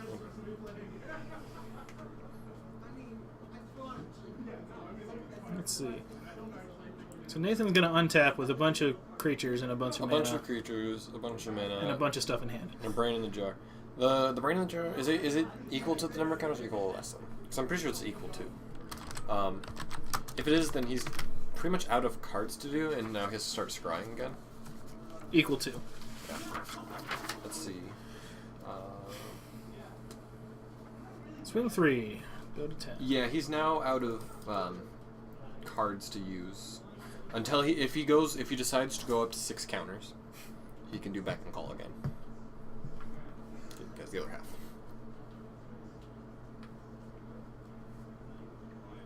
Nahiri.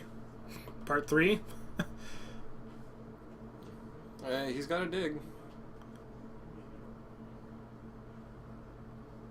Conveniently, his sweeper is Supreme Verdict, so it always gets resolved. Unless it gets Vexed. That's a land. That's not what he wanted. He's got a Cryptic. Actually, he can play the land in Cryptic. I think he's keeping it to pitch next turn. That's probably true. Okay, he is removing 3 counters to Scry 3.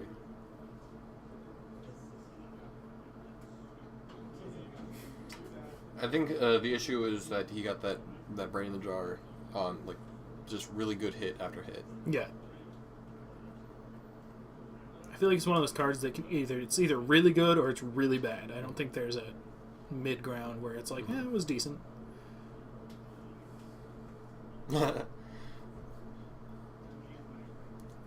Reading the chat about when I saw Brain in the Jar the first time, I was like, wow, the worst version of the card. Imagine if it was free to do that, like Aether Vial. Oof.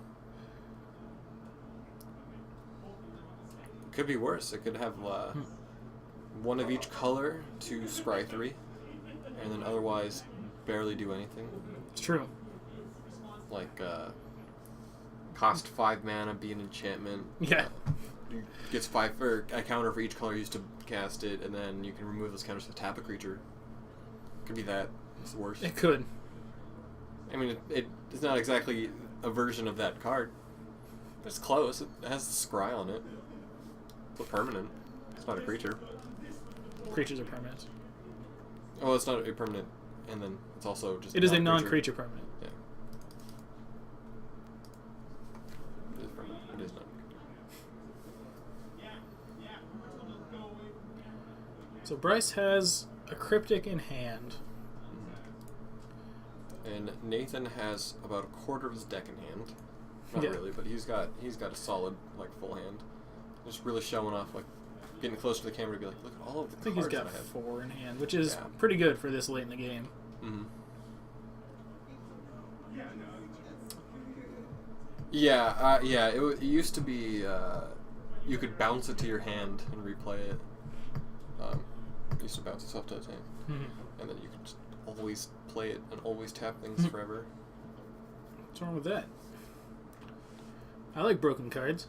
I think their method of last minute changes has changed from whatever, or now they just strictly make it worse because things like Skull Clamp happen.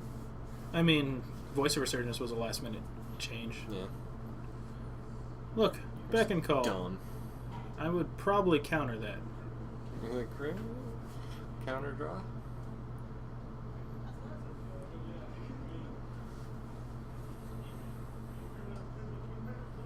This is one of those, if Nathan has a counter spell. If the Beck and Call resolves, it's almost over. Yeah. Counter bounce. Ooh, okay. Right. I like it. It's another turn to draw something. It's a couple turns because he's got to fight his way through. 3 birds in a full hand. Oh, he can start pollinating now. Yeah.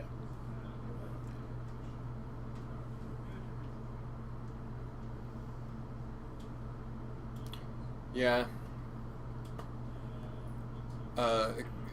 They also changed Ralzeric from being the Maze Runner to Melik being the Maze Runner. Mm-hmm. Which I think they were like, oh, we just wanted to the players who like the cycles to be fair. What they changed last minute on Voice is they swapped Amara Tandris and Voice to other card.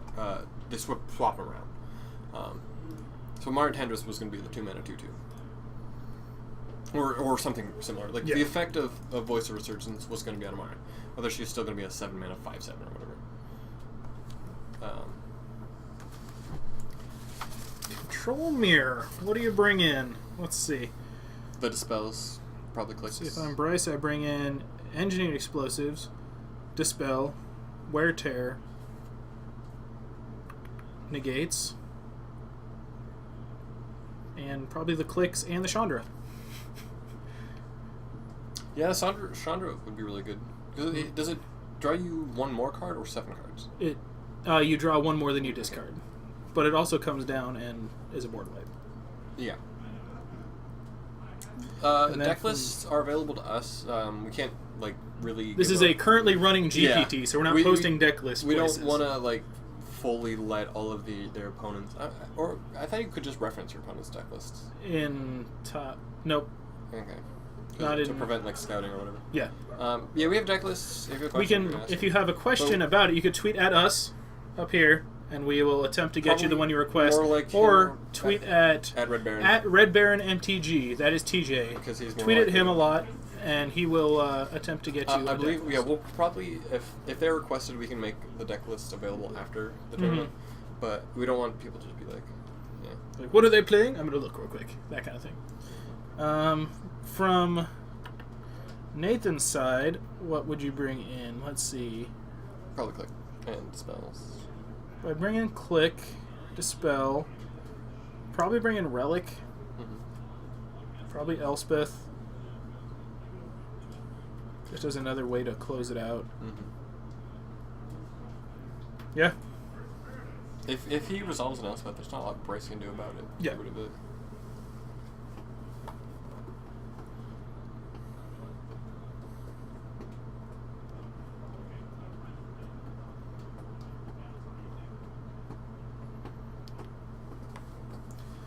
And we are in round 5 of 5, and then we'll be cutting to top 8 after this.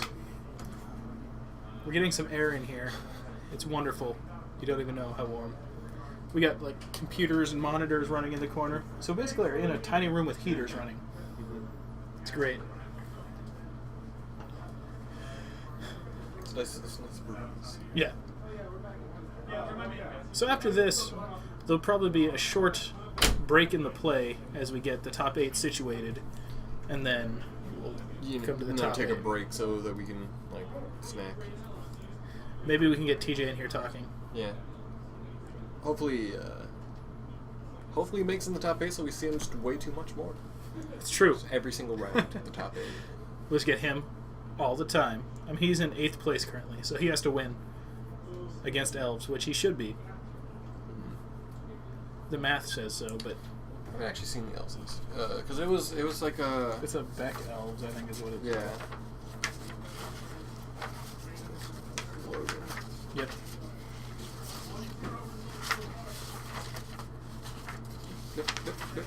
Blah.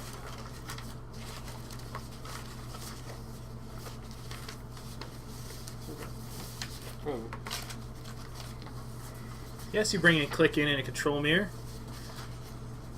You get rid of stuff in their hand, and you see what they have. You put little fire symbols around it. Okay. In this one, it just looks like boxes. That Yeah. one is got. Okay. Gotcha. I was like, what do you mean? It's Cloudstone Curio elves. Calling elves. Yeah, Beck and Call, Cloudstone Curio. Oh, that's... Yeah, it's... Summoner's Pack, Regal Force, Yeva, Nature's Herald, Primal Command, One Tronus. No, Great Hoofs. Nope, he is all about just overrunning you with a bunch of little guys. Looks like Nathan is mulliganing. It's the actual adjective. Is Forbidden Mulliganing. Orchard the one that taps for your opponent's mana, or the one that puts in spirit tokens? Spirit tokens for your opponent. Okay. He's playing 4 of those, which is interesting. Oh, he's got Outpost Siege in the sideboard. Because why not? Medicine Runner. Alright, see if Nathan will keep 6. It's not a bad hand. Little land light. Yeah, it is all about just drawing your whole deck and playing all of your elves and swinging. Yep. Ah, the dueling colonnades again. How every good matchup should start. Oh, there's a Stony Silence from Bryce. Probably going to play that right now. If I was Nathan, I'd actually take out the Brain of the Jars in this match. I mean, they're really good in this match. But you almost didn't know your opponent's going to slam Yeah, you down know there's going to be a artifact Stony hate, Silence. And if they slam down the Stony Silence, like, if he has no Brain of the Jars, it doesn't do anything. Yeah. I think it Bruce's Nicholas. Yes.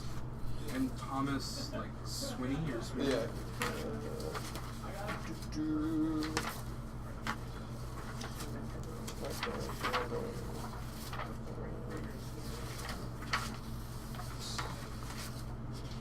So many Thomases. There's Bruce. Alright, sweet. Oh, and I'm gonna guess that you wanted this Thomas, because yeah. Because there's TJ Thomas and then there's that Thomas. Yeah. Thank you. Alright, so. Bryce is... Yeah, he brought in the Vendilion clicks. Let's see. So I would probably put both those on top. Yeah. Land drop. Good. Alright. Ambush Viper!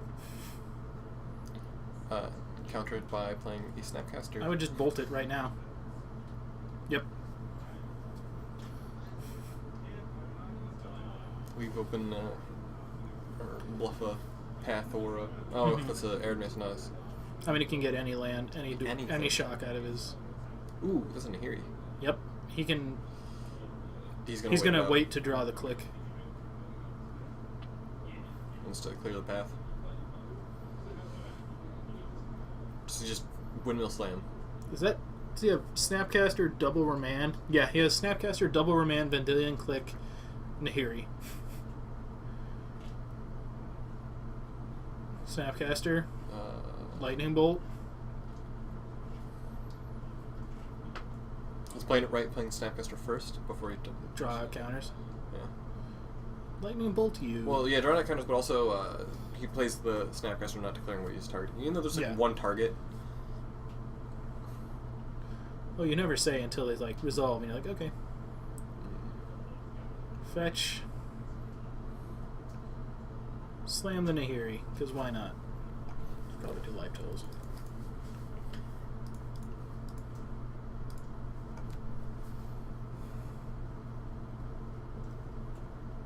It's an intense match. Pretty good. It's so quiet out there. Yeah, it's round 5. The people who need to win. Need Oh to yeah, win. and everyone else left. Yeah, it's either winning in or go home. Like, let's see. So, nope, he's gonna Serum Visions and then keep up the click. Draws a Lightning Bolt. Land. Colonnade, probably Colonnade on top, Fetch on the bottom. Swing 2.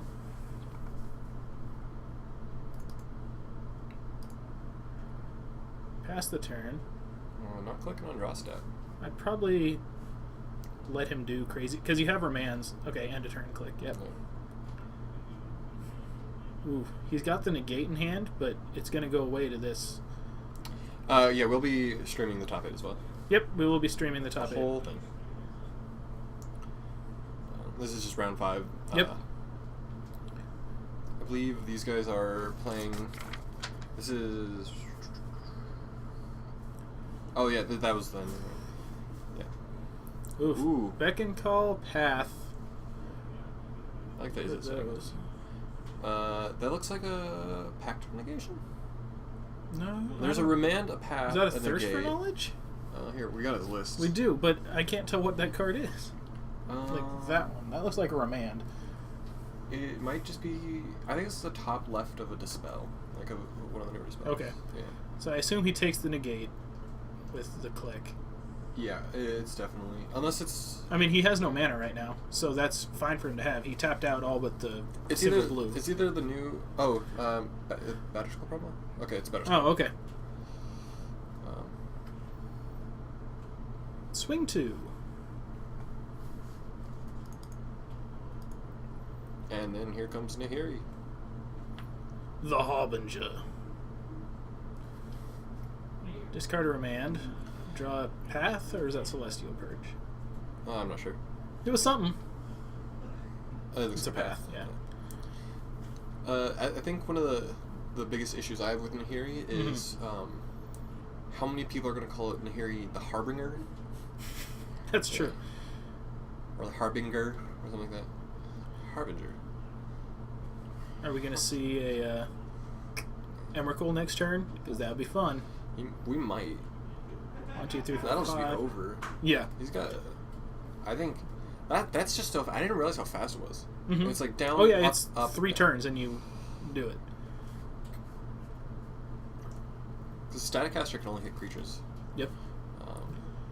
And then Bryce's just got 5 mana. And he's counter got spells. Remand, Snapcaster, Bolt in hand. Nahiri does bring a lot of har. The Harbinger. She's kind of like a pirate. I'm one of the people who's a stickler about the names of cards. And okay. I think this is just game over. I mean, technically it doesn't have to be. I mean, he's grabbing Emrakul. He's just so He so is stoked. grabbing Emrakul, but Nathan can survive. No, he should. It's a flying. That's true. This GG, bro. It's, I'd make him show me the Emrakul. Swing. There we go. and it's 1-1. Yep. Then that is how that deck does that. TJ is currently playing to see if he He's makes in a it. winning in. Sure. I'm gonna look.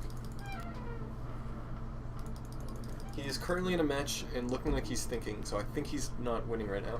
Ah. Whenever TJ is thinking, Whenever it's just a he's pain to look. He's like doing this thing. Mm. So I'm just being like, Ugh, flailing hands, TJ. I always like playing TJ like when it matters in tournaments, because like most of the time it's like pretty serious. Like magic. When we're playing, like, bleh! Yeah. There's like no shit. Is Bryce running 4 Nahiri? He's running. He is running 4 Nahiri. He would be playing more if he could. Yes. Which I mean, unfortunately, he's not playing Clever Impersonator, which are just more Nahiris. It's true. I mean, like, But there has to be one. yeah, there has to be to one do. already, but whatever. It's really weird having deck lists like in front of us to look at Yeah. when we want to. I'm still not used to it. Like, It's just such like an advantage. If it wasn't such like a burden on the players, it was always making good deck lists. yeah. I mean, I mostly keep my decks, like, I have an app that you build decks on. Yeah. That's how I build decks before I, like, just throw cards Yeah. together. So I basically have deck lists for things. It's just a pain to, like, get them to this. I like I have an app that does it, but it's just never like. It's hard to manipulate my phone the way I want to, and so like I use Tapped Out on my computer. And just Yeah. I open like 400 tabs of all the cards I might be interested in. And just cut. Yeah. It does not play Ancestral Vision. He has 4 Serum Vision. Right? Yes. There's actually no Ancestrals in either of these Nope, lists. neither list is playing Ancestral. I don't think either deck wants to. No. I believe there is one Jund deck. I think Bruce is playing Jund. Mm-hmm. 32 Nahiri. Well, if he could, he would. Deal with this one. Okay. Deal with this one. Okay. That's like the what? The Nahiri grabbing the Emrakul. Get wrecked. They haven't printed any big cool creature recently. I mean, they printed the new Like Ulamog and the new Ulamog. Kozilek. I mean, they're really similar to the old one. Yeah. I want to see something like like World Spine. I want to see a World Spine Worm. I drafted World Spine Worm once, and I cast it one time the whole draft. But that game, I destroyed my opponent. It was one of those, like, I will never get to this. Yeah. And then I was like, okay. When Dylan was first open, like when his store was like 3 tables and 1 shelf Yeah. of boxes, Mhm. we did a Return to Ravnica block draft, Mm-hmm. and I hate drafted every single rare and mythic, and I ended up with like about 10 of them, just because like my packs were so terrible. It's like I might as well just take every terrible card that's gonna be last pick, and I got an Enter the Infinite. And Dylan told me that I can have a Dragon's Maze pack for every time I cast an Enter the Infinite, and I managed to cast it until he ran out of Dragon's Maze packs. There you Which go. was like 3 or 4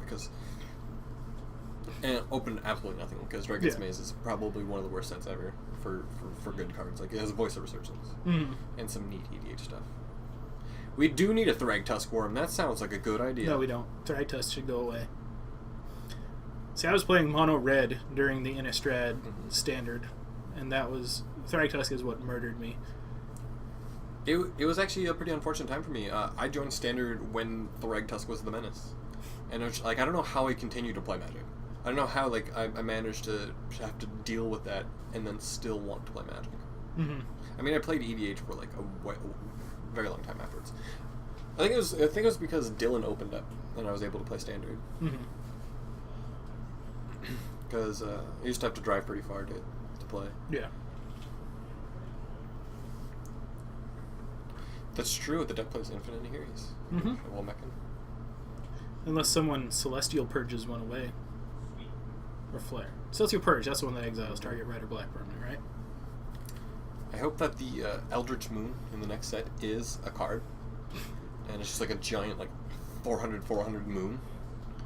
I hope it's like Blood Moon Plus. But it can attack. It's like indestructible, and it can attack for like 3 turns because it has crashing in. Like Dirtle Turtle, but worse. It has power and toughness equal to your opponent's life total. Its damage can't be prevented. Seems difficult. Something I just want a really stupid mythic, like something just about unplayable, but something that like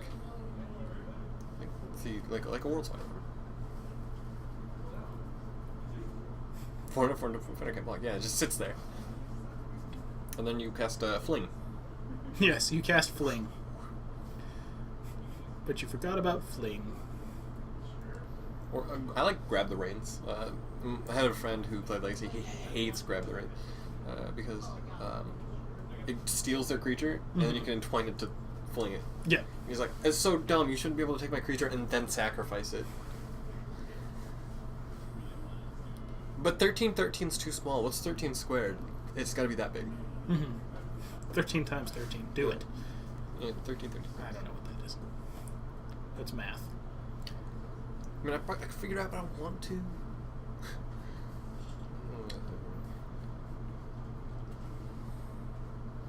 Combination of two separate cards that you cast individually, flip together, combined by rotating 90 degrees. 169. I approve of that. However you could get that mechanic to work, I would do that. Like assembling Exodia? Yes. Yeah, so 169, they probably can't do that. Yeah, 420, 420.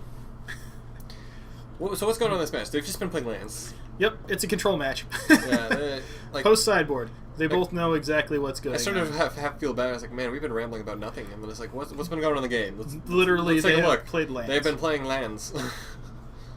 Bryce has been shocking himself a little more than Nate has. I should probably update live totals. Yeah. There we go. And that is what happened.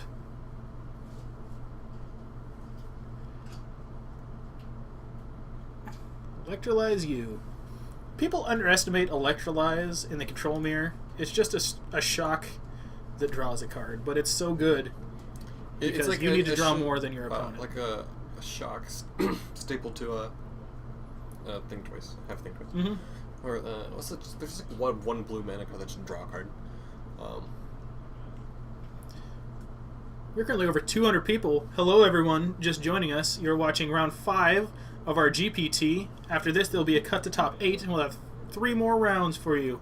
So hold on to your hats, everybody. It'll be exciting. I'm Eric, by the way. I'm Steven. And we're from Geek Fortress in Snohomish, Washington.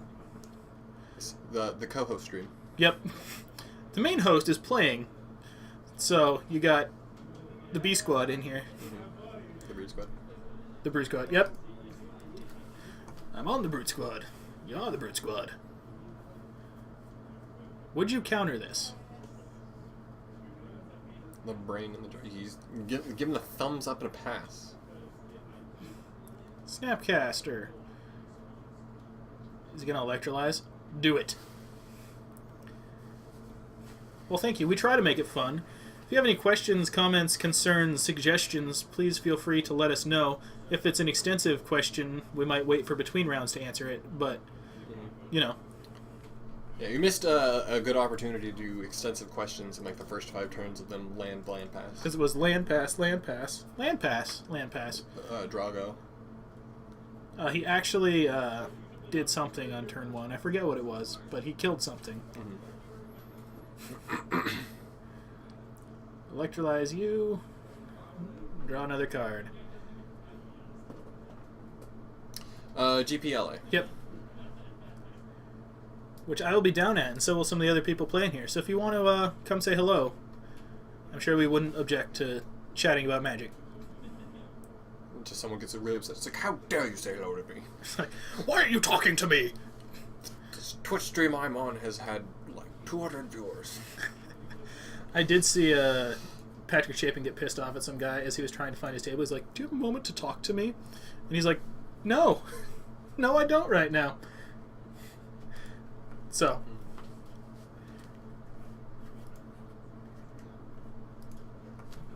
Bryce getting a little aggressive here with the Snapcaster. Oh, a 1-1. Who doesn't love it?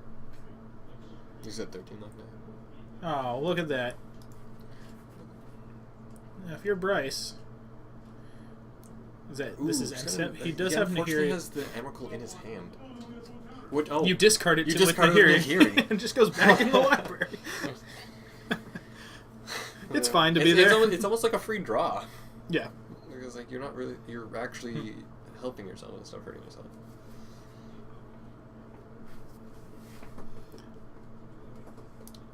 Let's see. click U to make sure the way is clear. Mm-hmm. The way is shut. See, I'm sad that he tapped the way he did, because he could have kept up the 3 shocks. He could have. And no, No, he has to have because he double had blue. But he could have tapped But, the like, blue instead of yeah. like the steam vents or So I like something. having all shocks on the thing. Yeah. Tap your basics first, folks.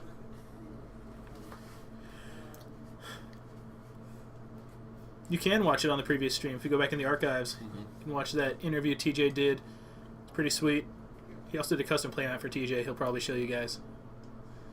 Oh, Lord. Ooh. Snapcaster, Cryptic, 2 bolts. I think that's a Helix and Spell Pierce? Sure. Or Snare. I don't think it's know. Pierce. I think it's snare. Might be Dispel. I think you take the cryptic command. Yeah, he also might just need to kill the Brain in the Jar if he uses the Brain in the Jar. But Nathan's been pretty good about not playing the Brain in the or tapping the Brain in the Jar when he when he knows that his opponent is now playing Nahiri's. Yeah. Because he can do Brain in the Jar anytime. Yep.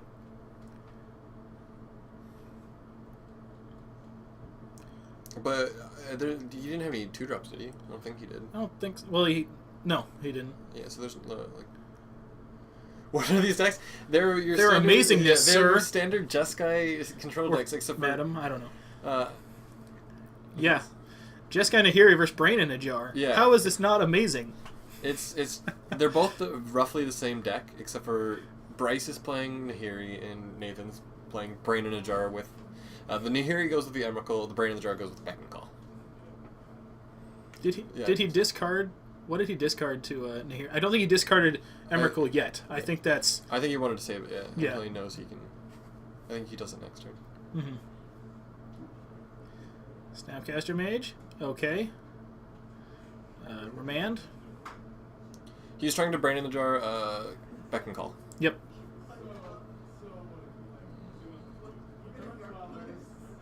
All right.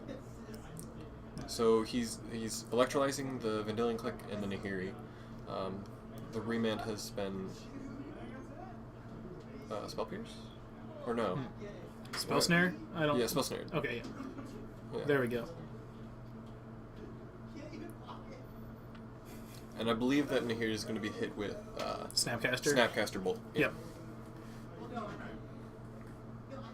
Nope. Yeah. Bryce plays the land, bolts it. Okay. So it'll probably he's hit down by to the 13. bolt. Yep. They're both at 11. All right.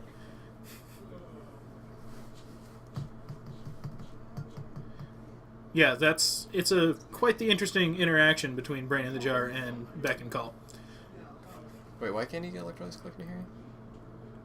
Yes, you can. You can. You, I mean, you target you the target player the- and you redirect the one.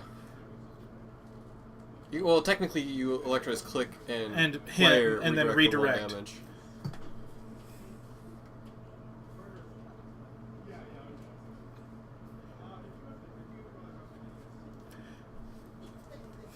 There comes the Beck and Call. Bryce has the Engineer Explosive he can drop on 0, though.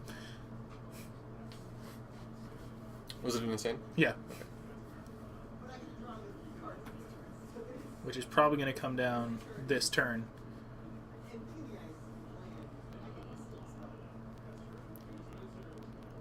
Oh, Spice. What did he draw? Nahiri. Oh, okay. Can he play both? Oh no, his opponent has 1, some 2. cards. He could play both.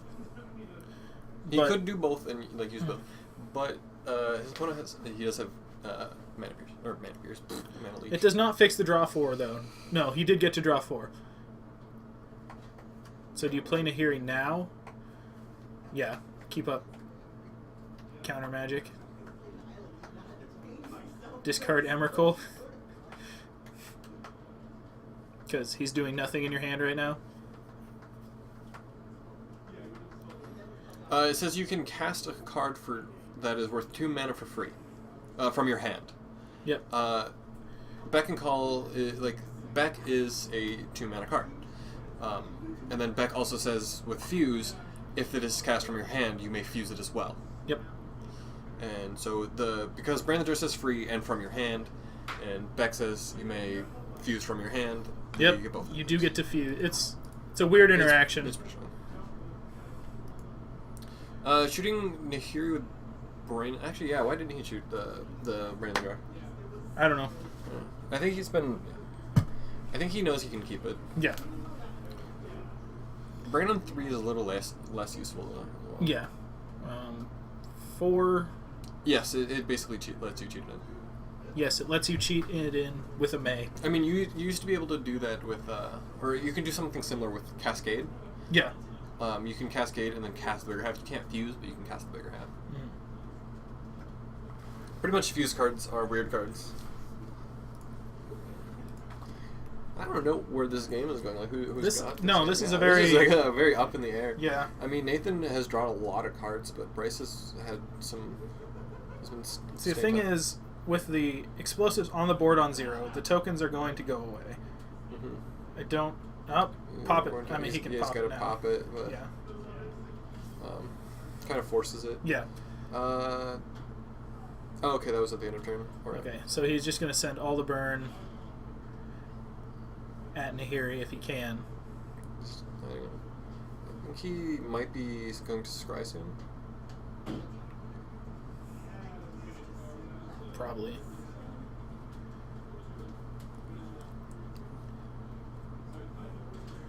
Also, hello to everyone just joining us. I'm Eric. I'm Steven. And we are streaming from Geek Fortress in Snohomish, Washington. This is round 5 of our Modern GPT for GPLA. We have top 8 coming up next. This is a win and in, so winner of this match will make top 8, and the loser gets to go home. Pathing the Celestial Pathing Colonnade. the Colonnade is Ooh, nice. Dispel. Yep. He always has the Dispel. Rough stuff. Bryce is about to draw a card. He's pretty empty-handed. Path. That's not pretty, bad. That's pretty good. So he up Nahiri. He has his own Colonnade to block. Putting 3? But I'm pretty sure that I think his best option is to, in response to Colonnade, path it before blockers, and then if it doesn't live, so you'll just block Colonnade with Colonnade. Yeah. No one is currently playing Restore Balance right now.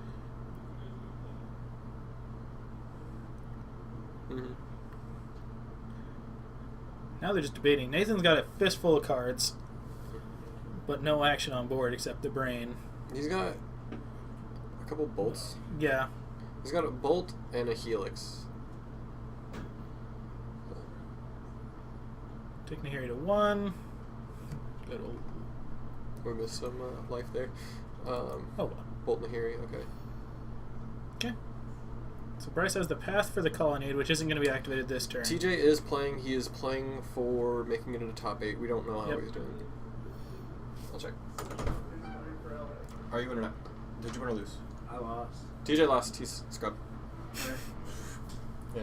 No, Who'd you play? I had a ton of fun. What? Oh, you played Logan. I came across L's. Yeah. 345. Cool. Alright. So, paths all around. Technically, I solicited him. You did. Rip TJ, yeah. That means he gets to come in here, maybe. In a draw here, it is a draw, and then it's on breakers, whoever gets in, which probably neither of them gets in. Yep, TJ lost. It's unfortunate. Let's see. I feel like Nathan almost just has this one based on the amount of cards he has in his hand. Like, Bryce has a Path Snapcaster. Snapcaster Bolt U. on the other hand... My own Snapcaster to block. Perfect.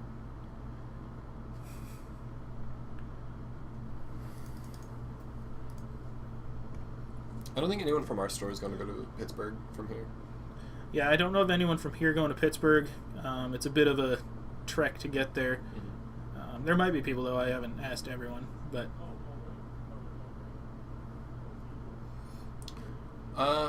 What happens when we draw here? They draw. Yep. And then tiebreakers. Yeah. This is not in top 8 yet, so it's not...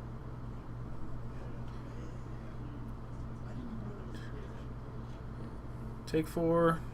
Go to 4. Rough stuff. Oh, another colonnade. That's fine. He can't activate both this turn yet.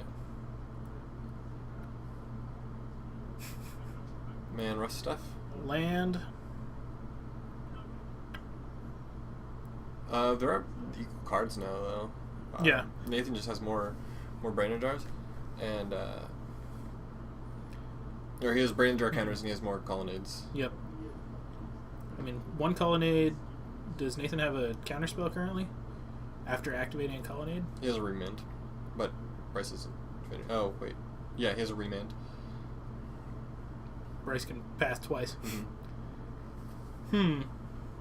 Does he have 3 Colonnades? Oh yeah, he has the promo one.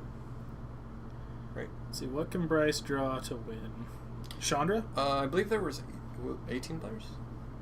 18. Yep. So 5 rounds, cut to top 8. If Bryce brought in timely reinforcements, which he probably didn't.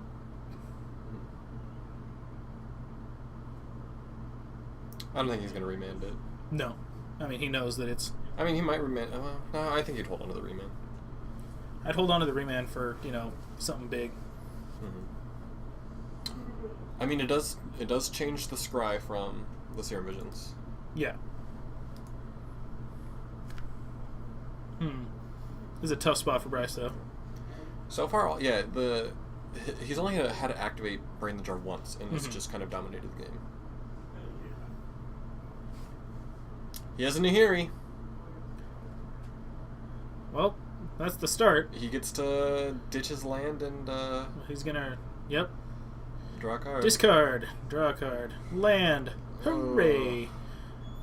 Now, is he going to send the Colonnade at Nahiri or at Bryce? He's about to back and call next turn.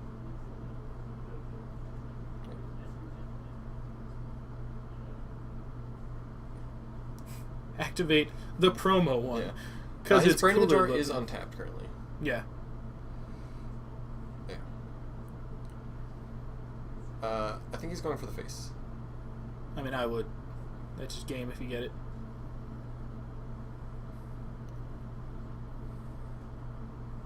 Oh, look, it's TJ. Why is TJ not a mod? We don't need him to be a mod. It's fine. And Nathan takes it.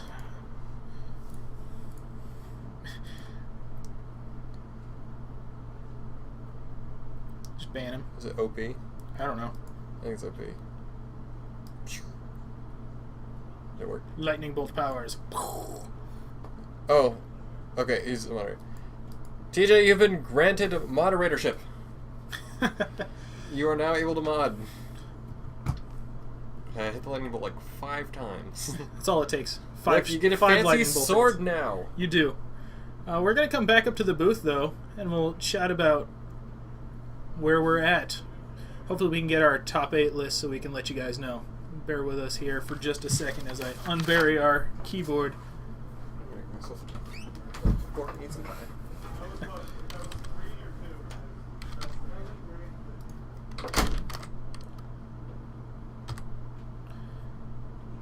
So that was exciting.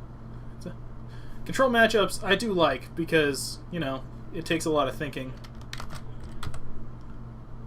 Let's see. Sorry I'm not as talkative as I try to type all this in. One moment.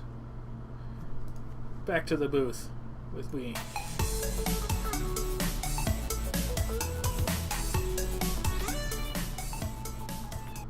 There we go. Hello everybody. Welcome. I'm Eric, by the way. We're in Geek Fortress up in Snohomish, Washington. And it is no longer round 5. Top 8 upcoming. Boom. I can probably stop the timer too, can't I? Thank you all for joining us today. If you have any questions, comments, concerns, please shout them out. The top 8 will be starting here in just a few minutes. We're going to try and get whichever one of the best quarter and semi games we can on there, and we'll get the finals for you. Top Magic stream. That's pretty sweet. Thank you all for joining. We did change the background, TJ, because blue cards are the one true, path. TJ, you should just come in here and chat for a bit. I'm sure the people would love to talk to you. In the meantime, we could play 6 words. Would anyone like to play 6 words? That is the real question. You guys submit a question, and we have to answer in 6 words. Exactly 6 words. No more, no less.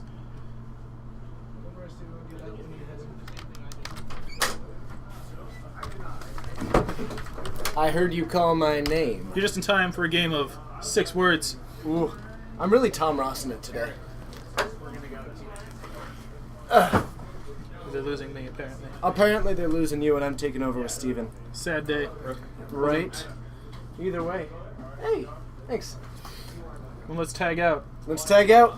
I'm gonna stay right here in the screen so that we don't lose everything. By the way, it was already a blue card for the background. It was, but this is a cooler blue card. Fair enough. Bye. Thank you for joining me. Yeah. My ride is the main part of this thing.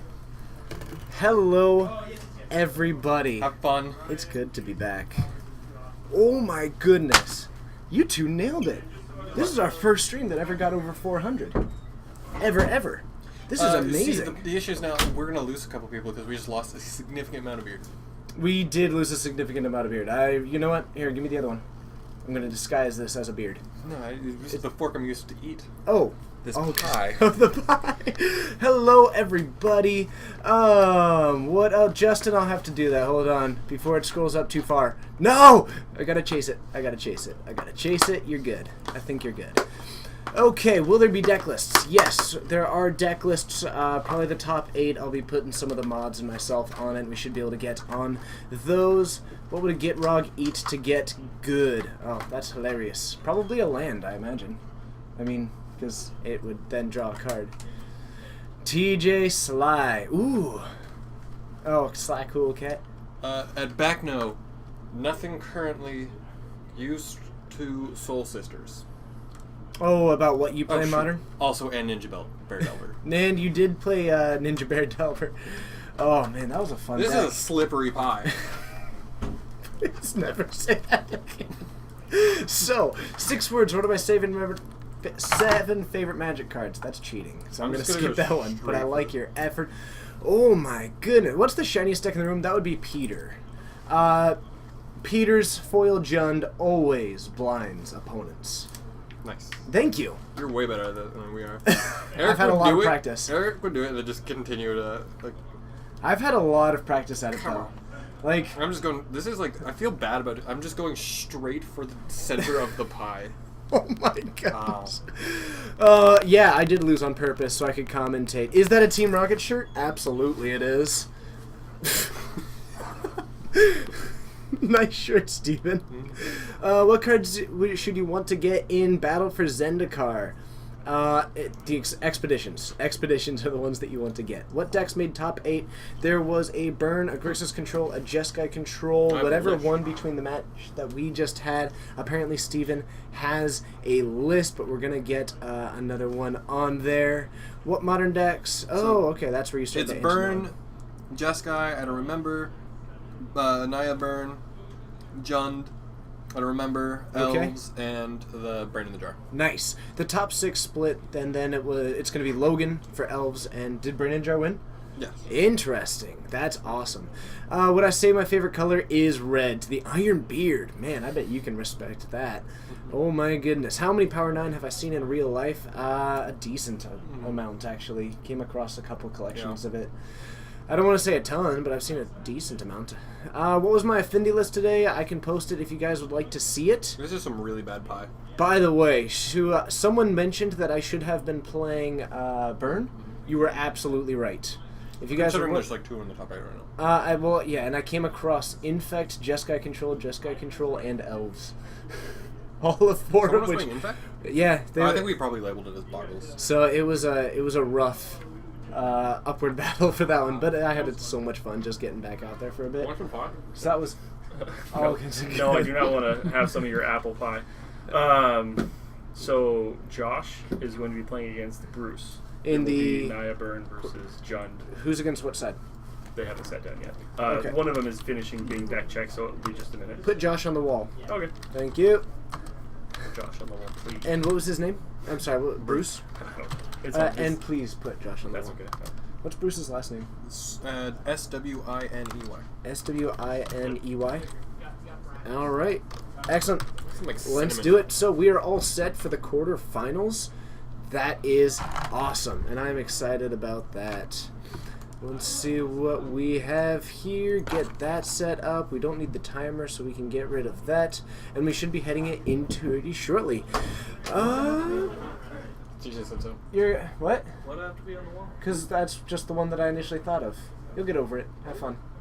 I don't like the wall. Okay, then don't be on the wall. Fine. Done. I'll switch it. All right, you're not against the wall. I'm jealous. All right. I admire that I can eat a pie on the stream. I'm That not is- gonna eat the entire pie. How long have you been a monster? I'm not really sure. Is that because you're eating an entire pie? Honestly, I don't know there. Wait, who called me a monster? I will say we got really close to me getting to the point of eating a Tybalt. I'm pretty excited about Oh, that. he called me a monster because I'm eating from the center of the pie. Okay, that is pretty blasphemous. I gotta be. We don't have a knife, and I'm like, how am I supposed to eat from the edge? I don't want to make a mess. It's really, really, man. Oh, I gotta change this back. This is some really bad pie. Yeah? Do you guys still have the deck lists? Yes, we do. Oh, you have pie. Yes. It's a really bad pie. What do you need? Just the deck lists. All of them? Except for the ones that you're using at the feature match. Okay. Which is Jen versus... I'll take half of you. Give me the rest. All right. Sounds Or good. They should all be towards the top. Absolutely, they should. Okay, so let's see here. Is Here's- this? I have one of them. Oh, well, you Oh, didn't yeah, here's tell the us other one, that. So there's Jen. These are the ones we need. Gotcha. Okay, Thank you. so we have our. Did he drop them all? Goodness. Oh, update the info for me on the overlay. That's a good- Honestly, okay. When I was leaving today, there was the pocket knife sitting on the counter, and I'm like, should I bring that? Nah, I'm not gonna need it for any reason. And it didn't go out. Well, did it? All right, so we are about to be heading into. Did you have something for that? Oh yeah, you do. You got Albino Bear. What a great I name. got it. I mean, I don't know what the password is. We had a conversation about it. Okay, and they're like, then you shouldn't tell your password. and we are gonna password for what? My Twitter. I have no idea what it is. Oh, gotcha. And This is bad pie. This is really bad pie. okay. Are they about getting started? Can you take a quick peek out there, and then we will be getting back into the quarterfinals.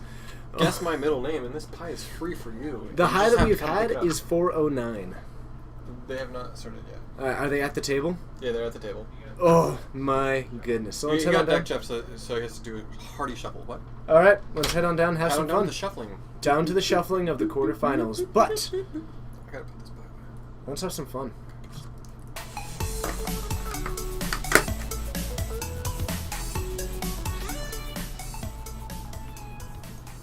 I'm up in my beard game. Hold on.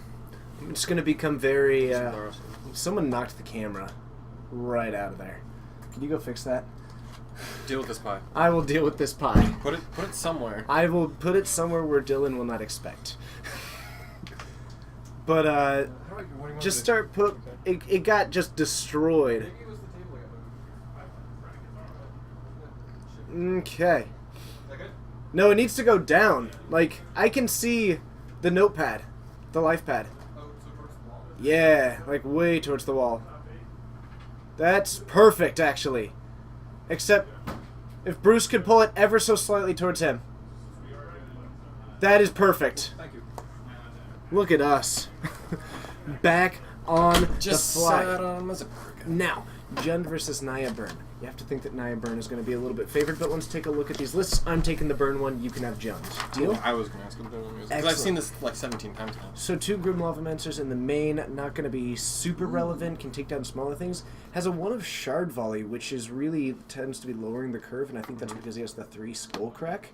But otherwise, a really nice aggressive board running, what is it, 19 lands. So he's got a really nice aggressive one, and I'm not sure how much Peter has got, especially in the main board, to This really is not good, prevent it's that. Bruce. This is the Shiny Jund. Someone asked This is not Shiny Jund. This is Oh, you're Bruce. right. This is not the This is Shiny Peter. Jund. Yeah, I'm like, that's not Peter. I'm always That's used to not- just seeing No. Jund. This is just regular Jund. Or as far as I know, I haven't seen it. But so on the junk side, he has a one main board Kitchen Finks. He has 2 main board Kalitos Trader of Get, which have lifelink and are 3/4, which are hard to burn out. The Kalitos and then are he has gonna... 2 main board Scavenging Uses, which is really strong. He's only playing 2 Thought Seizes, so he's not going to take that much damage. And he's playing. I guess he has 4 Dark Confidants, but his highest card is the Kalitos at 4. Yeah, and that Kalitos is the biggest thing that Josh needs to watch out for. Oh yeah, definitely, because it's going to be pretty hard to stop. Yeah, and no Wild Nacatls in Josh's list. Personally, I prefer that hugely. Thank you. Thank you.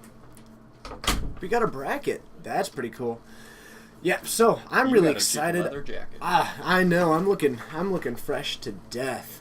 But Burn really favored. I see Grim Lavamancer, Goblin Guide, Monastery Swift Spear, 2 lands, a Lava Spikes, and a Boros Charm. That is a phenomenal hand. And then on the Jun side, no lands. No, but we do have a there's some Thoughtseize. lands, but it's not that strong. We do Table have a is crooked again. Whatever. Technically, you could pull the side that's farthest away from them slightly that way, which is that way for us. Yeah. Everybody like shift the table. All right. If people mention it, hey Riorion, yes, this is a grand pre-trial that we're doing for GPLA, but actually we are still streaming 4 times a week. Oh man. Quarthian, Peter has, you missed the story, Peter has lent me his Jun deck before. I was like, hey, like... I got to play it as well. I don't have a Modern deck, I can't play Modern, and Peter's like, I'll lend you a deck. And I'm like, okay, and then he hands me his Jun deck, and it's just like, it's like probably worth the thing I've held the most. So like, we probably among the only 2 people that have, the only few people that have actually played that deck, but it was so much fun. terrified. Has Blue Moon or Delver made an appearance? No. I don't think not so. Not a single one. Yeah, not a whole lot 0 of Delvers. That is... Well, Delver I'm not too surprised by. Blue Moon I definitely am, though. Peter's Jun deck is all foiled. 100%. Coleman said he will fix the table. Absolutely. Coleman, what a champ. And we're... Another I'm getting thing, close to eating a Tibble. Not yet, though. Jun had a mulligan. He's considering a scry. We see a Terminate, some lands. I think that's a Thoughtseize on the far left. Yeah. Bruce should know what he's up against. Yeah, it's important to also know that he's actually not playing that many painful lands. Like he's playing not that many fetches, not that many shocks. Like he has some actual the Raging Ravine, and he has actually got the full 4, so that's not too unusual. His mana base, he is going to have to do some fetching and shocking just to line it up. It's not insane. But he's pretty light on that, actually. He only has 1 Blood Crypt and 1 Stomping Ground in the deck. Really going higher in on those Raging Ravine. Very curious, what is Knight of Souls Betrayal? You want to look that up? It's an enchantment. All creatures get -1/-1. Interesting. Yep. So we have a Goblin Guide swinging in on the turn 1 from Josh. Pretty much what you can expect. Likely next turn we'll see something like the Monastery And this is really good for Bruce. Lava He Spike. hit a land. He hit a land. Did he? You got a Black Cleave Cliff. Okay. Oh, and actually that'll help out decently if he wants to try casting. I think he might have an Inquisition as well. So the Goyfs are Modern Masters, actually, and honestly, I kind of prefer that art, even though I agree that they're not as vintage. The awkward, there's always like all the conversations we've had before earlier in the stream. And, Peter is all about foiling his decks, but he's not about pimping them out completely. He doesn't care for expeditions. He doesn't care for like that they're future slate Goyfs. Like he just as long as it's shiny. Yeah. He did go all out and get the Judge promo bobs and the bolts and the bobs. Yeah. He went fancy on the shell of it, the really core bit. Ooh, an Inquisition is a good start against Burn. Oh man. So, man. What do you take in this particular instance? Not entirely knowing Jun's hand. I think likely the 2 that you're looking at most are the Monastery Swift Spear or the Boros Charm. I was thinking the Lavamancer or the Boros Charm, or like the Swift Spear, probably Swift Spear or the Lavamancer, because he can just kill the creature. The Lavamancer, he has a lot of ability to remove the creature. The Lava Spike... The same goes for Monastery Swift Spear. But at least that one is almost guaranteed to swing in, because Josh will be heading into his turn right now. I mean, or something. I had a lot of fun, but nah, I came across some pretty rough ones. Ryan, there are no Nightfall decks. I think that like there are people who play here who play Nightfall, but no one came today. Yeah, we do have a Nightfall player, however. So I do see the Terminate in the hand, which can take down one of them. Going for the Swift Spear, which is going to lead to a pretty big swing next turn. I can get behind that one. It's going to represent a lot of damage, and it means that Bruce needs to spend 2 removal spells. As it currently sits, that Grim Lavamancer, Bruce can be a little bit patient about. Josh, now he's going to go for probably the Grim Lavamancer and the Lava Spike this next turn. That's 5 damage, significantly less. Did Bruce not get hit by the... No, I think they just haven't updated their life. But looks like Slowly Crashing is saying that there's a Kitchen Finks in Bruce's hand, which is a solid way to go about it. Okay. They're gonna need those deck lists after the game. Yeah. Oh, after the game. Yeah, we'll be able to do that. We should have taken a look at their sideboards first. So, Josh now down to 14, going for the fetch, and I am expecting the Lava Spike and the Grim Lavamancer to keep developing the board and try and just get that going and keep the Boros Charm. The only thing that he needs to be cautious of, and the fact that Bruce does have this Kitchen Finks in hand, is going to be a really nice way to possibly get back into the game. But Josh doing a huge amount of damage to himself currently. So, we have a swing for 2, going to get a reveal off of that library, which is just... We can see... I think we'll be able to tell what it is. And that's the Scoos. Yep. So the Scavenging Ooze stays on top. That's another really nice. If he can go for that next turn and then maybe into a Kitchen Finks, that's going to be a great direction to go. Let's see. So, putting down... And actually... Got the second Grim Lavamancer. Against the Scavenging Ooze, those aren't going to be super phenomenal, and those are going to be constrained for resources. I think Josh will end up just swinging with those a decent amount. Also the part where that just gets wrecked by Master Pulse. Oh, completely. Which he has, I think, at least 1 or 2 on the main board. Usually just 1. Occasionally there will be a little bit more, but the sorcery speed into the 3-man on that one makes it a little bit tricky. Bruce is having mana issues, which no, he can't be. This is just turn 2. Yeah. Because he got one of the lands off of... He does have a Raging Ravine in hand. He got that Black Cliffs off of it, so he may not be able to actually have any really powerful turn 2 plays if he has to put in this Raging Ravine tapped. And we might see something like the Thoughtseize to try and go for that Boros Charm, but that's putting yourself down to 14 and making sure that there's fuel for the Grim Lavamancers. Seems like it may not be the most ideal choice. Especially since there's a pretty limited selection of what Bryce you can does go have for. 1 access to it. Or Bruce. Bruce has access to 1. Yep. So I've been doing that all day with the Bruce Bryce thing. And we are going to see that going for more Thoughtseize. information, and we're going to take that Boros Charm. Yeah, the Boros Charm is it's like the same as Lava Spike. Now, if Josh ends up getting a land, even if he doesn't, right now Josh is looking at a nice situation in which next turn he's able to swing in for 3 and deal 2 damage with the Grim Lavamancer and cast that Lava Spike if he wants to. Or he could go, or he could use that Atarka's Command and actually get a fantastic swing. Is way better right now. A swing, that's a swing for 10. 1, Bruce 2, is going to be at 4. 5, 6, 7. That's only 7. Oh, 7, 8, 9, 10, yeah. Yep. That is a huge yeah, it's... Bruce needs the land into the Kitchen Finks, and it's even going to be dangerous to go for one of the lands that takes damage to come in. But, I mean, a good portion of his lands do come into play untapped for no pain. A decent amount of them, especially those. He can. But the Blackleaf Cliffs won't do it. Oh, he knows he has a light. And actually, Blackleaf is 2 other. And I think I see an Overgrown Tomb. He's going to have to stay at 4. Yeah. He can't affect that because there's 2 Grim Lavamancers on the battlefield. Bruce is dead. It's very likely, yeah. Yep. Bruce cannot do it. Because if he shocks this in, he'll go down to 2, gain the 2 from the Kitchen Finks, 2 Grim Lavamancers. It doesn't matter even the fact that he can just attack and not be blocked. They're going to go right over the top of that. Bruce, we are moving to also the the straight Lava Spike. He does have Lava Spike in his hand. Yeah, so there is... I don't think... there looks like there might be another land. Is that maybe a ghost? I don't think that's a ghost quarter. Looks like another Blackleaf Cliff. Okay. Now, Blackleaf Cliff does... It unfortunately doesn't give him the double green that he needs for the Kitchen Finks. So, Bruce is out of options. Bruce is out of options. He's trying to think if there might be anything. He could try and remove... But anything that he removes, he knows that there's a Lava Spike in hand. He can maybe survive what he sees on the table, but with all the information that he has, this is going to be brutal. Man, that's awesome. I like seeing Burn do well. See, I definitely... In retrospect, Naya Burn was the right call. Right. Absolutely. Before I came here, it was like I was about to take a nap when you texted me, and then I was hanging out with Max, and on my way here, Max, I've been paying attention to Modern. What's good right now?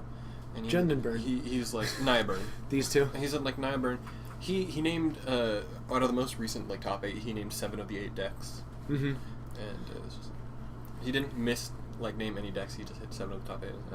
Yeah, they're definitely a really powerful deck right now, and both of these are just powerhouses in the current meta. So I love watching this matchup happen, even though Burn, especially in the game 1, just delivers such a beating to it, and I'm not entirely sure what Bruce is looking for, because he might be trying to look for some out that I'm not seeing, but I just honestly don't think that it exists at this point in the game. Nice. So we do have in the Inquisition. It is going to take down that one. That he's dead. Oh, unless he has a bull. He does not. He's a Black Cleave and a Terminate, which is still lethal. So the problem is that if he tries to take whatever he tries to take down, the 2 Lavamancers and the Goblin Guide are each representing 2 damage. He can't take down 2 of them. So he could bank on his opponent just messing up. And I think that's kind of what he's doing, and we are going to see going into a game 2. He did play Totes. Maxter Blaster, it is good to see you. I'm always a little bit curious as to if is that Max? That's not Maxter. I didn't think it was. Max is Maxter Z. That's what I always thought, but I always see another Max, Maxes, and they always have the same enthusiasm that Max would have. So it's always a little maybe bit. Maybe it's a quality of Max's. No, but I meant maybe. Hey, Maxter Blaster, are you from the U.S.? Because if you are, then it might just be United States Max. So I've met a Max from Germany, and he's very not excitable because I mean, he's just cool. It could just be because he's from Germany. Cool, calm, and collected. No. Anyway, did I eat a Tibble yet? No. We haven't made it. We are getting close. We got like to 398. We got to 409 actually. Yeah. So you got over 400. I think that might be a new top for the stream. So well done to you and Eric. Haven't gotten there yet. We are going to try and get there, and then I'll be eating a Tibble, and I'm really excited about that. Going to take a quick moment here. Anybody who is joining, we are in the quarterfinals of the GPT. But check it out, because we also do this stream 4 times a week outside of these outside of this Sunday. 400 viewers. Yeah, it was a lot. But we do stream in Pacific Daylight Time, by the way. So it's currently 5:08 here p.m. We have Standard Monday at 6:30. We have Modern, which, if you're watching this, likely that's one of the ones that most interests you. Wednesdays at 7 and Saturdays at 6. And for all the Legacy viewers out there, Friday at 7:30. What's the rest of the top 8? The rest, first of all, the GG10 missed the whole day. Quick synopsis of the whole day. TJ lost on stream, TJ won on stream, TJ twitches his leg a lot. There is no Blue Moon at all. None here. The rest of the top 8, we got American Geist deck, Elves. Combo Elves. Oh, Combo Elves. I thought I said Cough Elves. And American Geist. American Control, there's 2 Elves, 2 American Control. And interesting. There's actually 3 American 2 Burns. There's 3 Jeskai Control. One of them is Brain and Jar Control, though. It's very different. True. And then there's this matchup. So 2 Elves, 3 Jeskai, 2 Burn, a Giant. I am excited about that. Oh man, I'm really not a single Merfolk deck. No. I think we've actually. By the way, if any of you are brand new, be sure to hit that follow button. We really appreciate that, and then you can catch all of our awesome streams. I don't know. I'll be here for Monday. Tomorrow. Yes, we will both be here Monday, tomorrow for Standard. That's awesome. It's 2 p.m. in Spain. You've been up all night into 2 p.m. That's awesome. They're watching from Spain. No, they might have. I imagine it meant 2 a.m. I would imagine that they meant 2 a.m. Go to bed, because you have your AMs and PMs mixed up. Luckily, none of the Jeskai decks are going against each other right now. Yeah. There is the possibility twice. There is the possibility twice. Possibilities. Likely Burn might end up taking it against the Brain in a Jar. I think the 2 control decks might do pretty well against Elves just because of their prevalence of removal. Right. So I think that we might see Burn against Geist, Blue-White control against Burn. Again, these are all total speculations. Yeah. So there's no mirror yet. There's possibilities for mirrors. There's possibility for mirror. Mirrors plus Burn. Oh, I'd love to see a Burn mirror in the final. We keep talking about the possibility of the Jeskai mirror, and then we get the Burn mirror. We could also get an Elves mirror. We could get an Elves mirror, and we can get a Jeskai mirror. Yeah. Man, that is pretty interesting. Mirrors, I don't think that's going to happen, then. Absolutely. Burn does have some trouble against there are actually no Sphinx's robes either. No, and the Burn is going up against the Brain in a Jar one, which is a little bit outside the normal one. And if this Burn deck, Josh, if he ends up going against the blue-white deck from that and the Combo Elves, then he'd actually be going against a Geist version, which I also think is running a little bit light on the Helixes. Yeah, the Geist version is... honestly, they've all been pretty interesting builds of all these decks. Mm-hmm. They're not like what I expect. I don't know about the one playing the Elves right now. I haven't seen anything about it. Okay. But I don't know. I haven't for the Elves versus red control. Haven't Yes. seen that, but for combo elves versus the Geist deck, I have seen both. The combo elves is different. It doesn't play any Crater Hooves. No, not a one.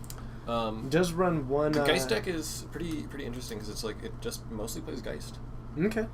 Yeah, and it also runs Restoration Angel, which is going to be a nice tool, but I just think that that one is a little bit more patient on the removal, and the combo wolves might be able to take advantage of that. But then it also does have a nice, pretty... It's got a decent counter suite and removal suite as well surrounding those creatures. We've seen unfortunately, a lot of these decks we've already seen a million times because they just happen to be that way because we wanted to see certain ones. Right. The Brain in the Jar deck is really unique in that it is just your absolute standard Jeskai deck, except for it plays Brain in a Jar and Beck and Call. Yes. And as soon as it hits that Beck and Call, it is almost completely won. It is It just, beautiful. like, drawing 4 and getting 4 1/1s with flying is just... For 1 mana. For 1 mana, yeah. It's absurd. Meanwhile, like, 1 through 3 getting free spells in the way. Yeah, and I do... One thing that always concerns me is I'd like to see the Brandon Najara cast less on turn 2, which is something we've seen previously. Mm-hmm. I really prefer it as kind of a turn 3 play, since turn 2 can be so critical for a Jeskai control deck. And I think one thing, but I've started to see him move kind of away from that, is playing it as soon as possible and more playing it when it's safe. Nathan's been playing his opponents really well. Has he? Yeah, he's been playing his matchups really well. Awesome. That's really cool. I didn't get the chance to play him. I was worried because if I almost played him in the final round, which would have been 3 Jeskai control in a row. Oh man. Yeah, Bruce has been taking his time. There's no time limit in... He may have been shuffling because he was looking at Josh's deck list. They do have access to yeah. each other's deck lists, and so he may have been studying that one. Okay. I'm not sure if it's actually 8 Beck and Call in there. It is not. I think it's just 2. Yeah, it's 3 Brain in the Jar and, like, 2 Beck and Calls. Yeah. Otherwise, it's just almost entirely Jeskai. It is pretty sweet, though. I really love that list. Yeah, the Beck and Calls are very dead until he hits that Brain in the Jar. But when he hits it with the Brain in the Jar, like... I've seen him hardcast it. It's awesome. The Brain in the Jar... Because Brain in the Jar hits Beck and Call twice. Yes. At 2 and 6, even though he has nothing for 5. Mm-hmm. He also has a Batter Skill. I also got to see him chain together, going for 1 into an Anger of the Gods at instant speed, and then next turn doing a Supreme Verdict at instant speed after they rebuilt. Wow.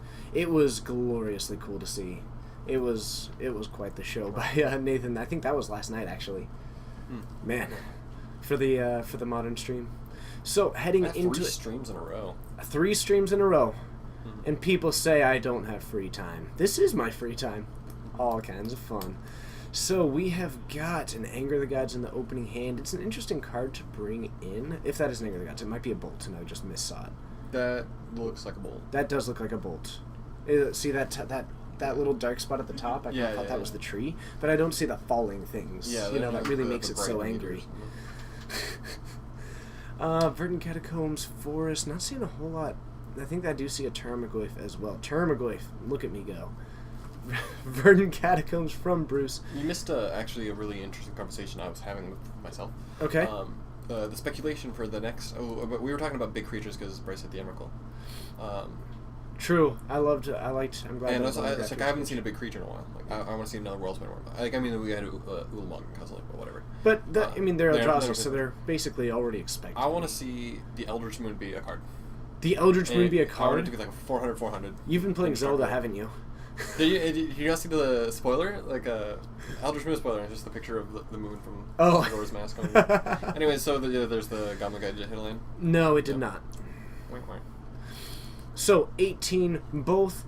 Josh going for the green red right now. Whether or not that's a case of his mana, 17 because but fetch. choosing to go for that one. And he might shock. And I do think that green mana is going to shock. be a lot more important for Josh in this particular instance. Having access to, unless we're seeing him actually fetch shock and do a bolt, we might be seeing that, and he might actually not be taking the 2 from the Goblin Guide and go. Might. The 17 might be from fetch shock. Yep. Because maybe damage is not resolved. It is certainly possible, but it looks like we are. Yeah, there's that. It was a bolt and he needed a bolt. Yep. So Bruce still at 17, but gets rid of the Goblin Guide, and that's going to be a really big thing. Does he have black? Using that removal on their creatures is very important against Nightbird. He's got the Abrupt Decay. There's nothing to Abrupt Decay, but just a whiff. It's a 3/4. Should be a 3/4. Yeah. Okay. Let's hope Josh flips it. And apparently, we have got a Goyf into Finks into a Kalidas in the hand. That's a power play. That's strong. That's especially strong against. Against Burn? Yeah. Yeah, that's decently strong. So Josh... It's okay. Josh It's all right. missing a white source at the moment. He's got a Path to Exile in hand, and what appears to also be, I think... He's a Stomping Grounds. That's a... 2 Atarka's An Command. Atarka's Command. Skullcrack. Yeah. And a Searing Blaze. Man. I want to see the Atarka's Command Searing Blaze combo. You know, and he might be able to do something like that, And but... the Funky Finks. As it currently sits, I think we're going to see the Skullcrack. Skullcrack. The Abrupt Decay is going to be able to take down some kind of ability from that. And I think right now Josh's game plan is to just keep casting these... I mean, he has a lot of capability 13. for keeping the life gain going. 14. Because he was at 17. And you took 3. Oh, yeah. I've been on top of my math today. It's been amazing. So, Josh, he does have 3 Skullcrack effects, or another 2 in hand, so he can buy himself a decent amount of time against Bruce. The amount of damage that he has in hand, he's got 6 in addition to those, so he's currently sitting on 12 damage and a Path to Exile. Is that a Tarfire? That is not a Tarfire. That is a, I talked about it, Volley? Brimstone Volley. No. No? Man, I don't know why I'm spacing it right now, but it's 1 red instant sack a land to deal 3 damage. Oh, okay. Shard Volley. Yeah. There we go. Everyone's going to say it before I said it, though, but I got there. Decent swing there. Josh not having a whole lot of options as far as defense goes, and he needs to come up with some, because that's a 2-turn clock. He's not going to have a lot to do against Colossus. No, I mean, he can go for the Skullcrack effect. He's going to have to double bolt it. And going for that is just such a bad place to be in, especially since most of his cards right now don't hit creatures. His Path to Exile is, I think, going to be his out, but he needs the white source. Mm-hmm. But otherwise, I think this is going to be a pretty quick movement into Game 3. Yeah, I think Bruce, he got to keep a full 7. His sideboard is fantastic against Burn. And this is a very powerful run here. And I'm a little bit surprised that he's going for that ability now. Yeah. We might have seen him go for something like put a land into play as opposed to the life gain, because he didn't really need to worry about that one at the time. Double Decay, yeah. So yeah, I'm pretty sure this one's just over for Josh, and I think he's realizing that now. He's kind of going to play to his outs at the very least. No, but right now there's a swing for 9 on the table. He can't really remove it. If he tries to hit the Kitchen Finks, that's not going to look very good. He doesn't have the white source. He kept that hand. He's got the path. But he can't cast it. Right, he can't. So I don't think that Josh really has many outs. I mean, he can buy himself a turn, but Bruce is coming in pretty hot, and even if Josh goes to the removal package to maybe try and take down this Kitchen Finks, he'll be taking 6. Bruce will be gaining life because he won't be able to pick between hitting a creature or stopping the life gain, and Bruce will gain 3 from that, another 2 from the Kitchen Finks, going up to 15. So we're going to see this. It's going to deal 1 damage. Bruce is going to go down to 9. He did have landfall. He just played down 1. What? He put down a Stomping Ground. Yeah, so... That is landfall. I meant I was 9 saying because... I thought he was hitting the Kitchen Finks. Because if he's hitting the Kitchen Finks, it would have come back. Looks like that wasn't the case. I was incorrect. Okay, I see. I was incorrect about that. Yeah. So Josh trying to buy himself some time here. Bruce is pretty hot. Nice. Nailed it. Let's see here. Want to see the Jund versus Jeskai matchup? Ooh, that is that's actually a pretty interesting matchup. I mean, depending on who wins this match, whoever wins this match is almost guaranteed to see Jeskai. Just almost. Through the odds of each other match, there's almost guaranteed to be a Jeskai for playing for finals. Yeah, absolutely. Just through sheer numbers at this point, being 3 of them in there. Now, Bruce, I have a hard time picturing him not getting a win in this game. Yeah. So, Josh currently at 7. He's thinking really hard about having 2 abrupt decays.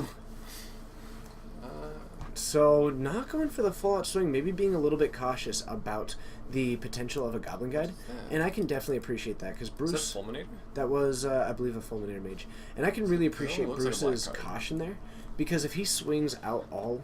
He has the same clock regardless both turns. And if he swings all out, now Josh has at least the capability of, if something had happened, going for something in the realm of a Goblin Guide and a Bolt.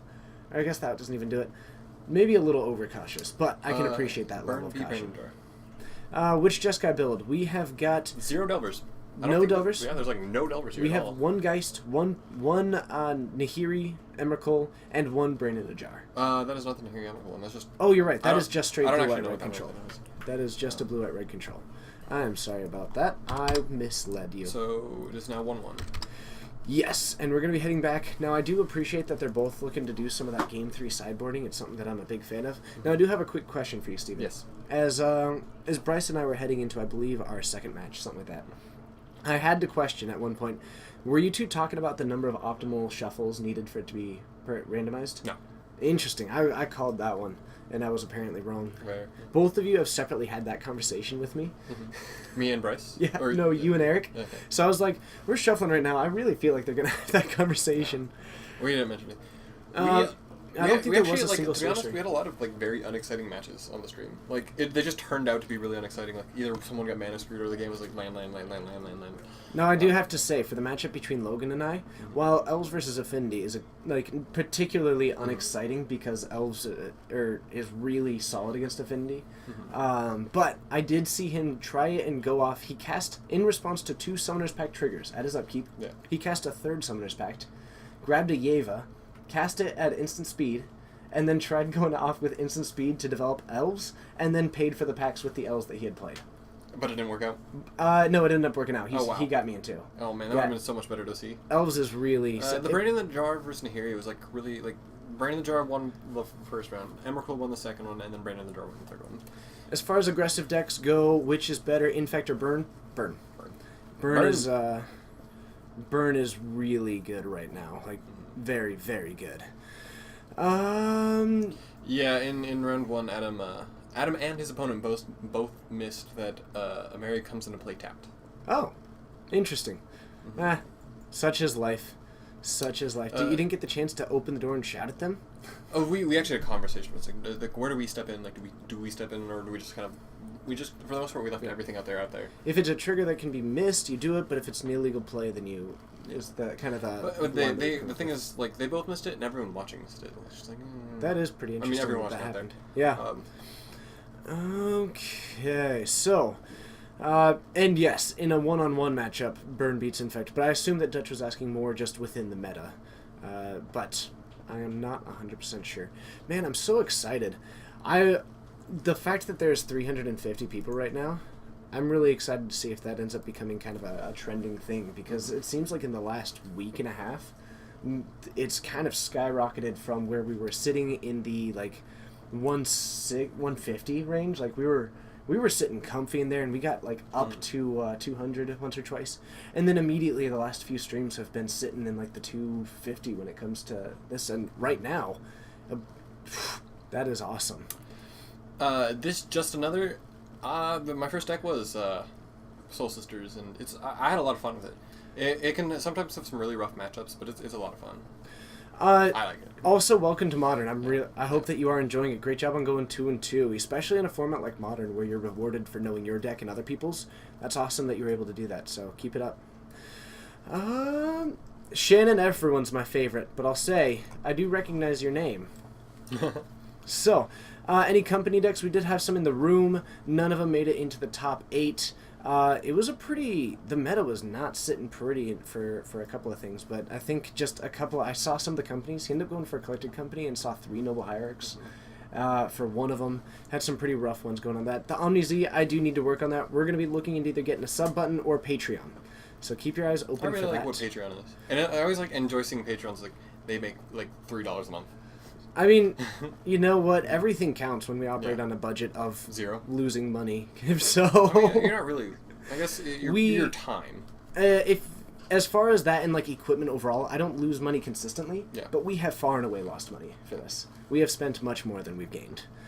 So Well, we pretty much gained it. I mean, maybe potential customers. we have gained $10 also in donations. Oh, interesting. Yeah, pretty exciting there. Ultimate price. I know how it feels. I agree. Pile shuffling is not shuffling. It's literally just putting. It's counting. It's counting. It's counting. But I mean, they did shuffle. Mm-hmm. Which Rap ties- game audio. All 3 Jeskai decks. made Yeah, it in. a lot of Jeskai decks. The Geist deck, the Brandon Jar deck, which just got knocked out, and then a blue, white, red control deck we haven't seen, and I don't know what the deck list is because I took my deck list. Crazy C. Thanks. We really appreciate that. We have. And also David. David has done a ton of work into Your this. production values was. David has done a ton of work into it, but we've we've definitely had a really good team of people. I think willing to help the us really out. important part is that we have someone who actually has like his experience doing this. Yeah. Like not about the commentating part, but like the layouts and the Oh yeah, it was like, Twitch stream. We happen to be very much, I was kind of, every now and then I reflect on like why more places don't do this. And I realized that we just had the factors of like, we really just happened to have all the things that we needed to make it happen. This is the wrong thing for you. That is the wrong thing for me, buddy. Yeah, it's been a really good, like, a convenient thing. Like, Dylan had a good computer. Actually, like a billion, like, there's like 7 monitors in here that have been like donated. Actually, we had to buy a new computer. Did you have to buy a new computer? Yeah, the processor wasn't good enough to do it. Oh no, you didn't buy a new computer, but a new part. Oh, sorry, we bought actually a new processor and something else as well. I think we got 2 new parts for it. Man. Did you guys buy this special, or is this just a green curtain? This is a green curtain. Okay. Yep. But I like it. Yeah. And guess who helped out with that? David. But don't worry about it. I've already got way early in the stream. It's like the obligatory. David Bradbury did everything. Yep. So a basic mountain going for a bolt before this Inquisition. We have a Molten Rain, 2 Boros Charms, and a Skull Crack. The Molten Rain, we might get a chance to get a little bit of insight into what Jund is looking to do. Because if he takes the Molten Rain, then he is definitely cautious about his mana base in this one. And it's definitely a reasonable thing to be doing. Because as it currently sits, Josh is able to cast everything else. So if Bruce thinks that he can get any amount of life to just start stabilizing against that without having his mana base disrupted, he might go again for one of those.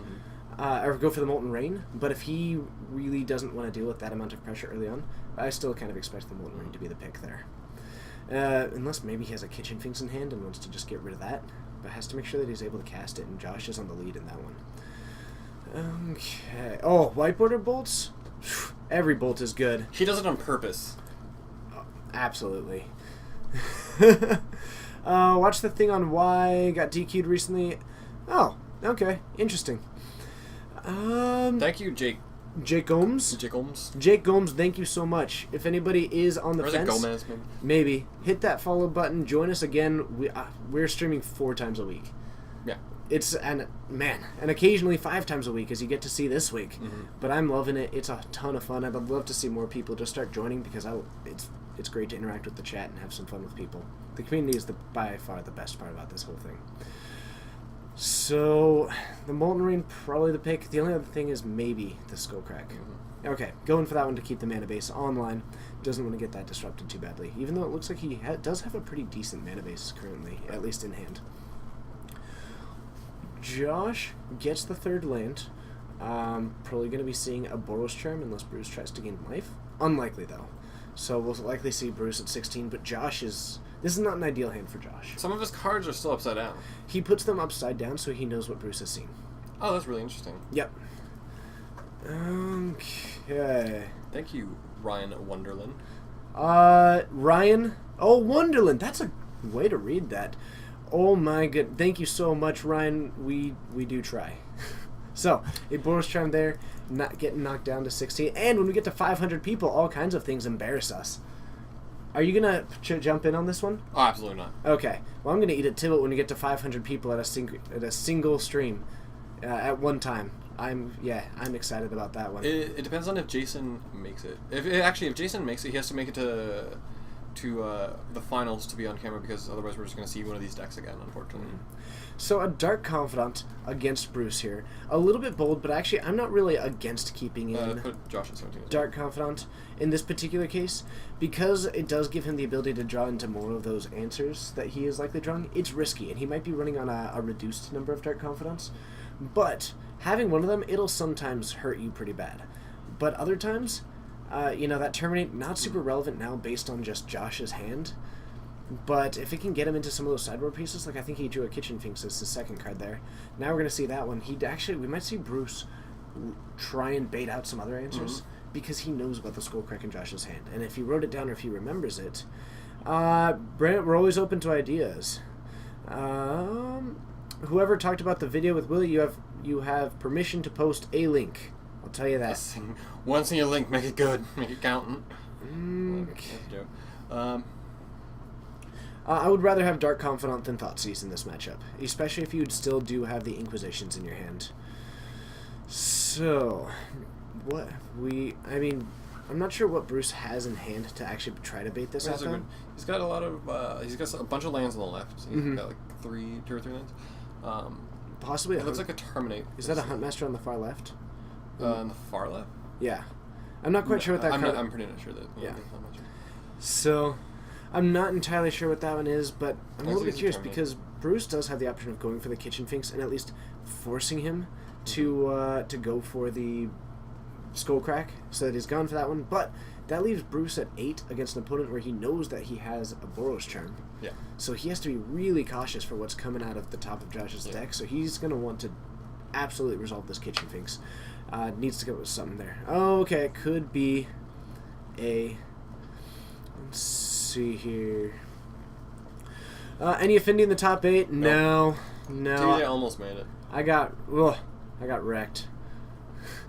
I had a bad time against some decks. Actually, I had a ton of fun. I gotta say, it was so much fun to actually get back into playing again and just play and be able to interact with them. So I had a lot of fun with that one, but ended up coming across some pretty rough decks and didn't go too well. Ooh, and that is a rough one to hit.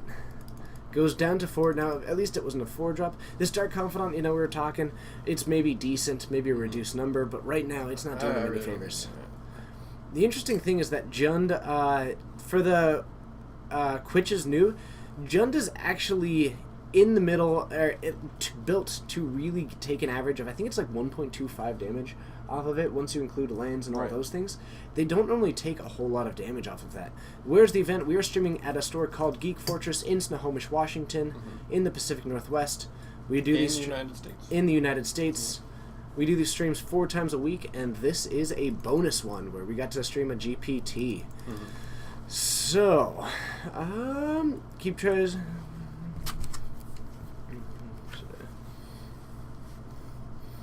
And to Yukio, my apologies. I fell a little bit behind on that. I will get back up on that one and follow it again. So Ghost Quarter going for that, trying to keep off of the white source, and I think that's because with Bruce being at 4, has to be cautious of the Boros Charm in case he draws something like that.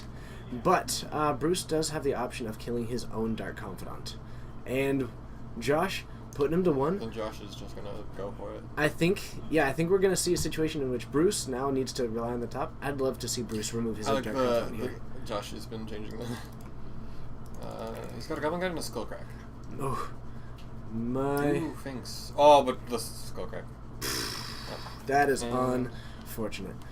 So we have Burn. Actually ends up taking that one. I was a little bit skeptical, but that ended up being a pretty nice hand there.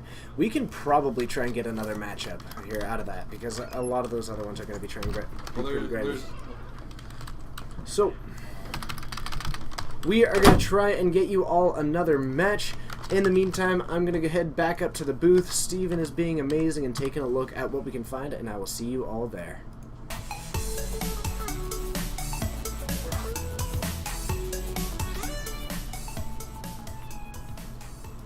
So, thank you so much for joining Jesse Hunt. As a quick note, we actually do Modern on Saturdays and Wednesdays, so join us for that. We don't normally do Modern on Sunday. Don't say no. Okay, so they will not be jumping over to how. Do you know where they were kind of sitting? Do you know what games that they were on? Oh, looks like Burn. This one's going to game 3. Both Burn players are moving forward. I didn't ask because I don't know either of those 2 people. Okay, so we should be moving into another one pretty shortly. And then we'll be heading into the semifinals. In the meantime, talking about is there next Sunday? There is Modern no ban list next Sunday. Oh, yes. I'm honestly not sure if I'll be able to stream it yet. Because I may need to run the store. In which case, I might try and find other people to stream it. Yeah, but I'm not sure if anybody else is aware of Modern no ban list a whole lot. I am not aware. Okay. Well, we'll figure that one out, but keep your eyes open. I think next Sunday we might be doing Modern no ban list. Jesse Hunt 23, you should totally come and play. It was super sweet. Yes, Jesse Hunt, definitely do come and play when you do have the opportunity, and I'd love to meet you. If anybody does ever come across us, say hi. I like meeting people. If there's a stream, if we're streaming it and you come, we'll make sure that you get on camera if you want to. Okay. And, ooh, looks like Slowly Crashing is interested. And we might get to have some fun there. So, apparently Modern No Ban List next Sunday should be good to go. I'm hoping that we get a good turn for that. And apparently might be playing in the... And look at that, the mods coming out of the woodwork because people want to stream Modern No Ban List. I'm all kinds of excited about that. We're over 400, which is now a perfect time for me to tell you all what happens when we get to 500 viewers. If you're brand new and you haven't yet, please do hit that follow button. It means a lot to us, and I'll tell you what happens when we have 500 viewers at one time, because it's awesome. 1, we have a sealed, revised starter deck that we'll be opening up on stream.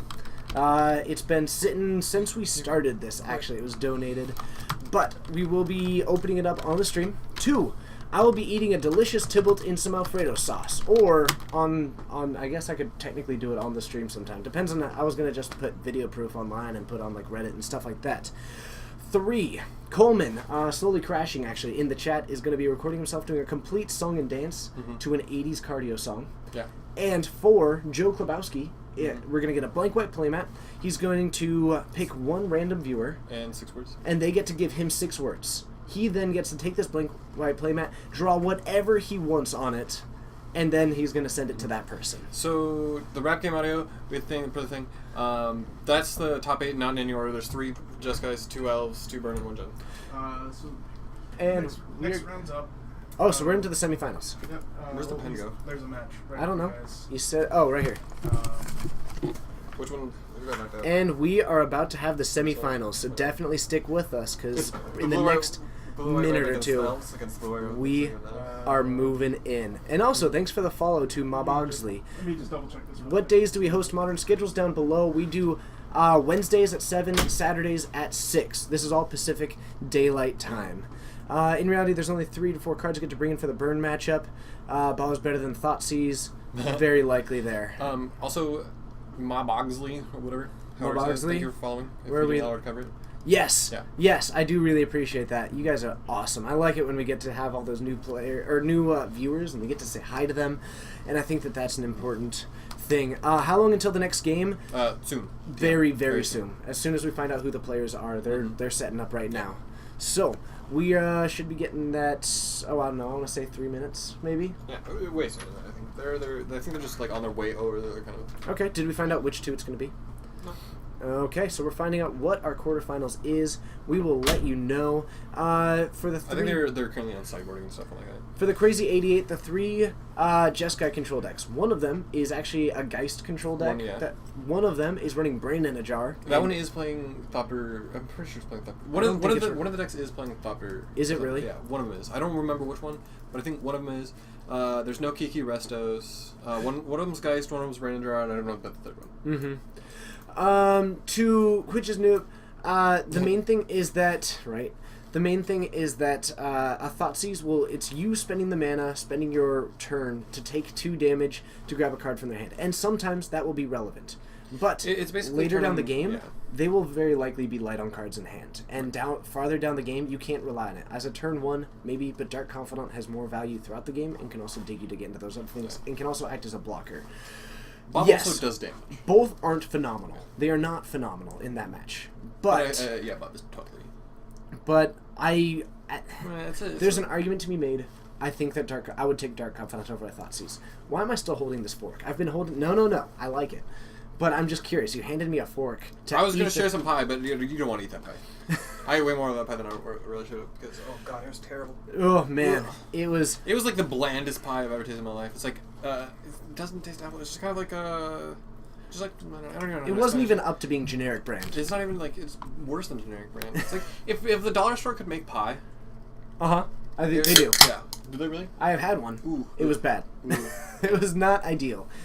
So, should be getting that other match. I'm guessing Coleman will let us know, so we should be getting the update pretty shortly on that one as we are getting ready, possibly just seeing a deck check or something like that happening.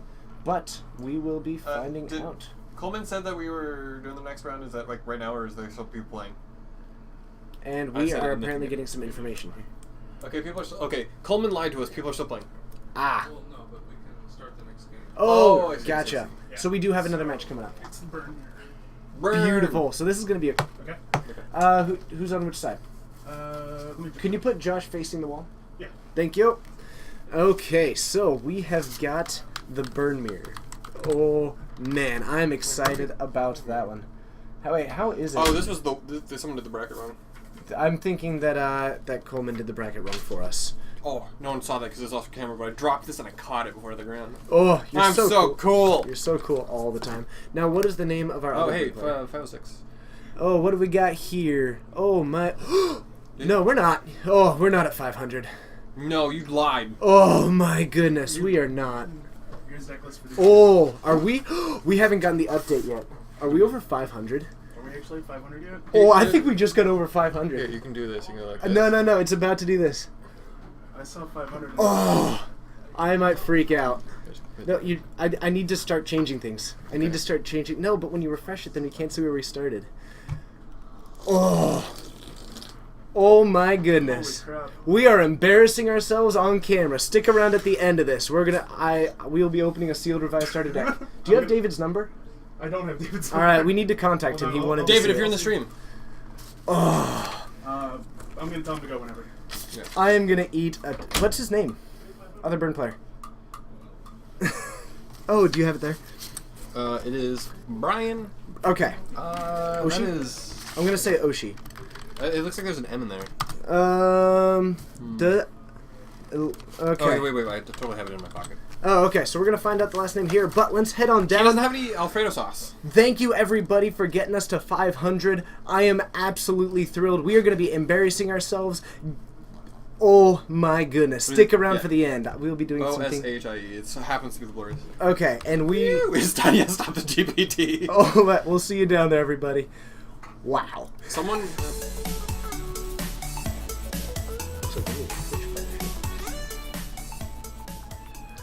So it looks like we need to get a Twitch subscription. I was saying that we were gonna wait until we get to the 500, and honestly, last night I set my goal out as 2 months. Last night we verbally said, "Oh my goodness!" You know, for 500 views, you know what I'm gonna do? I'm gonna finish this whole monster by So- the time this is over. As we are getting into this matchup, I do have to say thank you to everybody who helped us get to this point. You guys are far and away the greatest viewership that exists within all of Twitch. To my knowledge. Caveat there. But I'm so excited. I'm going to eat a Tybalt. Coleman's going to dance. Joe's going to send a playmat to someone. So stick around. He'll be with me next Friday, I think. So we'll get in touch with that one. We're going to have Joe talk to someone next Friday and get a playmat there.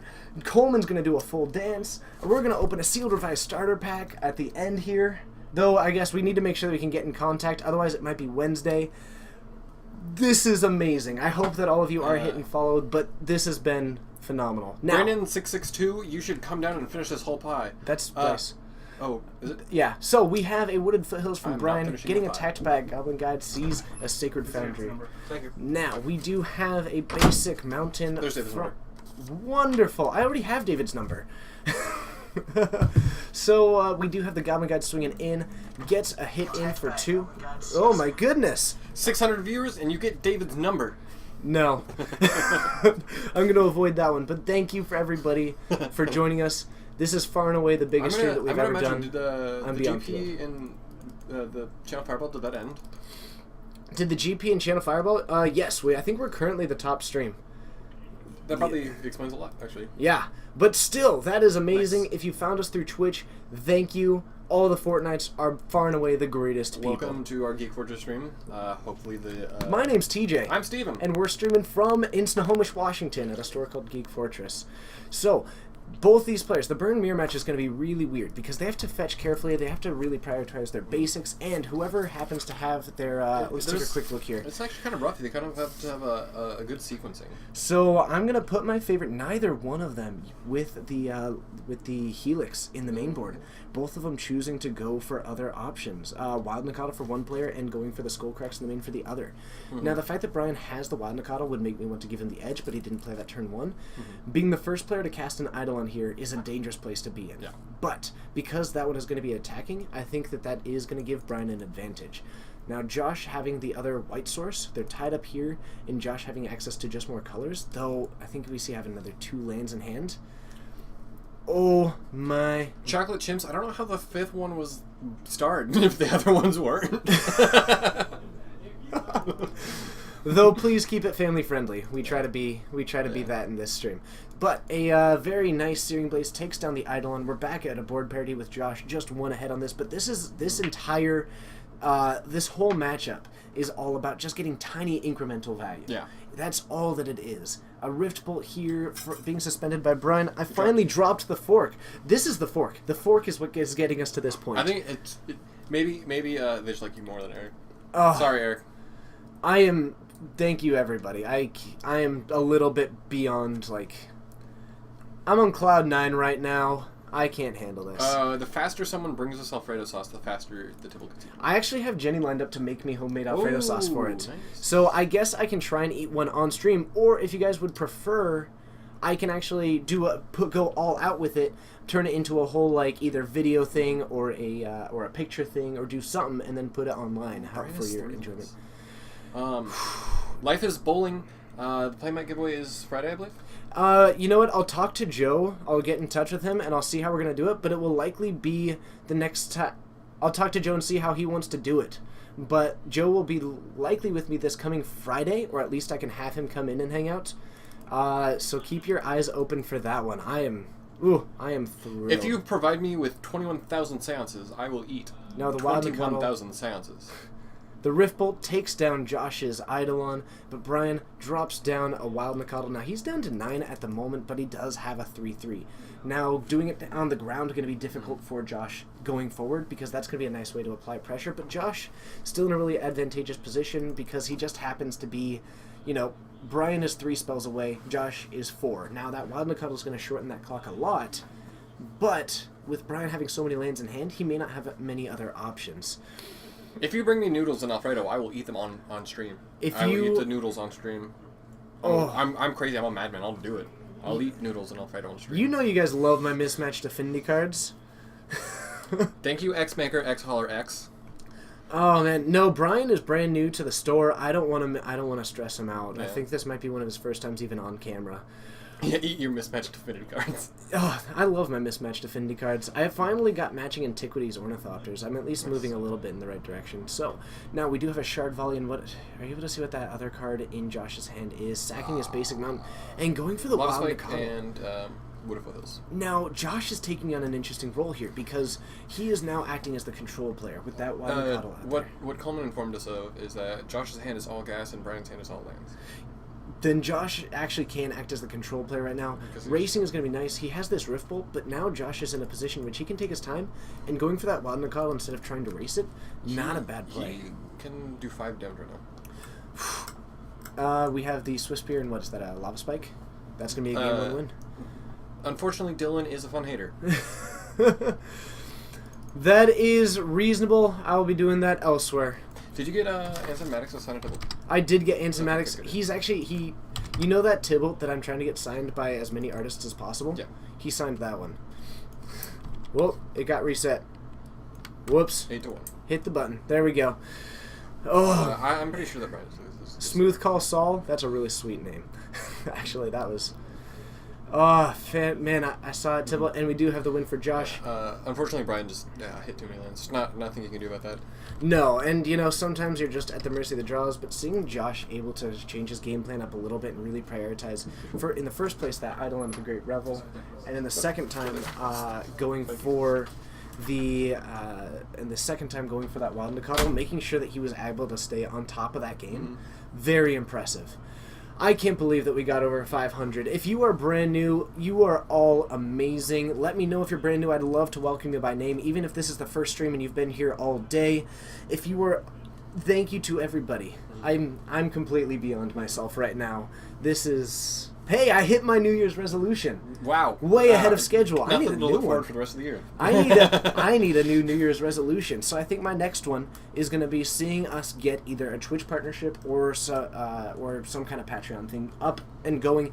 Even if people aren't used to using it, the Patreon is easy, but a Twitch partnership. I'm pretty sure we can get a sponsorship from at least one card game store. See what I did there? So probably like Geek that Fortress. one. That one over there. The one talking about Geek Fortress. Oh my Goodness. Thank I you, should everybody. co-host more often. It's all me. It's all your me. beard, and it's your hat. Did you know someone asked me the origin of the hat? And I got to tell the origin. That's an interesting story, actually. I found it on a mountain. Yep, so everybody who is brand It's new... also where I found the beard. Anthony, thank you so much. Getting us over the 500 and just being part of it. Thank you so much for being a part of this, joining the ranks of the Fortnites. Oh, this is awesome. I'd actually rather have Dylan never sing on stream under no circumstances. What about me being out? I don't know. I don't know the question, Brando. I don't know the question. But this is so exciting to me. What happens at 600 now? We honestly had no idea. But I have no idea. David, you're here. Are you okay with us opening up that Sealed Revised Starter Pack after the finals? Whew. Nate Hop, it's great to see you. We've been able to see you for a while. And actually, Steve, you have been here in one of your I'm originals. not really new. I was one of the first co-hosts, and I was around a little bit when Justin wasn't. And then you disappeared for a bit. yeah, I just hadn't been around. But hopefully I'll be doing a lot more standard, because I like standard more than modern, and I know a little more about standard than modern. Yep. And it could be a little more. So, yes, I am out of the tournament. I actually ended up going 2 and 3. I had a ton of fun doing it though, but I ended up coming up against 2 Jeskai Control and Elves and an Infect, and it was a rough day for me. But it was so much fun. The issue about doing a 24-hour stream is that we don't have content for 24 hours. Like, I mean, we could sit here talking for 24 hours if we had viewers watching us talk for 24 hours, but Maybe not the best idea. yeah, it's just, like, there's going to be a lack of magic content. I mean, we could like have a EDH marathon or whatever, some garbage like that. Yeah, and actually right now we have the benefit of, right now they are getting to the sideboarding, so we might be getting those back. But a 24-hour stream would be so difficult right now. Mm-hmm. It is actually the burn mirror for Tuber. And no, I will not be able to give away a sealed revised starter deck to everybody. Was there any Tron today?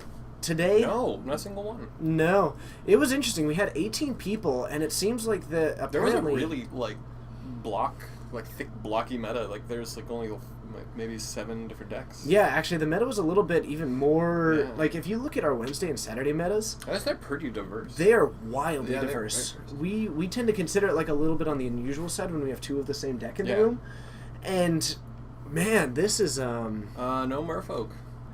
Now, for slowly crashing, with Brian taking out Wild Nikadal and Riftbolt, looks like Brian is going to be looking to take the role of the control player. Riftbolt, probably one of the worst burn spells in the deck, usually one that's pretty safe. We don't have their deck lists anymore to take a look at their sideboards at the moment, because they took it away and I forgot to look again.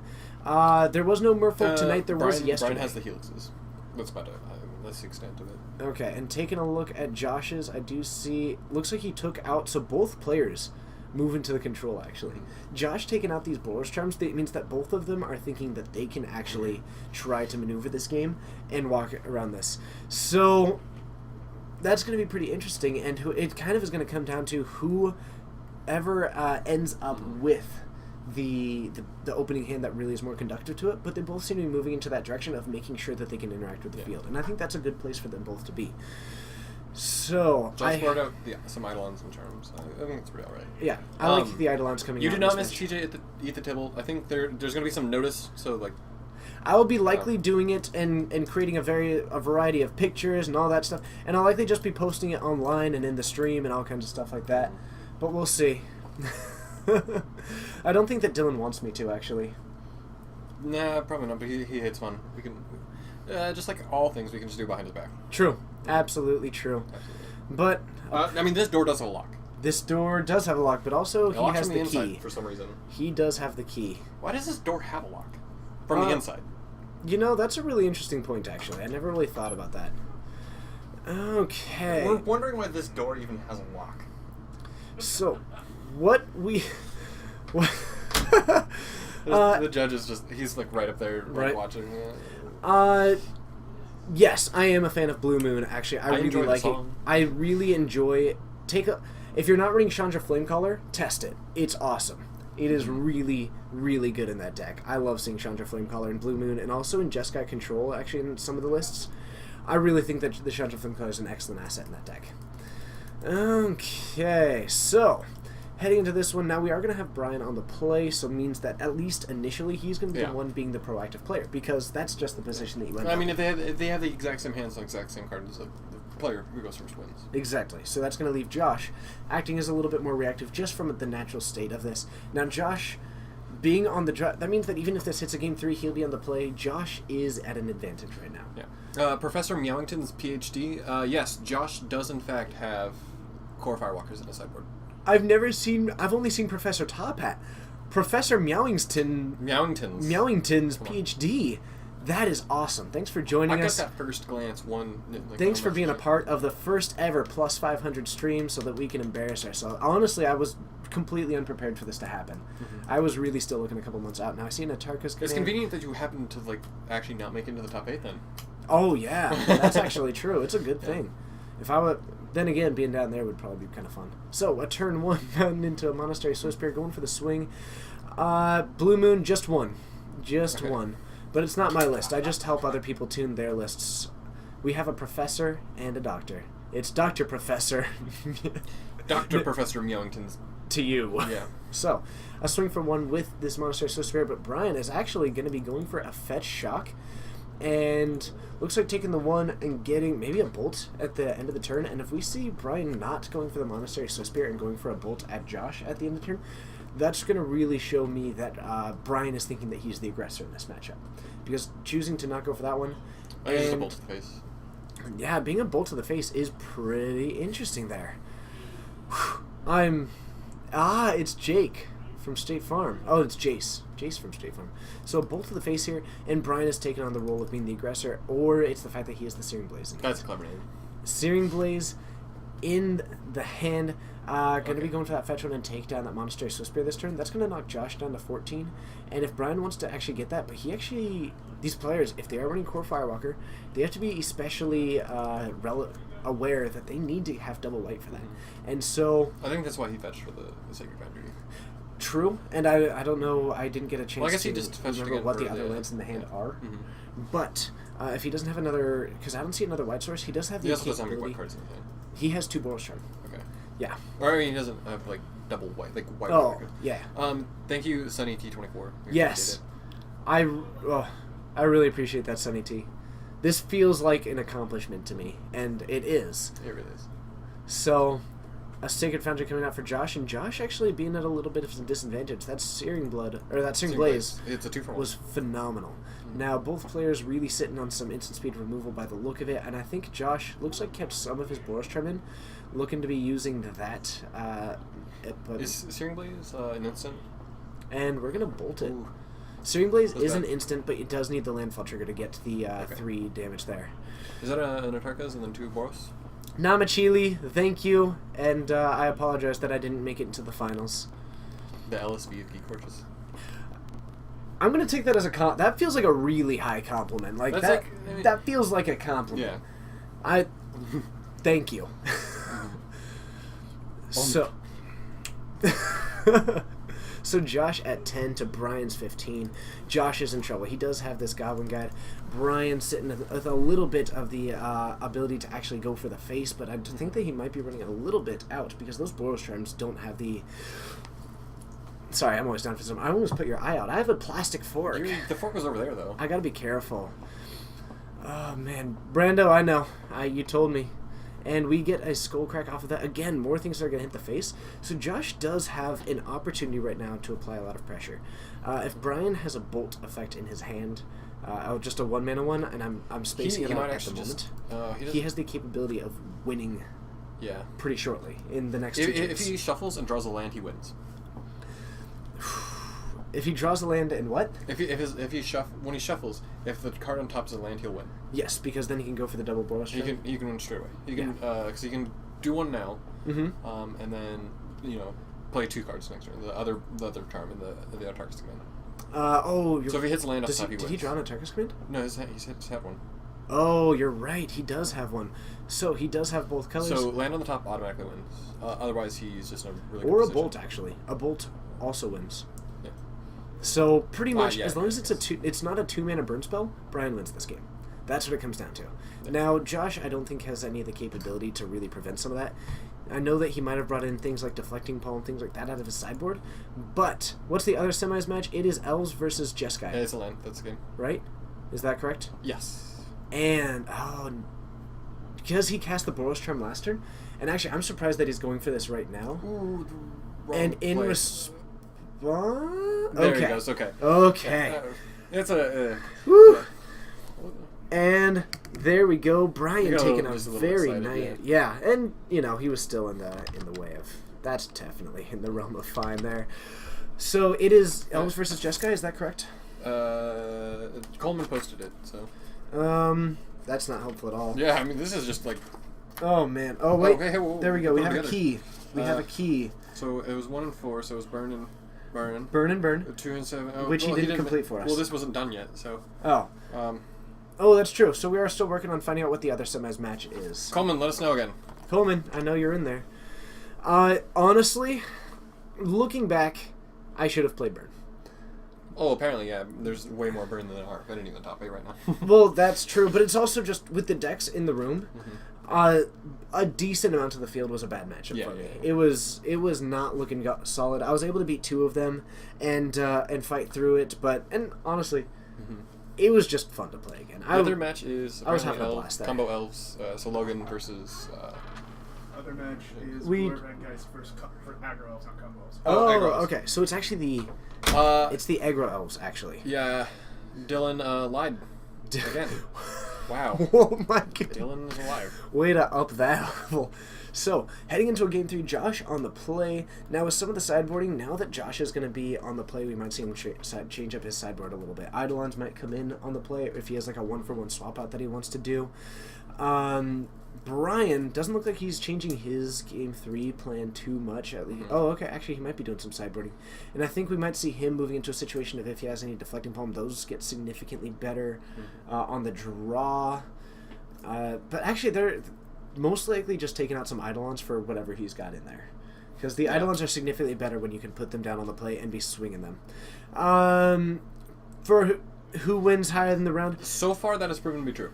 I will say, the matchup is pretty close to that. Realistically, the matchup comes down to a huge advantage is given to whoever's starting. If Jason wins, he's guaranteed to be on the camera because then he's going to be in the finals.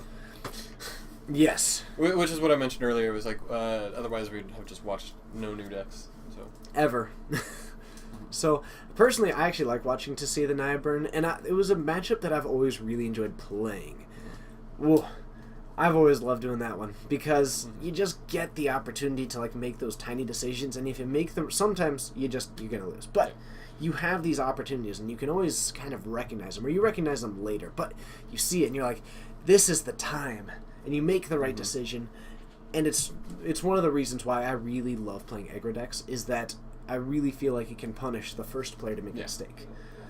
Is Josh the only one repping Geek Fortress in the semifinals? Maybe. It's possible. Yeah, I'm pretty sure. I mean, all of them are repping Geek Fortress in the semifinals. Yeah, I suppose, yeah. But, or I mean, regulars play here, because I don't think he is, and he's the Geist player. Then there's Brian, who's first seat going into this. Yeah. And So then I believe it's that guy. Okay. So, yeah, might be just Josh, which still... Yeah. Good for that. It's just fun watching people play. I like doing this. This is so much fun. Thank you to all the people joining. While we are just about to head into Game 3, we can introduce ourselves if you're brand new. My name's TJ. I'm Steven. And we are streaming from Geek Fortress in Snohomish, Washington. We do this stream 4 times a week and happen to be doing it on a Sunday as well. But It's a special event kind of thing. yeah, because we're doing this Grand Prix trial. But we do our weekly events. I'm in here 4 times a week doing all the commentary for it. So all these times are Pacific Daylight Time. But every Monday at 6:30 we stream Standard. We actually have only done 1 stream, doing the second ever stream of that tomorrow. We'll see how it goes. We're trying it out. If it's successful, we'll keep it going. If it isn't, we'll stop it. Every Wednesday and Saturday. Wednesday at 7 and Saturday at 6, we do Modern. That's a good one. Apparently, all of you are enjoying Modern, so join us again on Wednesdays and Saturdays to watch some Modern. Usually 4 rounds on Wednesday, usually 5 rounds on Saturday. And then on Fridays at 7:30, Legacy. We are still we're streaming Legacy. Legacy is important. It's awesome. It's not dead yet. I'm excited. And Josh, it's good to see you. Thanks for joining us. So, looking at Josh's hand, I saw a fair few land, a shard volley, monastery, 3 lands, and a core walker. but he does have the core firewalker, and that's going to be a huge one. Oh man, we are. Where's Josh? Yeah, we are over 500 today. I'm beside. Steven, I'm you because I'm beside myself. Get it? That's hilarious. A swing for 1 with the Monastery Swiss Spear, but Josh going down to 17 to do it. Really trying to line up this double white because when he lands this next turn, that's going to be a huge edge in his direction. Depending on the number of skull cracks that Brian has in his deck, that's one of the few outs that he has at the moment. We thought about putting a hammock in here one day, but are we almost to 600? Oh my goodness. Did you all just find us I can't handle it. You know what? Back to the game. Basic Thank you, Mash Malovsky. Yeah, now I get to nail it the first try. I got Professor Meowington's PhD in Mash. At Albino Line, it's nice to see other fellow albino animals. Yeah. Oh, Nathan? Yeah, Okay. and you're an albino bear. The brain in the direct guy? Yeah. Okay, sweet. So Nice. a bolt from Brian, taking down the Monastery Swiss Spear. Actually, no, that just went... Ooh, nice. Josh going for the double fetch, and he's going to be dropping down this core Firewalker. Now, Brian getting the Monastery Swiss Spear, and this core Firewalker, you know what? Let's go ahead and bring it up. We haven't been using this card searcher very much, have we? We did to argue about why the Goblin Fish Springleaf Drum is the better one. Yeah, why don't you have it? So, it's Matt Damon. Thanks for joining us again. It is, in fact, the supply closet of 1,000 eyes. So, a core Firewalker hitting the battlefield, absolutely a huge game changer in this matchup. Josh landing this one, it's a 2/2 with protection from red, and whenever a player casts a red spell, gains a life. Now, he just needs to be a little bit cautious because when you have Skullcrack, it can change it up a little bit. And if you see Josh go for a block on one of Brian's creatures, a Skullcrack can actually kill that core Firewalker, and he needs to be really cautious about that one. So, we're going to get Nidal onto the Great Revel. Josh is going to gain 1 life from that, going up to 15. Whew, my goodness. Why, thank you, Slim Shady MB. EMB. Same to Zangor. Thank you very much. That is awesome. But yeah, we got there. And to Slim Shady MB, thank you. Oh, I'm thrilled. That could be it too. We're just one of the only modern ones at the moment. But a swing for 2 from this. 2 Eidolons on the battlefield. 2 Eidolons and Core Firewalker. Josh is feeling bold. But I like that a lot. He's locking down this board. Brian takes 4 for every spell. Josh takes 2.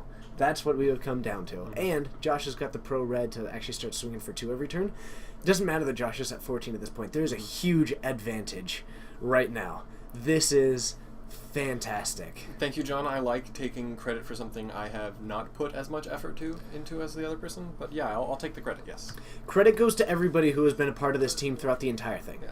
We have had a lot of people doing a lot of help to us, and that includes all of you who have been watching, but this is not at all a single-person effort. So, Brian takes 4 and Josh takes 3 because Cor only gets 1 life. I'm sorry. You are correct. You are correct. Thank you very much. Okay. Nope, I haven't eaten the tipple yet. It will likely not be on stream, and more likely be that I take a video of it, take a bunch of pictures of it, make myself a nice homemade Alfredo sauce, really enjoy myself, and then I will be putting the evidence pretty much everywhere on the internet. I want to be there. I should be there. I want to be there. Do you want to be there when I eat a tipple? Yeah. Oh man, Troll new. Thanks for joining. So, what have we got here? Gets the base of mountain, starting to run a little bit light on resources. So Josh is having some trouble here. Oh, that's spicy, David. And Sudoku's second right. Is he playing it? I doubt it. I think David's just asking. I think we would have noticed. But that would be pretty sweet. Now we do have both of those swinging in. That's going to knock Brian down to 11. But as long as neither of these players, Josh with 3 lands in hand has 1 shard volley. However, I'll be putting it everywhere. Why would you eat a dibble with a white sauce? People keep asking that, and it's mostly because Alfredo is my favorite sauce. Can I not have Can I not have a couple of things that I just really enjoy? The fluff beans. Also, crit hit. That's a great reference. How did I do in the tournament? Not great. He is now hosting. I'm now doing commentary. Mhm. There's a hint. He nearly made it into the top 8, and he was a winning in, but didn't make it. Yep. It was a lot of fun though, and I got to lose to some people that I've gotten to watch and just are good friends of mine, and they played well. Mhm. And yeah, it was a very fun experience for me. Okay. So I'm Yeah, he's LSVing. LSVing. I'm LSVing. And a Searing Blaze. Now, going to be 2 life getting taken by Josh. Brian going to be taking a total of 4 for this one. And also has a Rift Bolt out, and I imagine is pointing this at the other Eidolon. So, I think we're going to see 7 there. Josh ended up taking 2, going down to 9. Is that correct? I think so. Westlon, it's great to see you, by the way. And then we've got... So it goes up there. to 12, goes down to 9. Yep, so I think he is at 9, and then he loses another... Oh, another 2, yeah. So Yep, 7. so he's at... So it's now 7-7 with Brian, with Brian's turn currently happening. Yeah. Whew.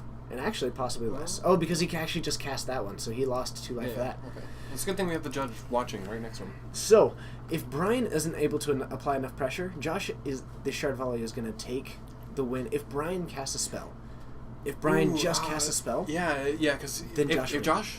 Now it's about whoever... You have to be reactionary. Yep. Because as soon as you cast a spell, the other one's just going to kill you.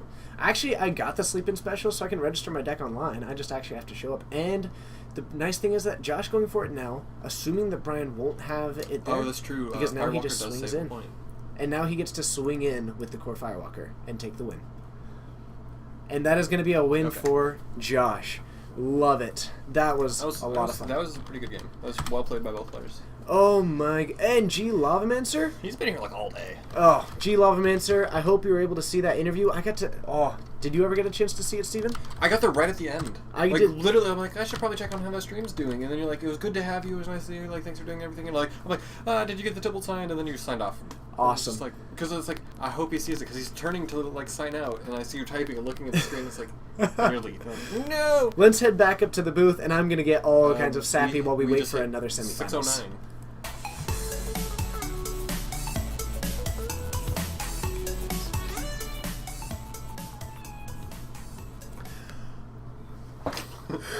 We're over 600. Oh my goodness. If anybody is just joining us for the first time, be sure to hit that follow button. It means a lot to me to have you join us. We do these streams 4 times a week and occasionally on extra days.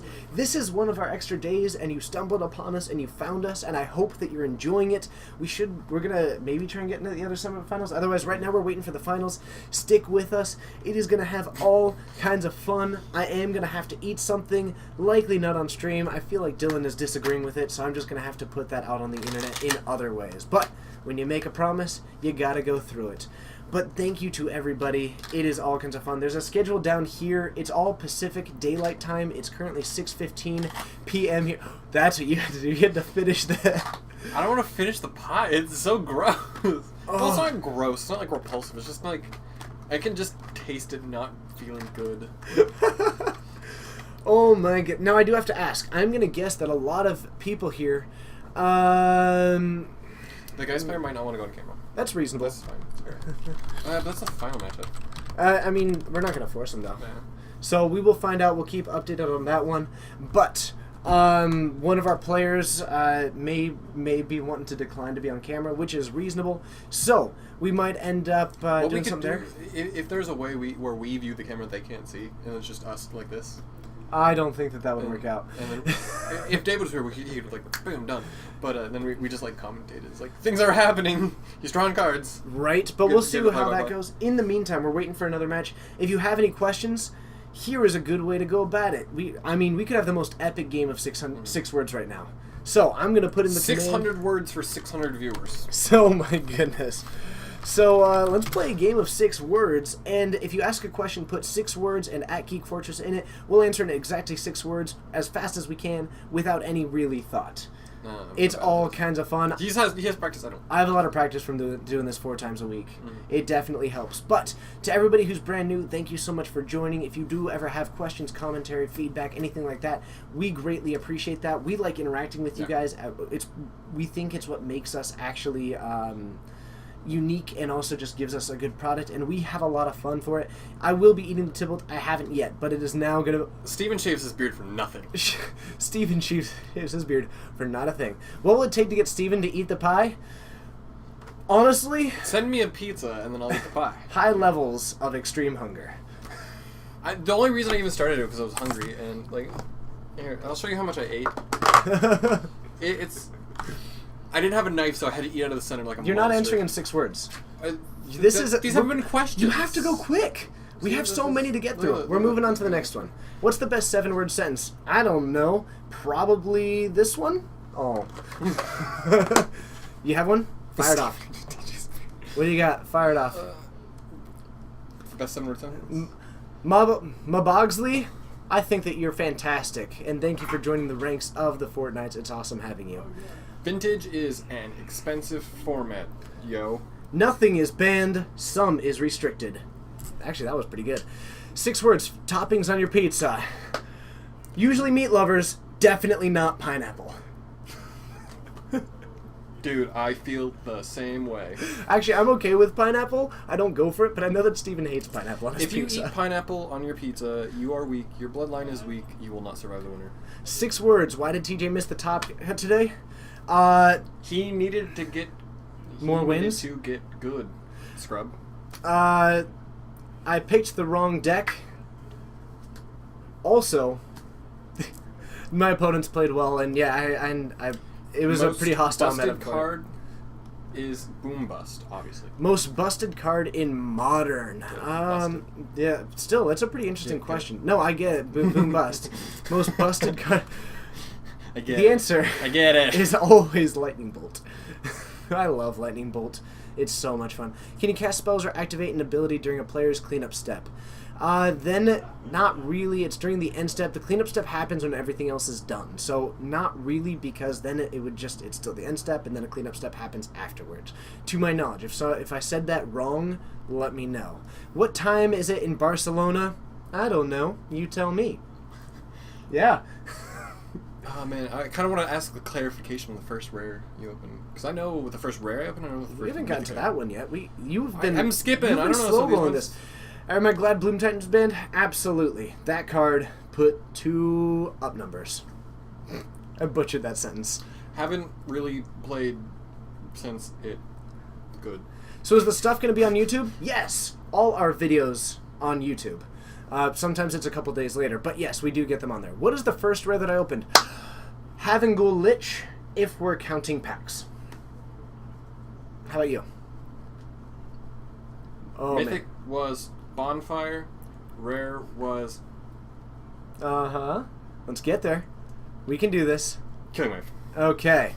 TJ eats Steven's beard? Maybe one day. Eat a Tybalt pizza at 700? Oh my goodness. Eat a pineapple pizza if you want. Hey, other people can eat pineapple pizza. I just know that this person doesn't. Who lives... 6 words. Who lives in the pineapple under the sea? Are you ready, kids? SpongeBob SquarePants. No. This is Patrick Starr. Dang it. Too few words. But what's the average rainfall in Bora Bora? Probably more than in my water. Top 8 isn't over. Camera shy. Well, we'll find out. Actually, Slowly Crashing is going to keep us updated on that one. And Noble Hierarch, thank you very much. 6 words. The flight speed of an unladen swallow. That depends. African or European? 6. I don't know which one was 7, Adam. What is Tybalt? He hasn't tried the Tybalt yet. He hasn't tried the Tybalt yet. I have not eaten the Tybalt yet. But I will. That was 7 words, scrub. Oh, was that a 6 words? That wasn't... Okay, hold on. Who won today? We have not finished the top 8 yet. We're waiting to see what the next match is on there. For Phoenix and Vertigo, we are still working on finding that out. But we appreciate the patience. In the meantime, we're hanging out, having some fun, and doing all kinds of things. 6 words. Do you think that I look like Jerry Thompson? I don't know. Never thought it. I don't know what Jerry Looks like. One word. I don't know what he views. But... Do I know... Yeah, I'm not sure. Do I look like Jerry Thompson? Let me know. 6 words. I don't know about cleanup staff. Yeah, so I honestly don't know at the moment. Who are Disney's The Seven Dwarves? That's a tricky question for 6 words. The dwarves that took her in. Huh? Huh? Someone needs to get on Jeopardy. It's me. Flowers, Oh, are we doing... What did you do Card. for your mother today? donuts, chocolate milk, balloons. Family Crisis... No finals. No thanks. Okay. To answer that one, Family Crisis came they're up. playing though. They just don't want to stream. Will do. No, I conceded. I don't want to go to LA. Oh, fair enough. Yeah. Okay. We got a result. Blue Art Anticlimactic. is the winner. All right. The guy in the first round who played blue, I guess won. So, But Burn is still awesome. Burn is still awesome. So it looks like Geist fair. took the win. Josh, one of our finalists, ended up going for the concession because he will not be going to Oh yeah, GPT LA. open the thingy. Yep, I am about to go get that. So stick with us, and I'm going to open a sealed revised starter deck on stream, and then And I'll watch. and he'll watch. I'm gonna do some more 6 words.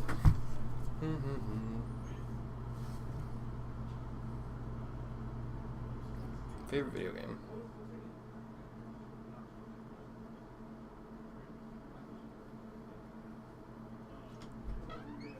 Don't worry, he's on his way.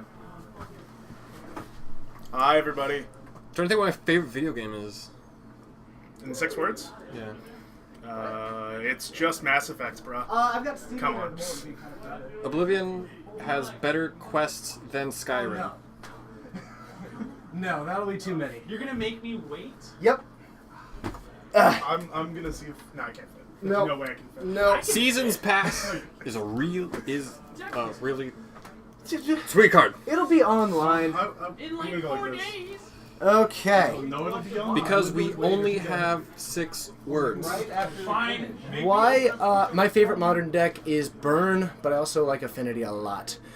So, is David in here? Mass Effect. Is David in here? I don't play standard right now. I watch. We have a sealed revised starter deck. You see, I'm just gonna have to close this door. Yeah. It's But what have we? Man, what's the best way to go about this? They did not make these intuitive, Sensually. right? Here, no, they actually do make it intuitive. Do they? You grab right there. Ah, you There- see, I wasn't around in 1990. What, 3? Excellent. David You gotta is. open it on the thing. Well, You gotta sorry. Pull it out of the. All right. Oh yeah. I've never done one of the. Oh wait, I've Oh, done. man. I've never really done a pack opening. Revised. Yeah, you There, guys can there, see there are that. absolutely no more matches. Everyone's done playing Magic. Hey TJ, why don't you open it on the camera out here? Ooh, that's a good point. That's way better. I I'll was be in here. yelling You'll at be you, out there. trying to get your attention, and you're too excited. I was way too excited. We're I'm going to also open it in down here. on the camera. Yeah. So, Steven's going to be in charge of this Video one. I'm gonna come transition. in and sit with him. Video transition. So here he goes, opening up the pack. Oh man! Oh baby. Remember when we had one of these and someone else bought it and they totally whiffed? We had the foreign That was whiteboard one. hilarious, I think Zach whiffed on that one. So here we are. Oh, we have a crumble. I believe crumble destroys an artifact. It's a good thing you're old enough to know this. Yes, I in fact am old enough to know what revised starter decks look like because I am in fact old. Thanks for bringing that up. So, thanks for everyone coming in. Looks like we have some difficulties here. See, back then there wasn't any like just rip it open. Like you had to really work for it. I mean, clearly, This isn't TJ, intuitive. This might be the first time he's ever done. There's the gold thing. Like, Yeah, just- this might be the first time he's ever done this. He's clearly struggling at this point. Like he's had a lot of Magic played today. It's really causing him some tough times.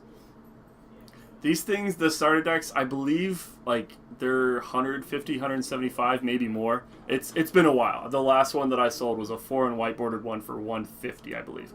Looks like he finally got it open. That's fantastic. I'm gonna let him know real quick because again, I'm old enough. TJ, the rares are behind the rares are behind the little thing, so that's where your rares are gonna be. So don't Save them. So don't ruin it for everybody. Oh, okay, all right. All right, put your latex gloves on. No, I think he was eating a lot of Cheetos. Yeah, I mean Cheetos. I mean he was putting his fingers in the pie. Oh man. Oh, Brass Man, classic. Oh, Gloom, one of the most brutal hate cards for white players. Is there anything even like particularly valuable in this? Well, outside of the dual lands, you're looking for Demonic Tutors.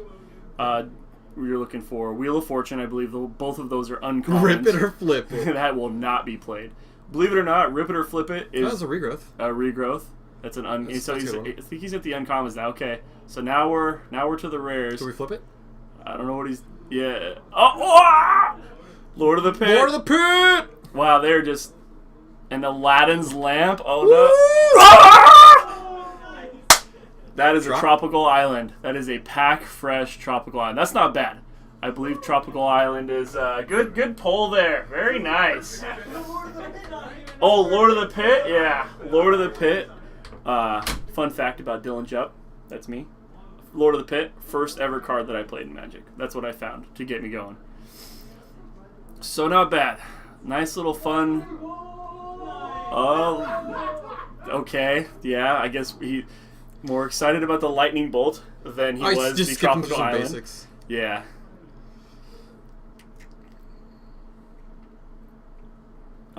I punted. This madness is the end of a Grand Prix trial we did for Modern, and we hit 500 and... We hit 600. Our peak was 613. Yeah, the deal was we 500 viewers, and we open up a revised sealed starter. It's a Heirloom Minotaur. Too bad Anson Maddox was here yesterday. Anson Maddox was here yesterday. That's exciting. I got a Heirloom Minotaur signed, but it's a big one. See, whenever I see that island, it just looks like a trop. Yeah. So he pulled the Tropical Island. Fun fact: the guy who did the art for Tropical Island used to live down the street from here. Yes, he did. Jesper. He was from Snohomish, Washington. He moved pretty recently. Yeah. David, thanks. I'll let TJ know that he can keep the trop. There's like no more rares in there, right? No. Okay. There are 3 rares in this thing because once again, I'll bring it up one more time. I am old enough. I've opened these up as a kid. So a pack fresh Tropical Island. Spice. Yes, that is actually that's also true. The art for Birds of Paradise was the original one. The Bolt. Why are you Lord of the Pit, classic card. That's a Mark Teaton artwork, one of my favorites. Jesper also did the Tropical Island too, so man, nice. And there's a head. A lot of basic lands. That regrowth is worth a couple bucks. Yeah, regrowth. They hit the uncommons. Yeah, you wanted to see a demonic tutor in there for the uncommons, but that's okay. I think Trop's pretty simple. Yeah, the Tropical Island's pretty all right. I mean, I think what is this? I think Trop's the 3rd most valuable. I think we got. Thank you, David, for letting us open your pack. Oh yes, David. I hope you feel better. Sorry you weren't here for it. It just took forever. Yeah, it did. Actually, it didn't even take that long. For what? To get to 500. No, I don't know what happened. There was the GPT or the GP. Ended and everyone peeked in over here. Yeah. All right, well, I'll let the excitement continue in here. I see none of this pie is gone. That's terrible. No, it's not none of the pie. The middle of the pie is gone. Jeez. I can keep the bolt. Yeah. Yay! I was about to ask you. I want to see that. We got a trop. That's fresh. So, I got a bolt out of this. By the way, as a quick note, yes, so for the finals, let's go back to this. Why are you still down there? I don't know. Alright, we're gonna just jump up here. Thanks. Man, I'm so excited by that. We got a lightning bolt, a tropical island. Mm-hmm. I've never done pack opening. We should do this more often. Were you able to hear the level of excitement? It was like, tropical island, yes! I mean, and then a bolt. Uproar. I've sufficiently brainwashed everybody. And then the Heirloom Minotaur was pretty funny. And it's like, oh man. It's Anson Maddox, that's why I showed it. Yeah, it's funny because he was here yesterday. Exactly. And if he would have been here for this, it would have been especially great. I am so excited. Man, now I have a question. Man, what are we going to do for the rest? Oh, we need to switch sides. Look at this. Do we need to? Well, look at our names. Shoot. Yeah. You're right. So, my name's TJ, I'm Steven. and we're starting from Geek Fortress, and we just opened up a tropical island. That was pretty fun. Noble heart. TJ, I'll trade you a foiled Tybalt and a packet of Alfredo sauce for the bowl. You know, actually, that sounds intriguing. Still, I'm pretty excited by that. It has been a fantastic day, and now it kind of comes to the end of the show. Unfortunately, we do no longer have any matches, but if you did enjoy the stream, please do hit that follow button. It means a lot to us. Join us on these future streams. There are plenty of them, and you'll be able to find it. Drolno, unfortunately, we won't be able to do that, but I'm excited. Now we have got some fun things coming down the line. I'm going to be getting in touch with Joe about doing some sketching onto a playmat. We had a Jeskai Geist taking. So we had a Jeskai Geist end up taking the win there because the burn deck ended up conceding since he won't be going to GPLA and the Jesgeist will be. So that was all kinds of fun. Next round is tomorrow at 6? So next round is tomorrow at 6:30 Pacific Daylight Time, and they will be switching to Standard. Man, I am excited. You know, I would have liked to see the finals, but I can understand it. It's been a long day for everybody. If there was really no, the prize was the buys, and one person can use them, the other one couldn't. It was really nice to. Yep. So I am pretty excited about that, and hey, looks like who won Splola? I can't pronounce that, but hey, thanks for joining us. Looks like you were the randomly selected viewer right now. For the semifinals, we did see the Burn Mirror match, and then the Jeskai. And then in the finals, we didn't get the opportunity to see it. The Burn player ended up conceding to the Jeskai Geist player because that person is going to GPLA. The semifinals finished on stream, and then in the finals, they conceded to the other guy. Exactly. Because the player who conceded isn't going to go to LA, and the other guy was. And also so technically the finalist, the guy who won, is also pretty camera shy. Yes. So when am I going to eat the Tybalt? I will likely not be doing it on stream. I will probably be doing, I'm basically going to be just making myself a nice little meal out of it, and then I'll be putting it online. I'll probably put it on Reddit as something like that. But actually, I was just saying that I was thinking that it would be 2 months out. So that is awesome too. Azeron, unfortunately, there are no matches for tonight, but we will always have more matches farther down in the week. There will be more Modern Wednesday at 7 o'clock p.m. Pacific Daylight Time, and Saturday at 6 o'clock p.m. Pacific Daylight Time. So, this has been a fun day for me. I got to go down and actually play for once. I think that was my third or fourth sanctioned Modern event since GPLA, including since GP Vancouver in February, which was all kinds of fun. But man. We're trying to enter an after show now? Yes, we are kind of transitioning into the after show thing. Your 6 words for the playmat are... I'm not sure. He's being... Gotcha. You know, in the gray face, no space. Nice. But, Kappa. Is that the Kappa? Yeah, it's Kappa. That's the Kappa. I also know how to make Cool Cat. Deathrite Shaman. I don't think that I'll be eating the Tybalt live because it'd be hard for me to talk while doing it. I can talk. True. But it looks like... He's currently eating the Tybalt. Oh, you could do it on the thing. Like over there and look like top down. So we can have the top down of you eating it. I will tell you what. We will look into it. How about that? I will look into the best way to go about it. Like I will be eating a Tybalt, a couple however. cameras set up for a couple angles. Man, that is all kinds of fun. In the meantime, I think it is close to... when will be the playmat stream? Keep an eye on my Twitter. It will likely be this... Friday is a decent one, but since this is kind of a modern stream, I'll probably just be getting in touch with Joe, asking him how he wants to go about it. So right now, I'm going to say, if you hear nothing else from me, let's say next Wednesday, I'll just get in touch with him and pick someone from our Wednesday stream. Because that tends to be one of the larger ones. So that's just what we'll be doing. Oh no, I will be eating a Tybalt. He wouldn't, under no circumstances would he not do something like that. Yeah, I'm way too, okay. But in the meantime, I think we're going to host you guys over to someone else, and hopefully I typed their name right. Anyway, this has been a fantastic stream. Thank you so much, everybody. I'm going to put you all over to Bruce by the Magic Guy. He's been nice and had some fun with us before. So, I hope I hit that button right. I assume that I did. We're going to find out. But from Geek Fortress in Snohomish, Washington, doing a GPT. My name is TJ.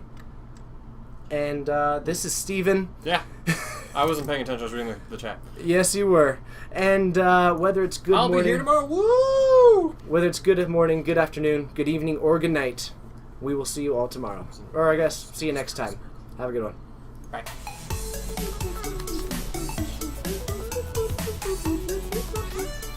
Own it.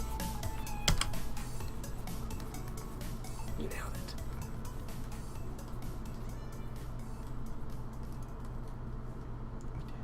Did we just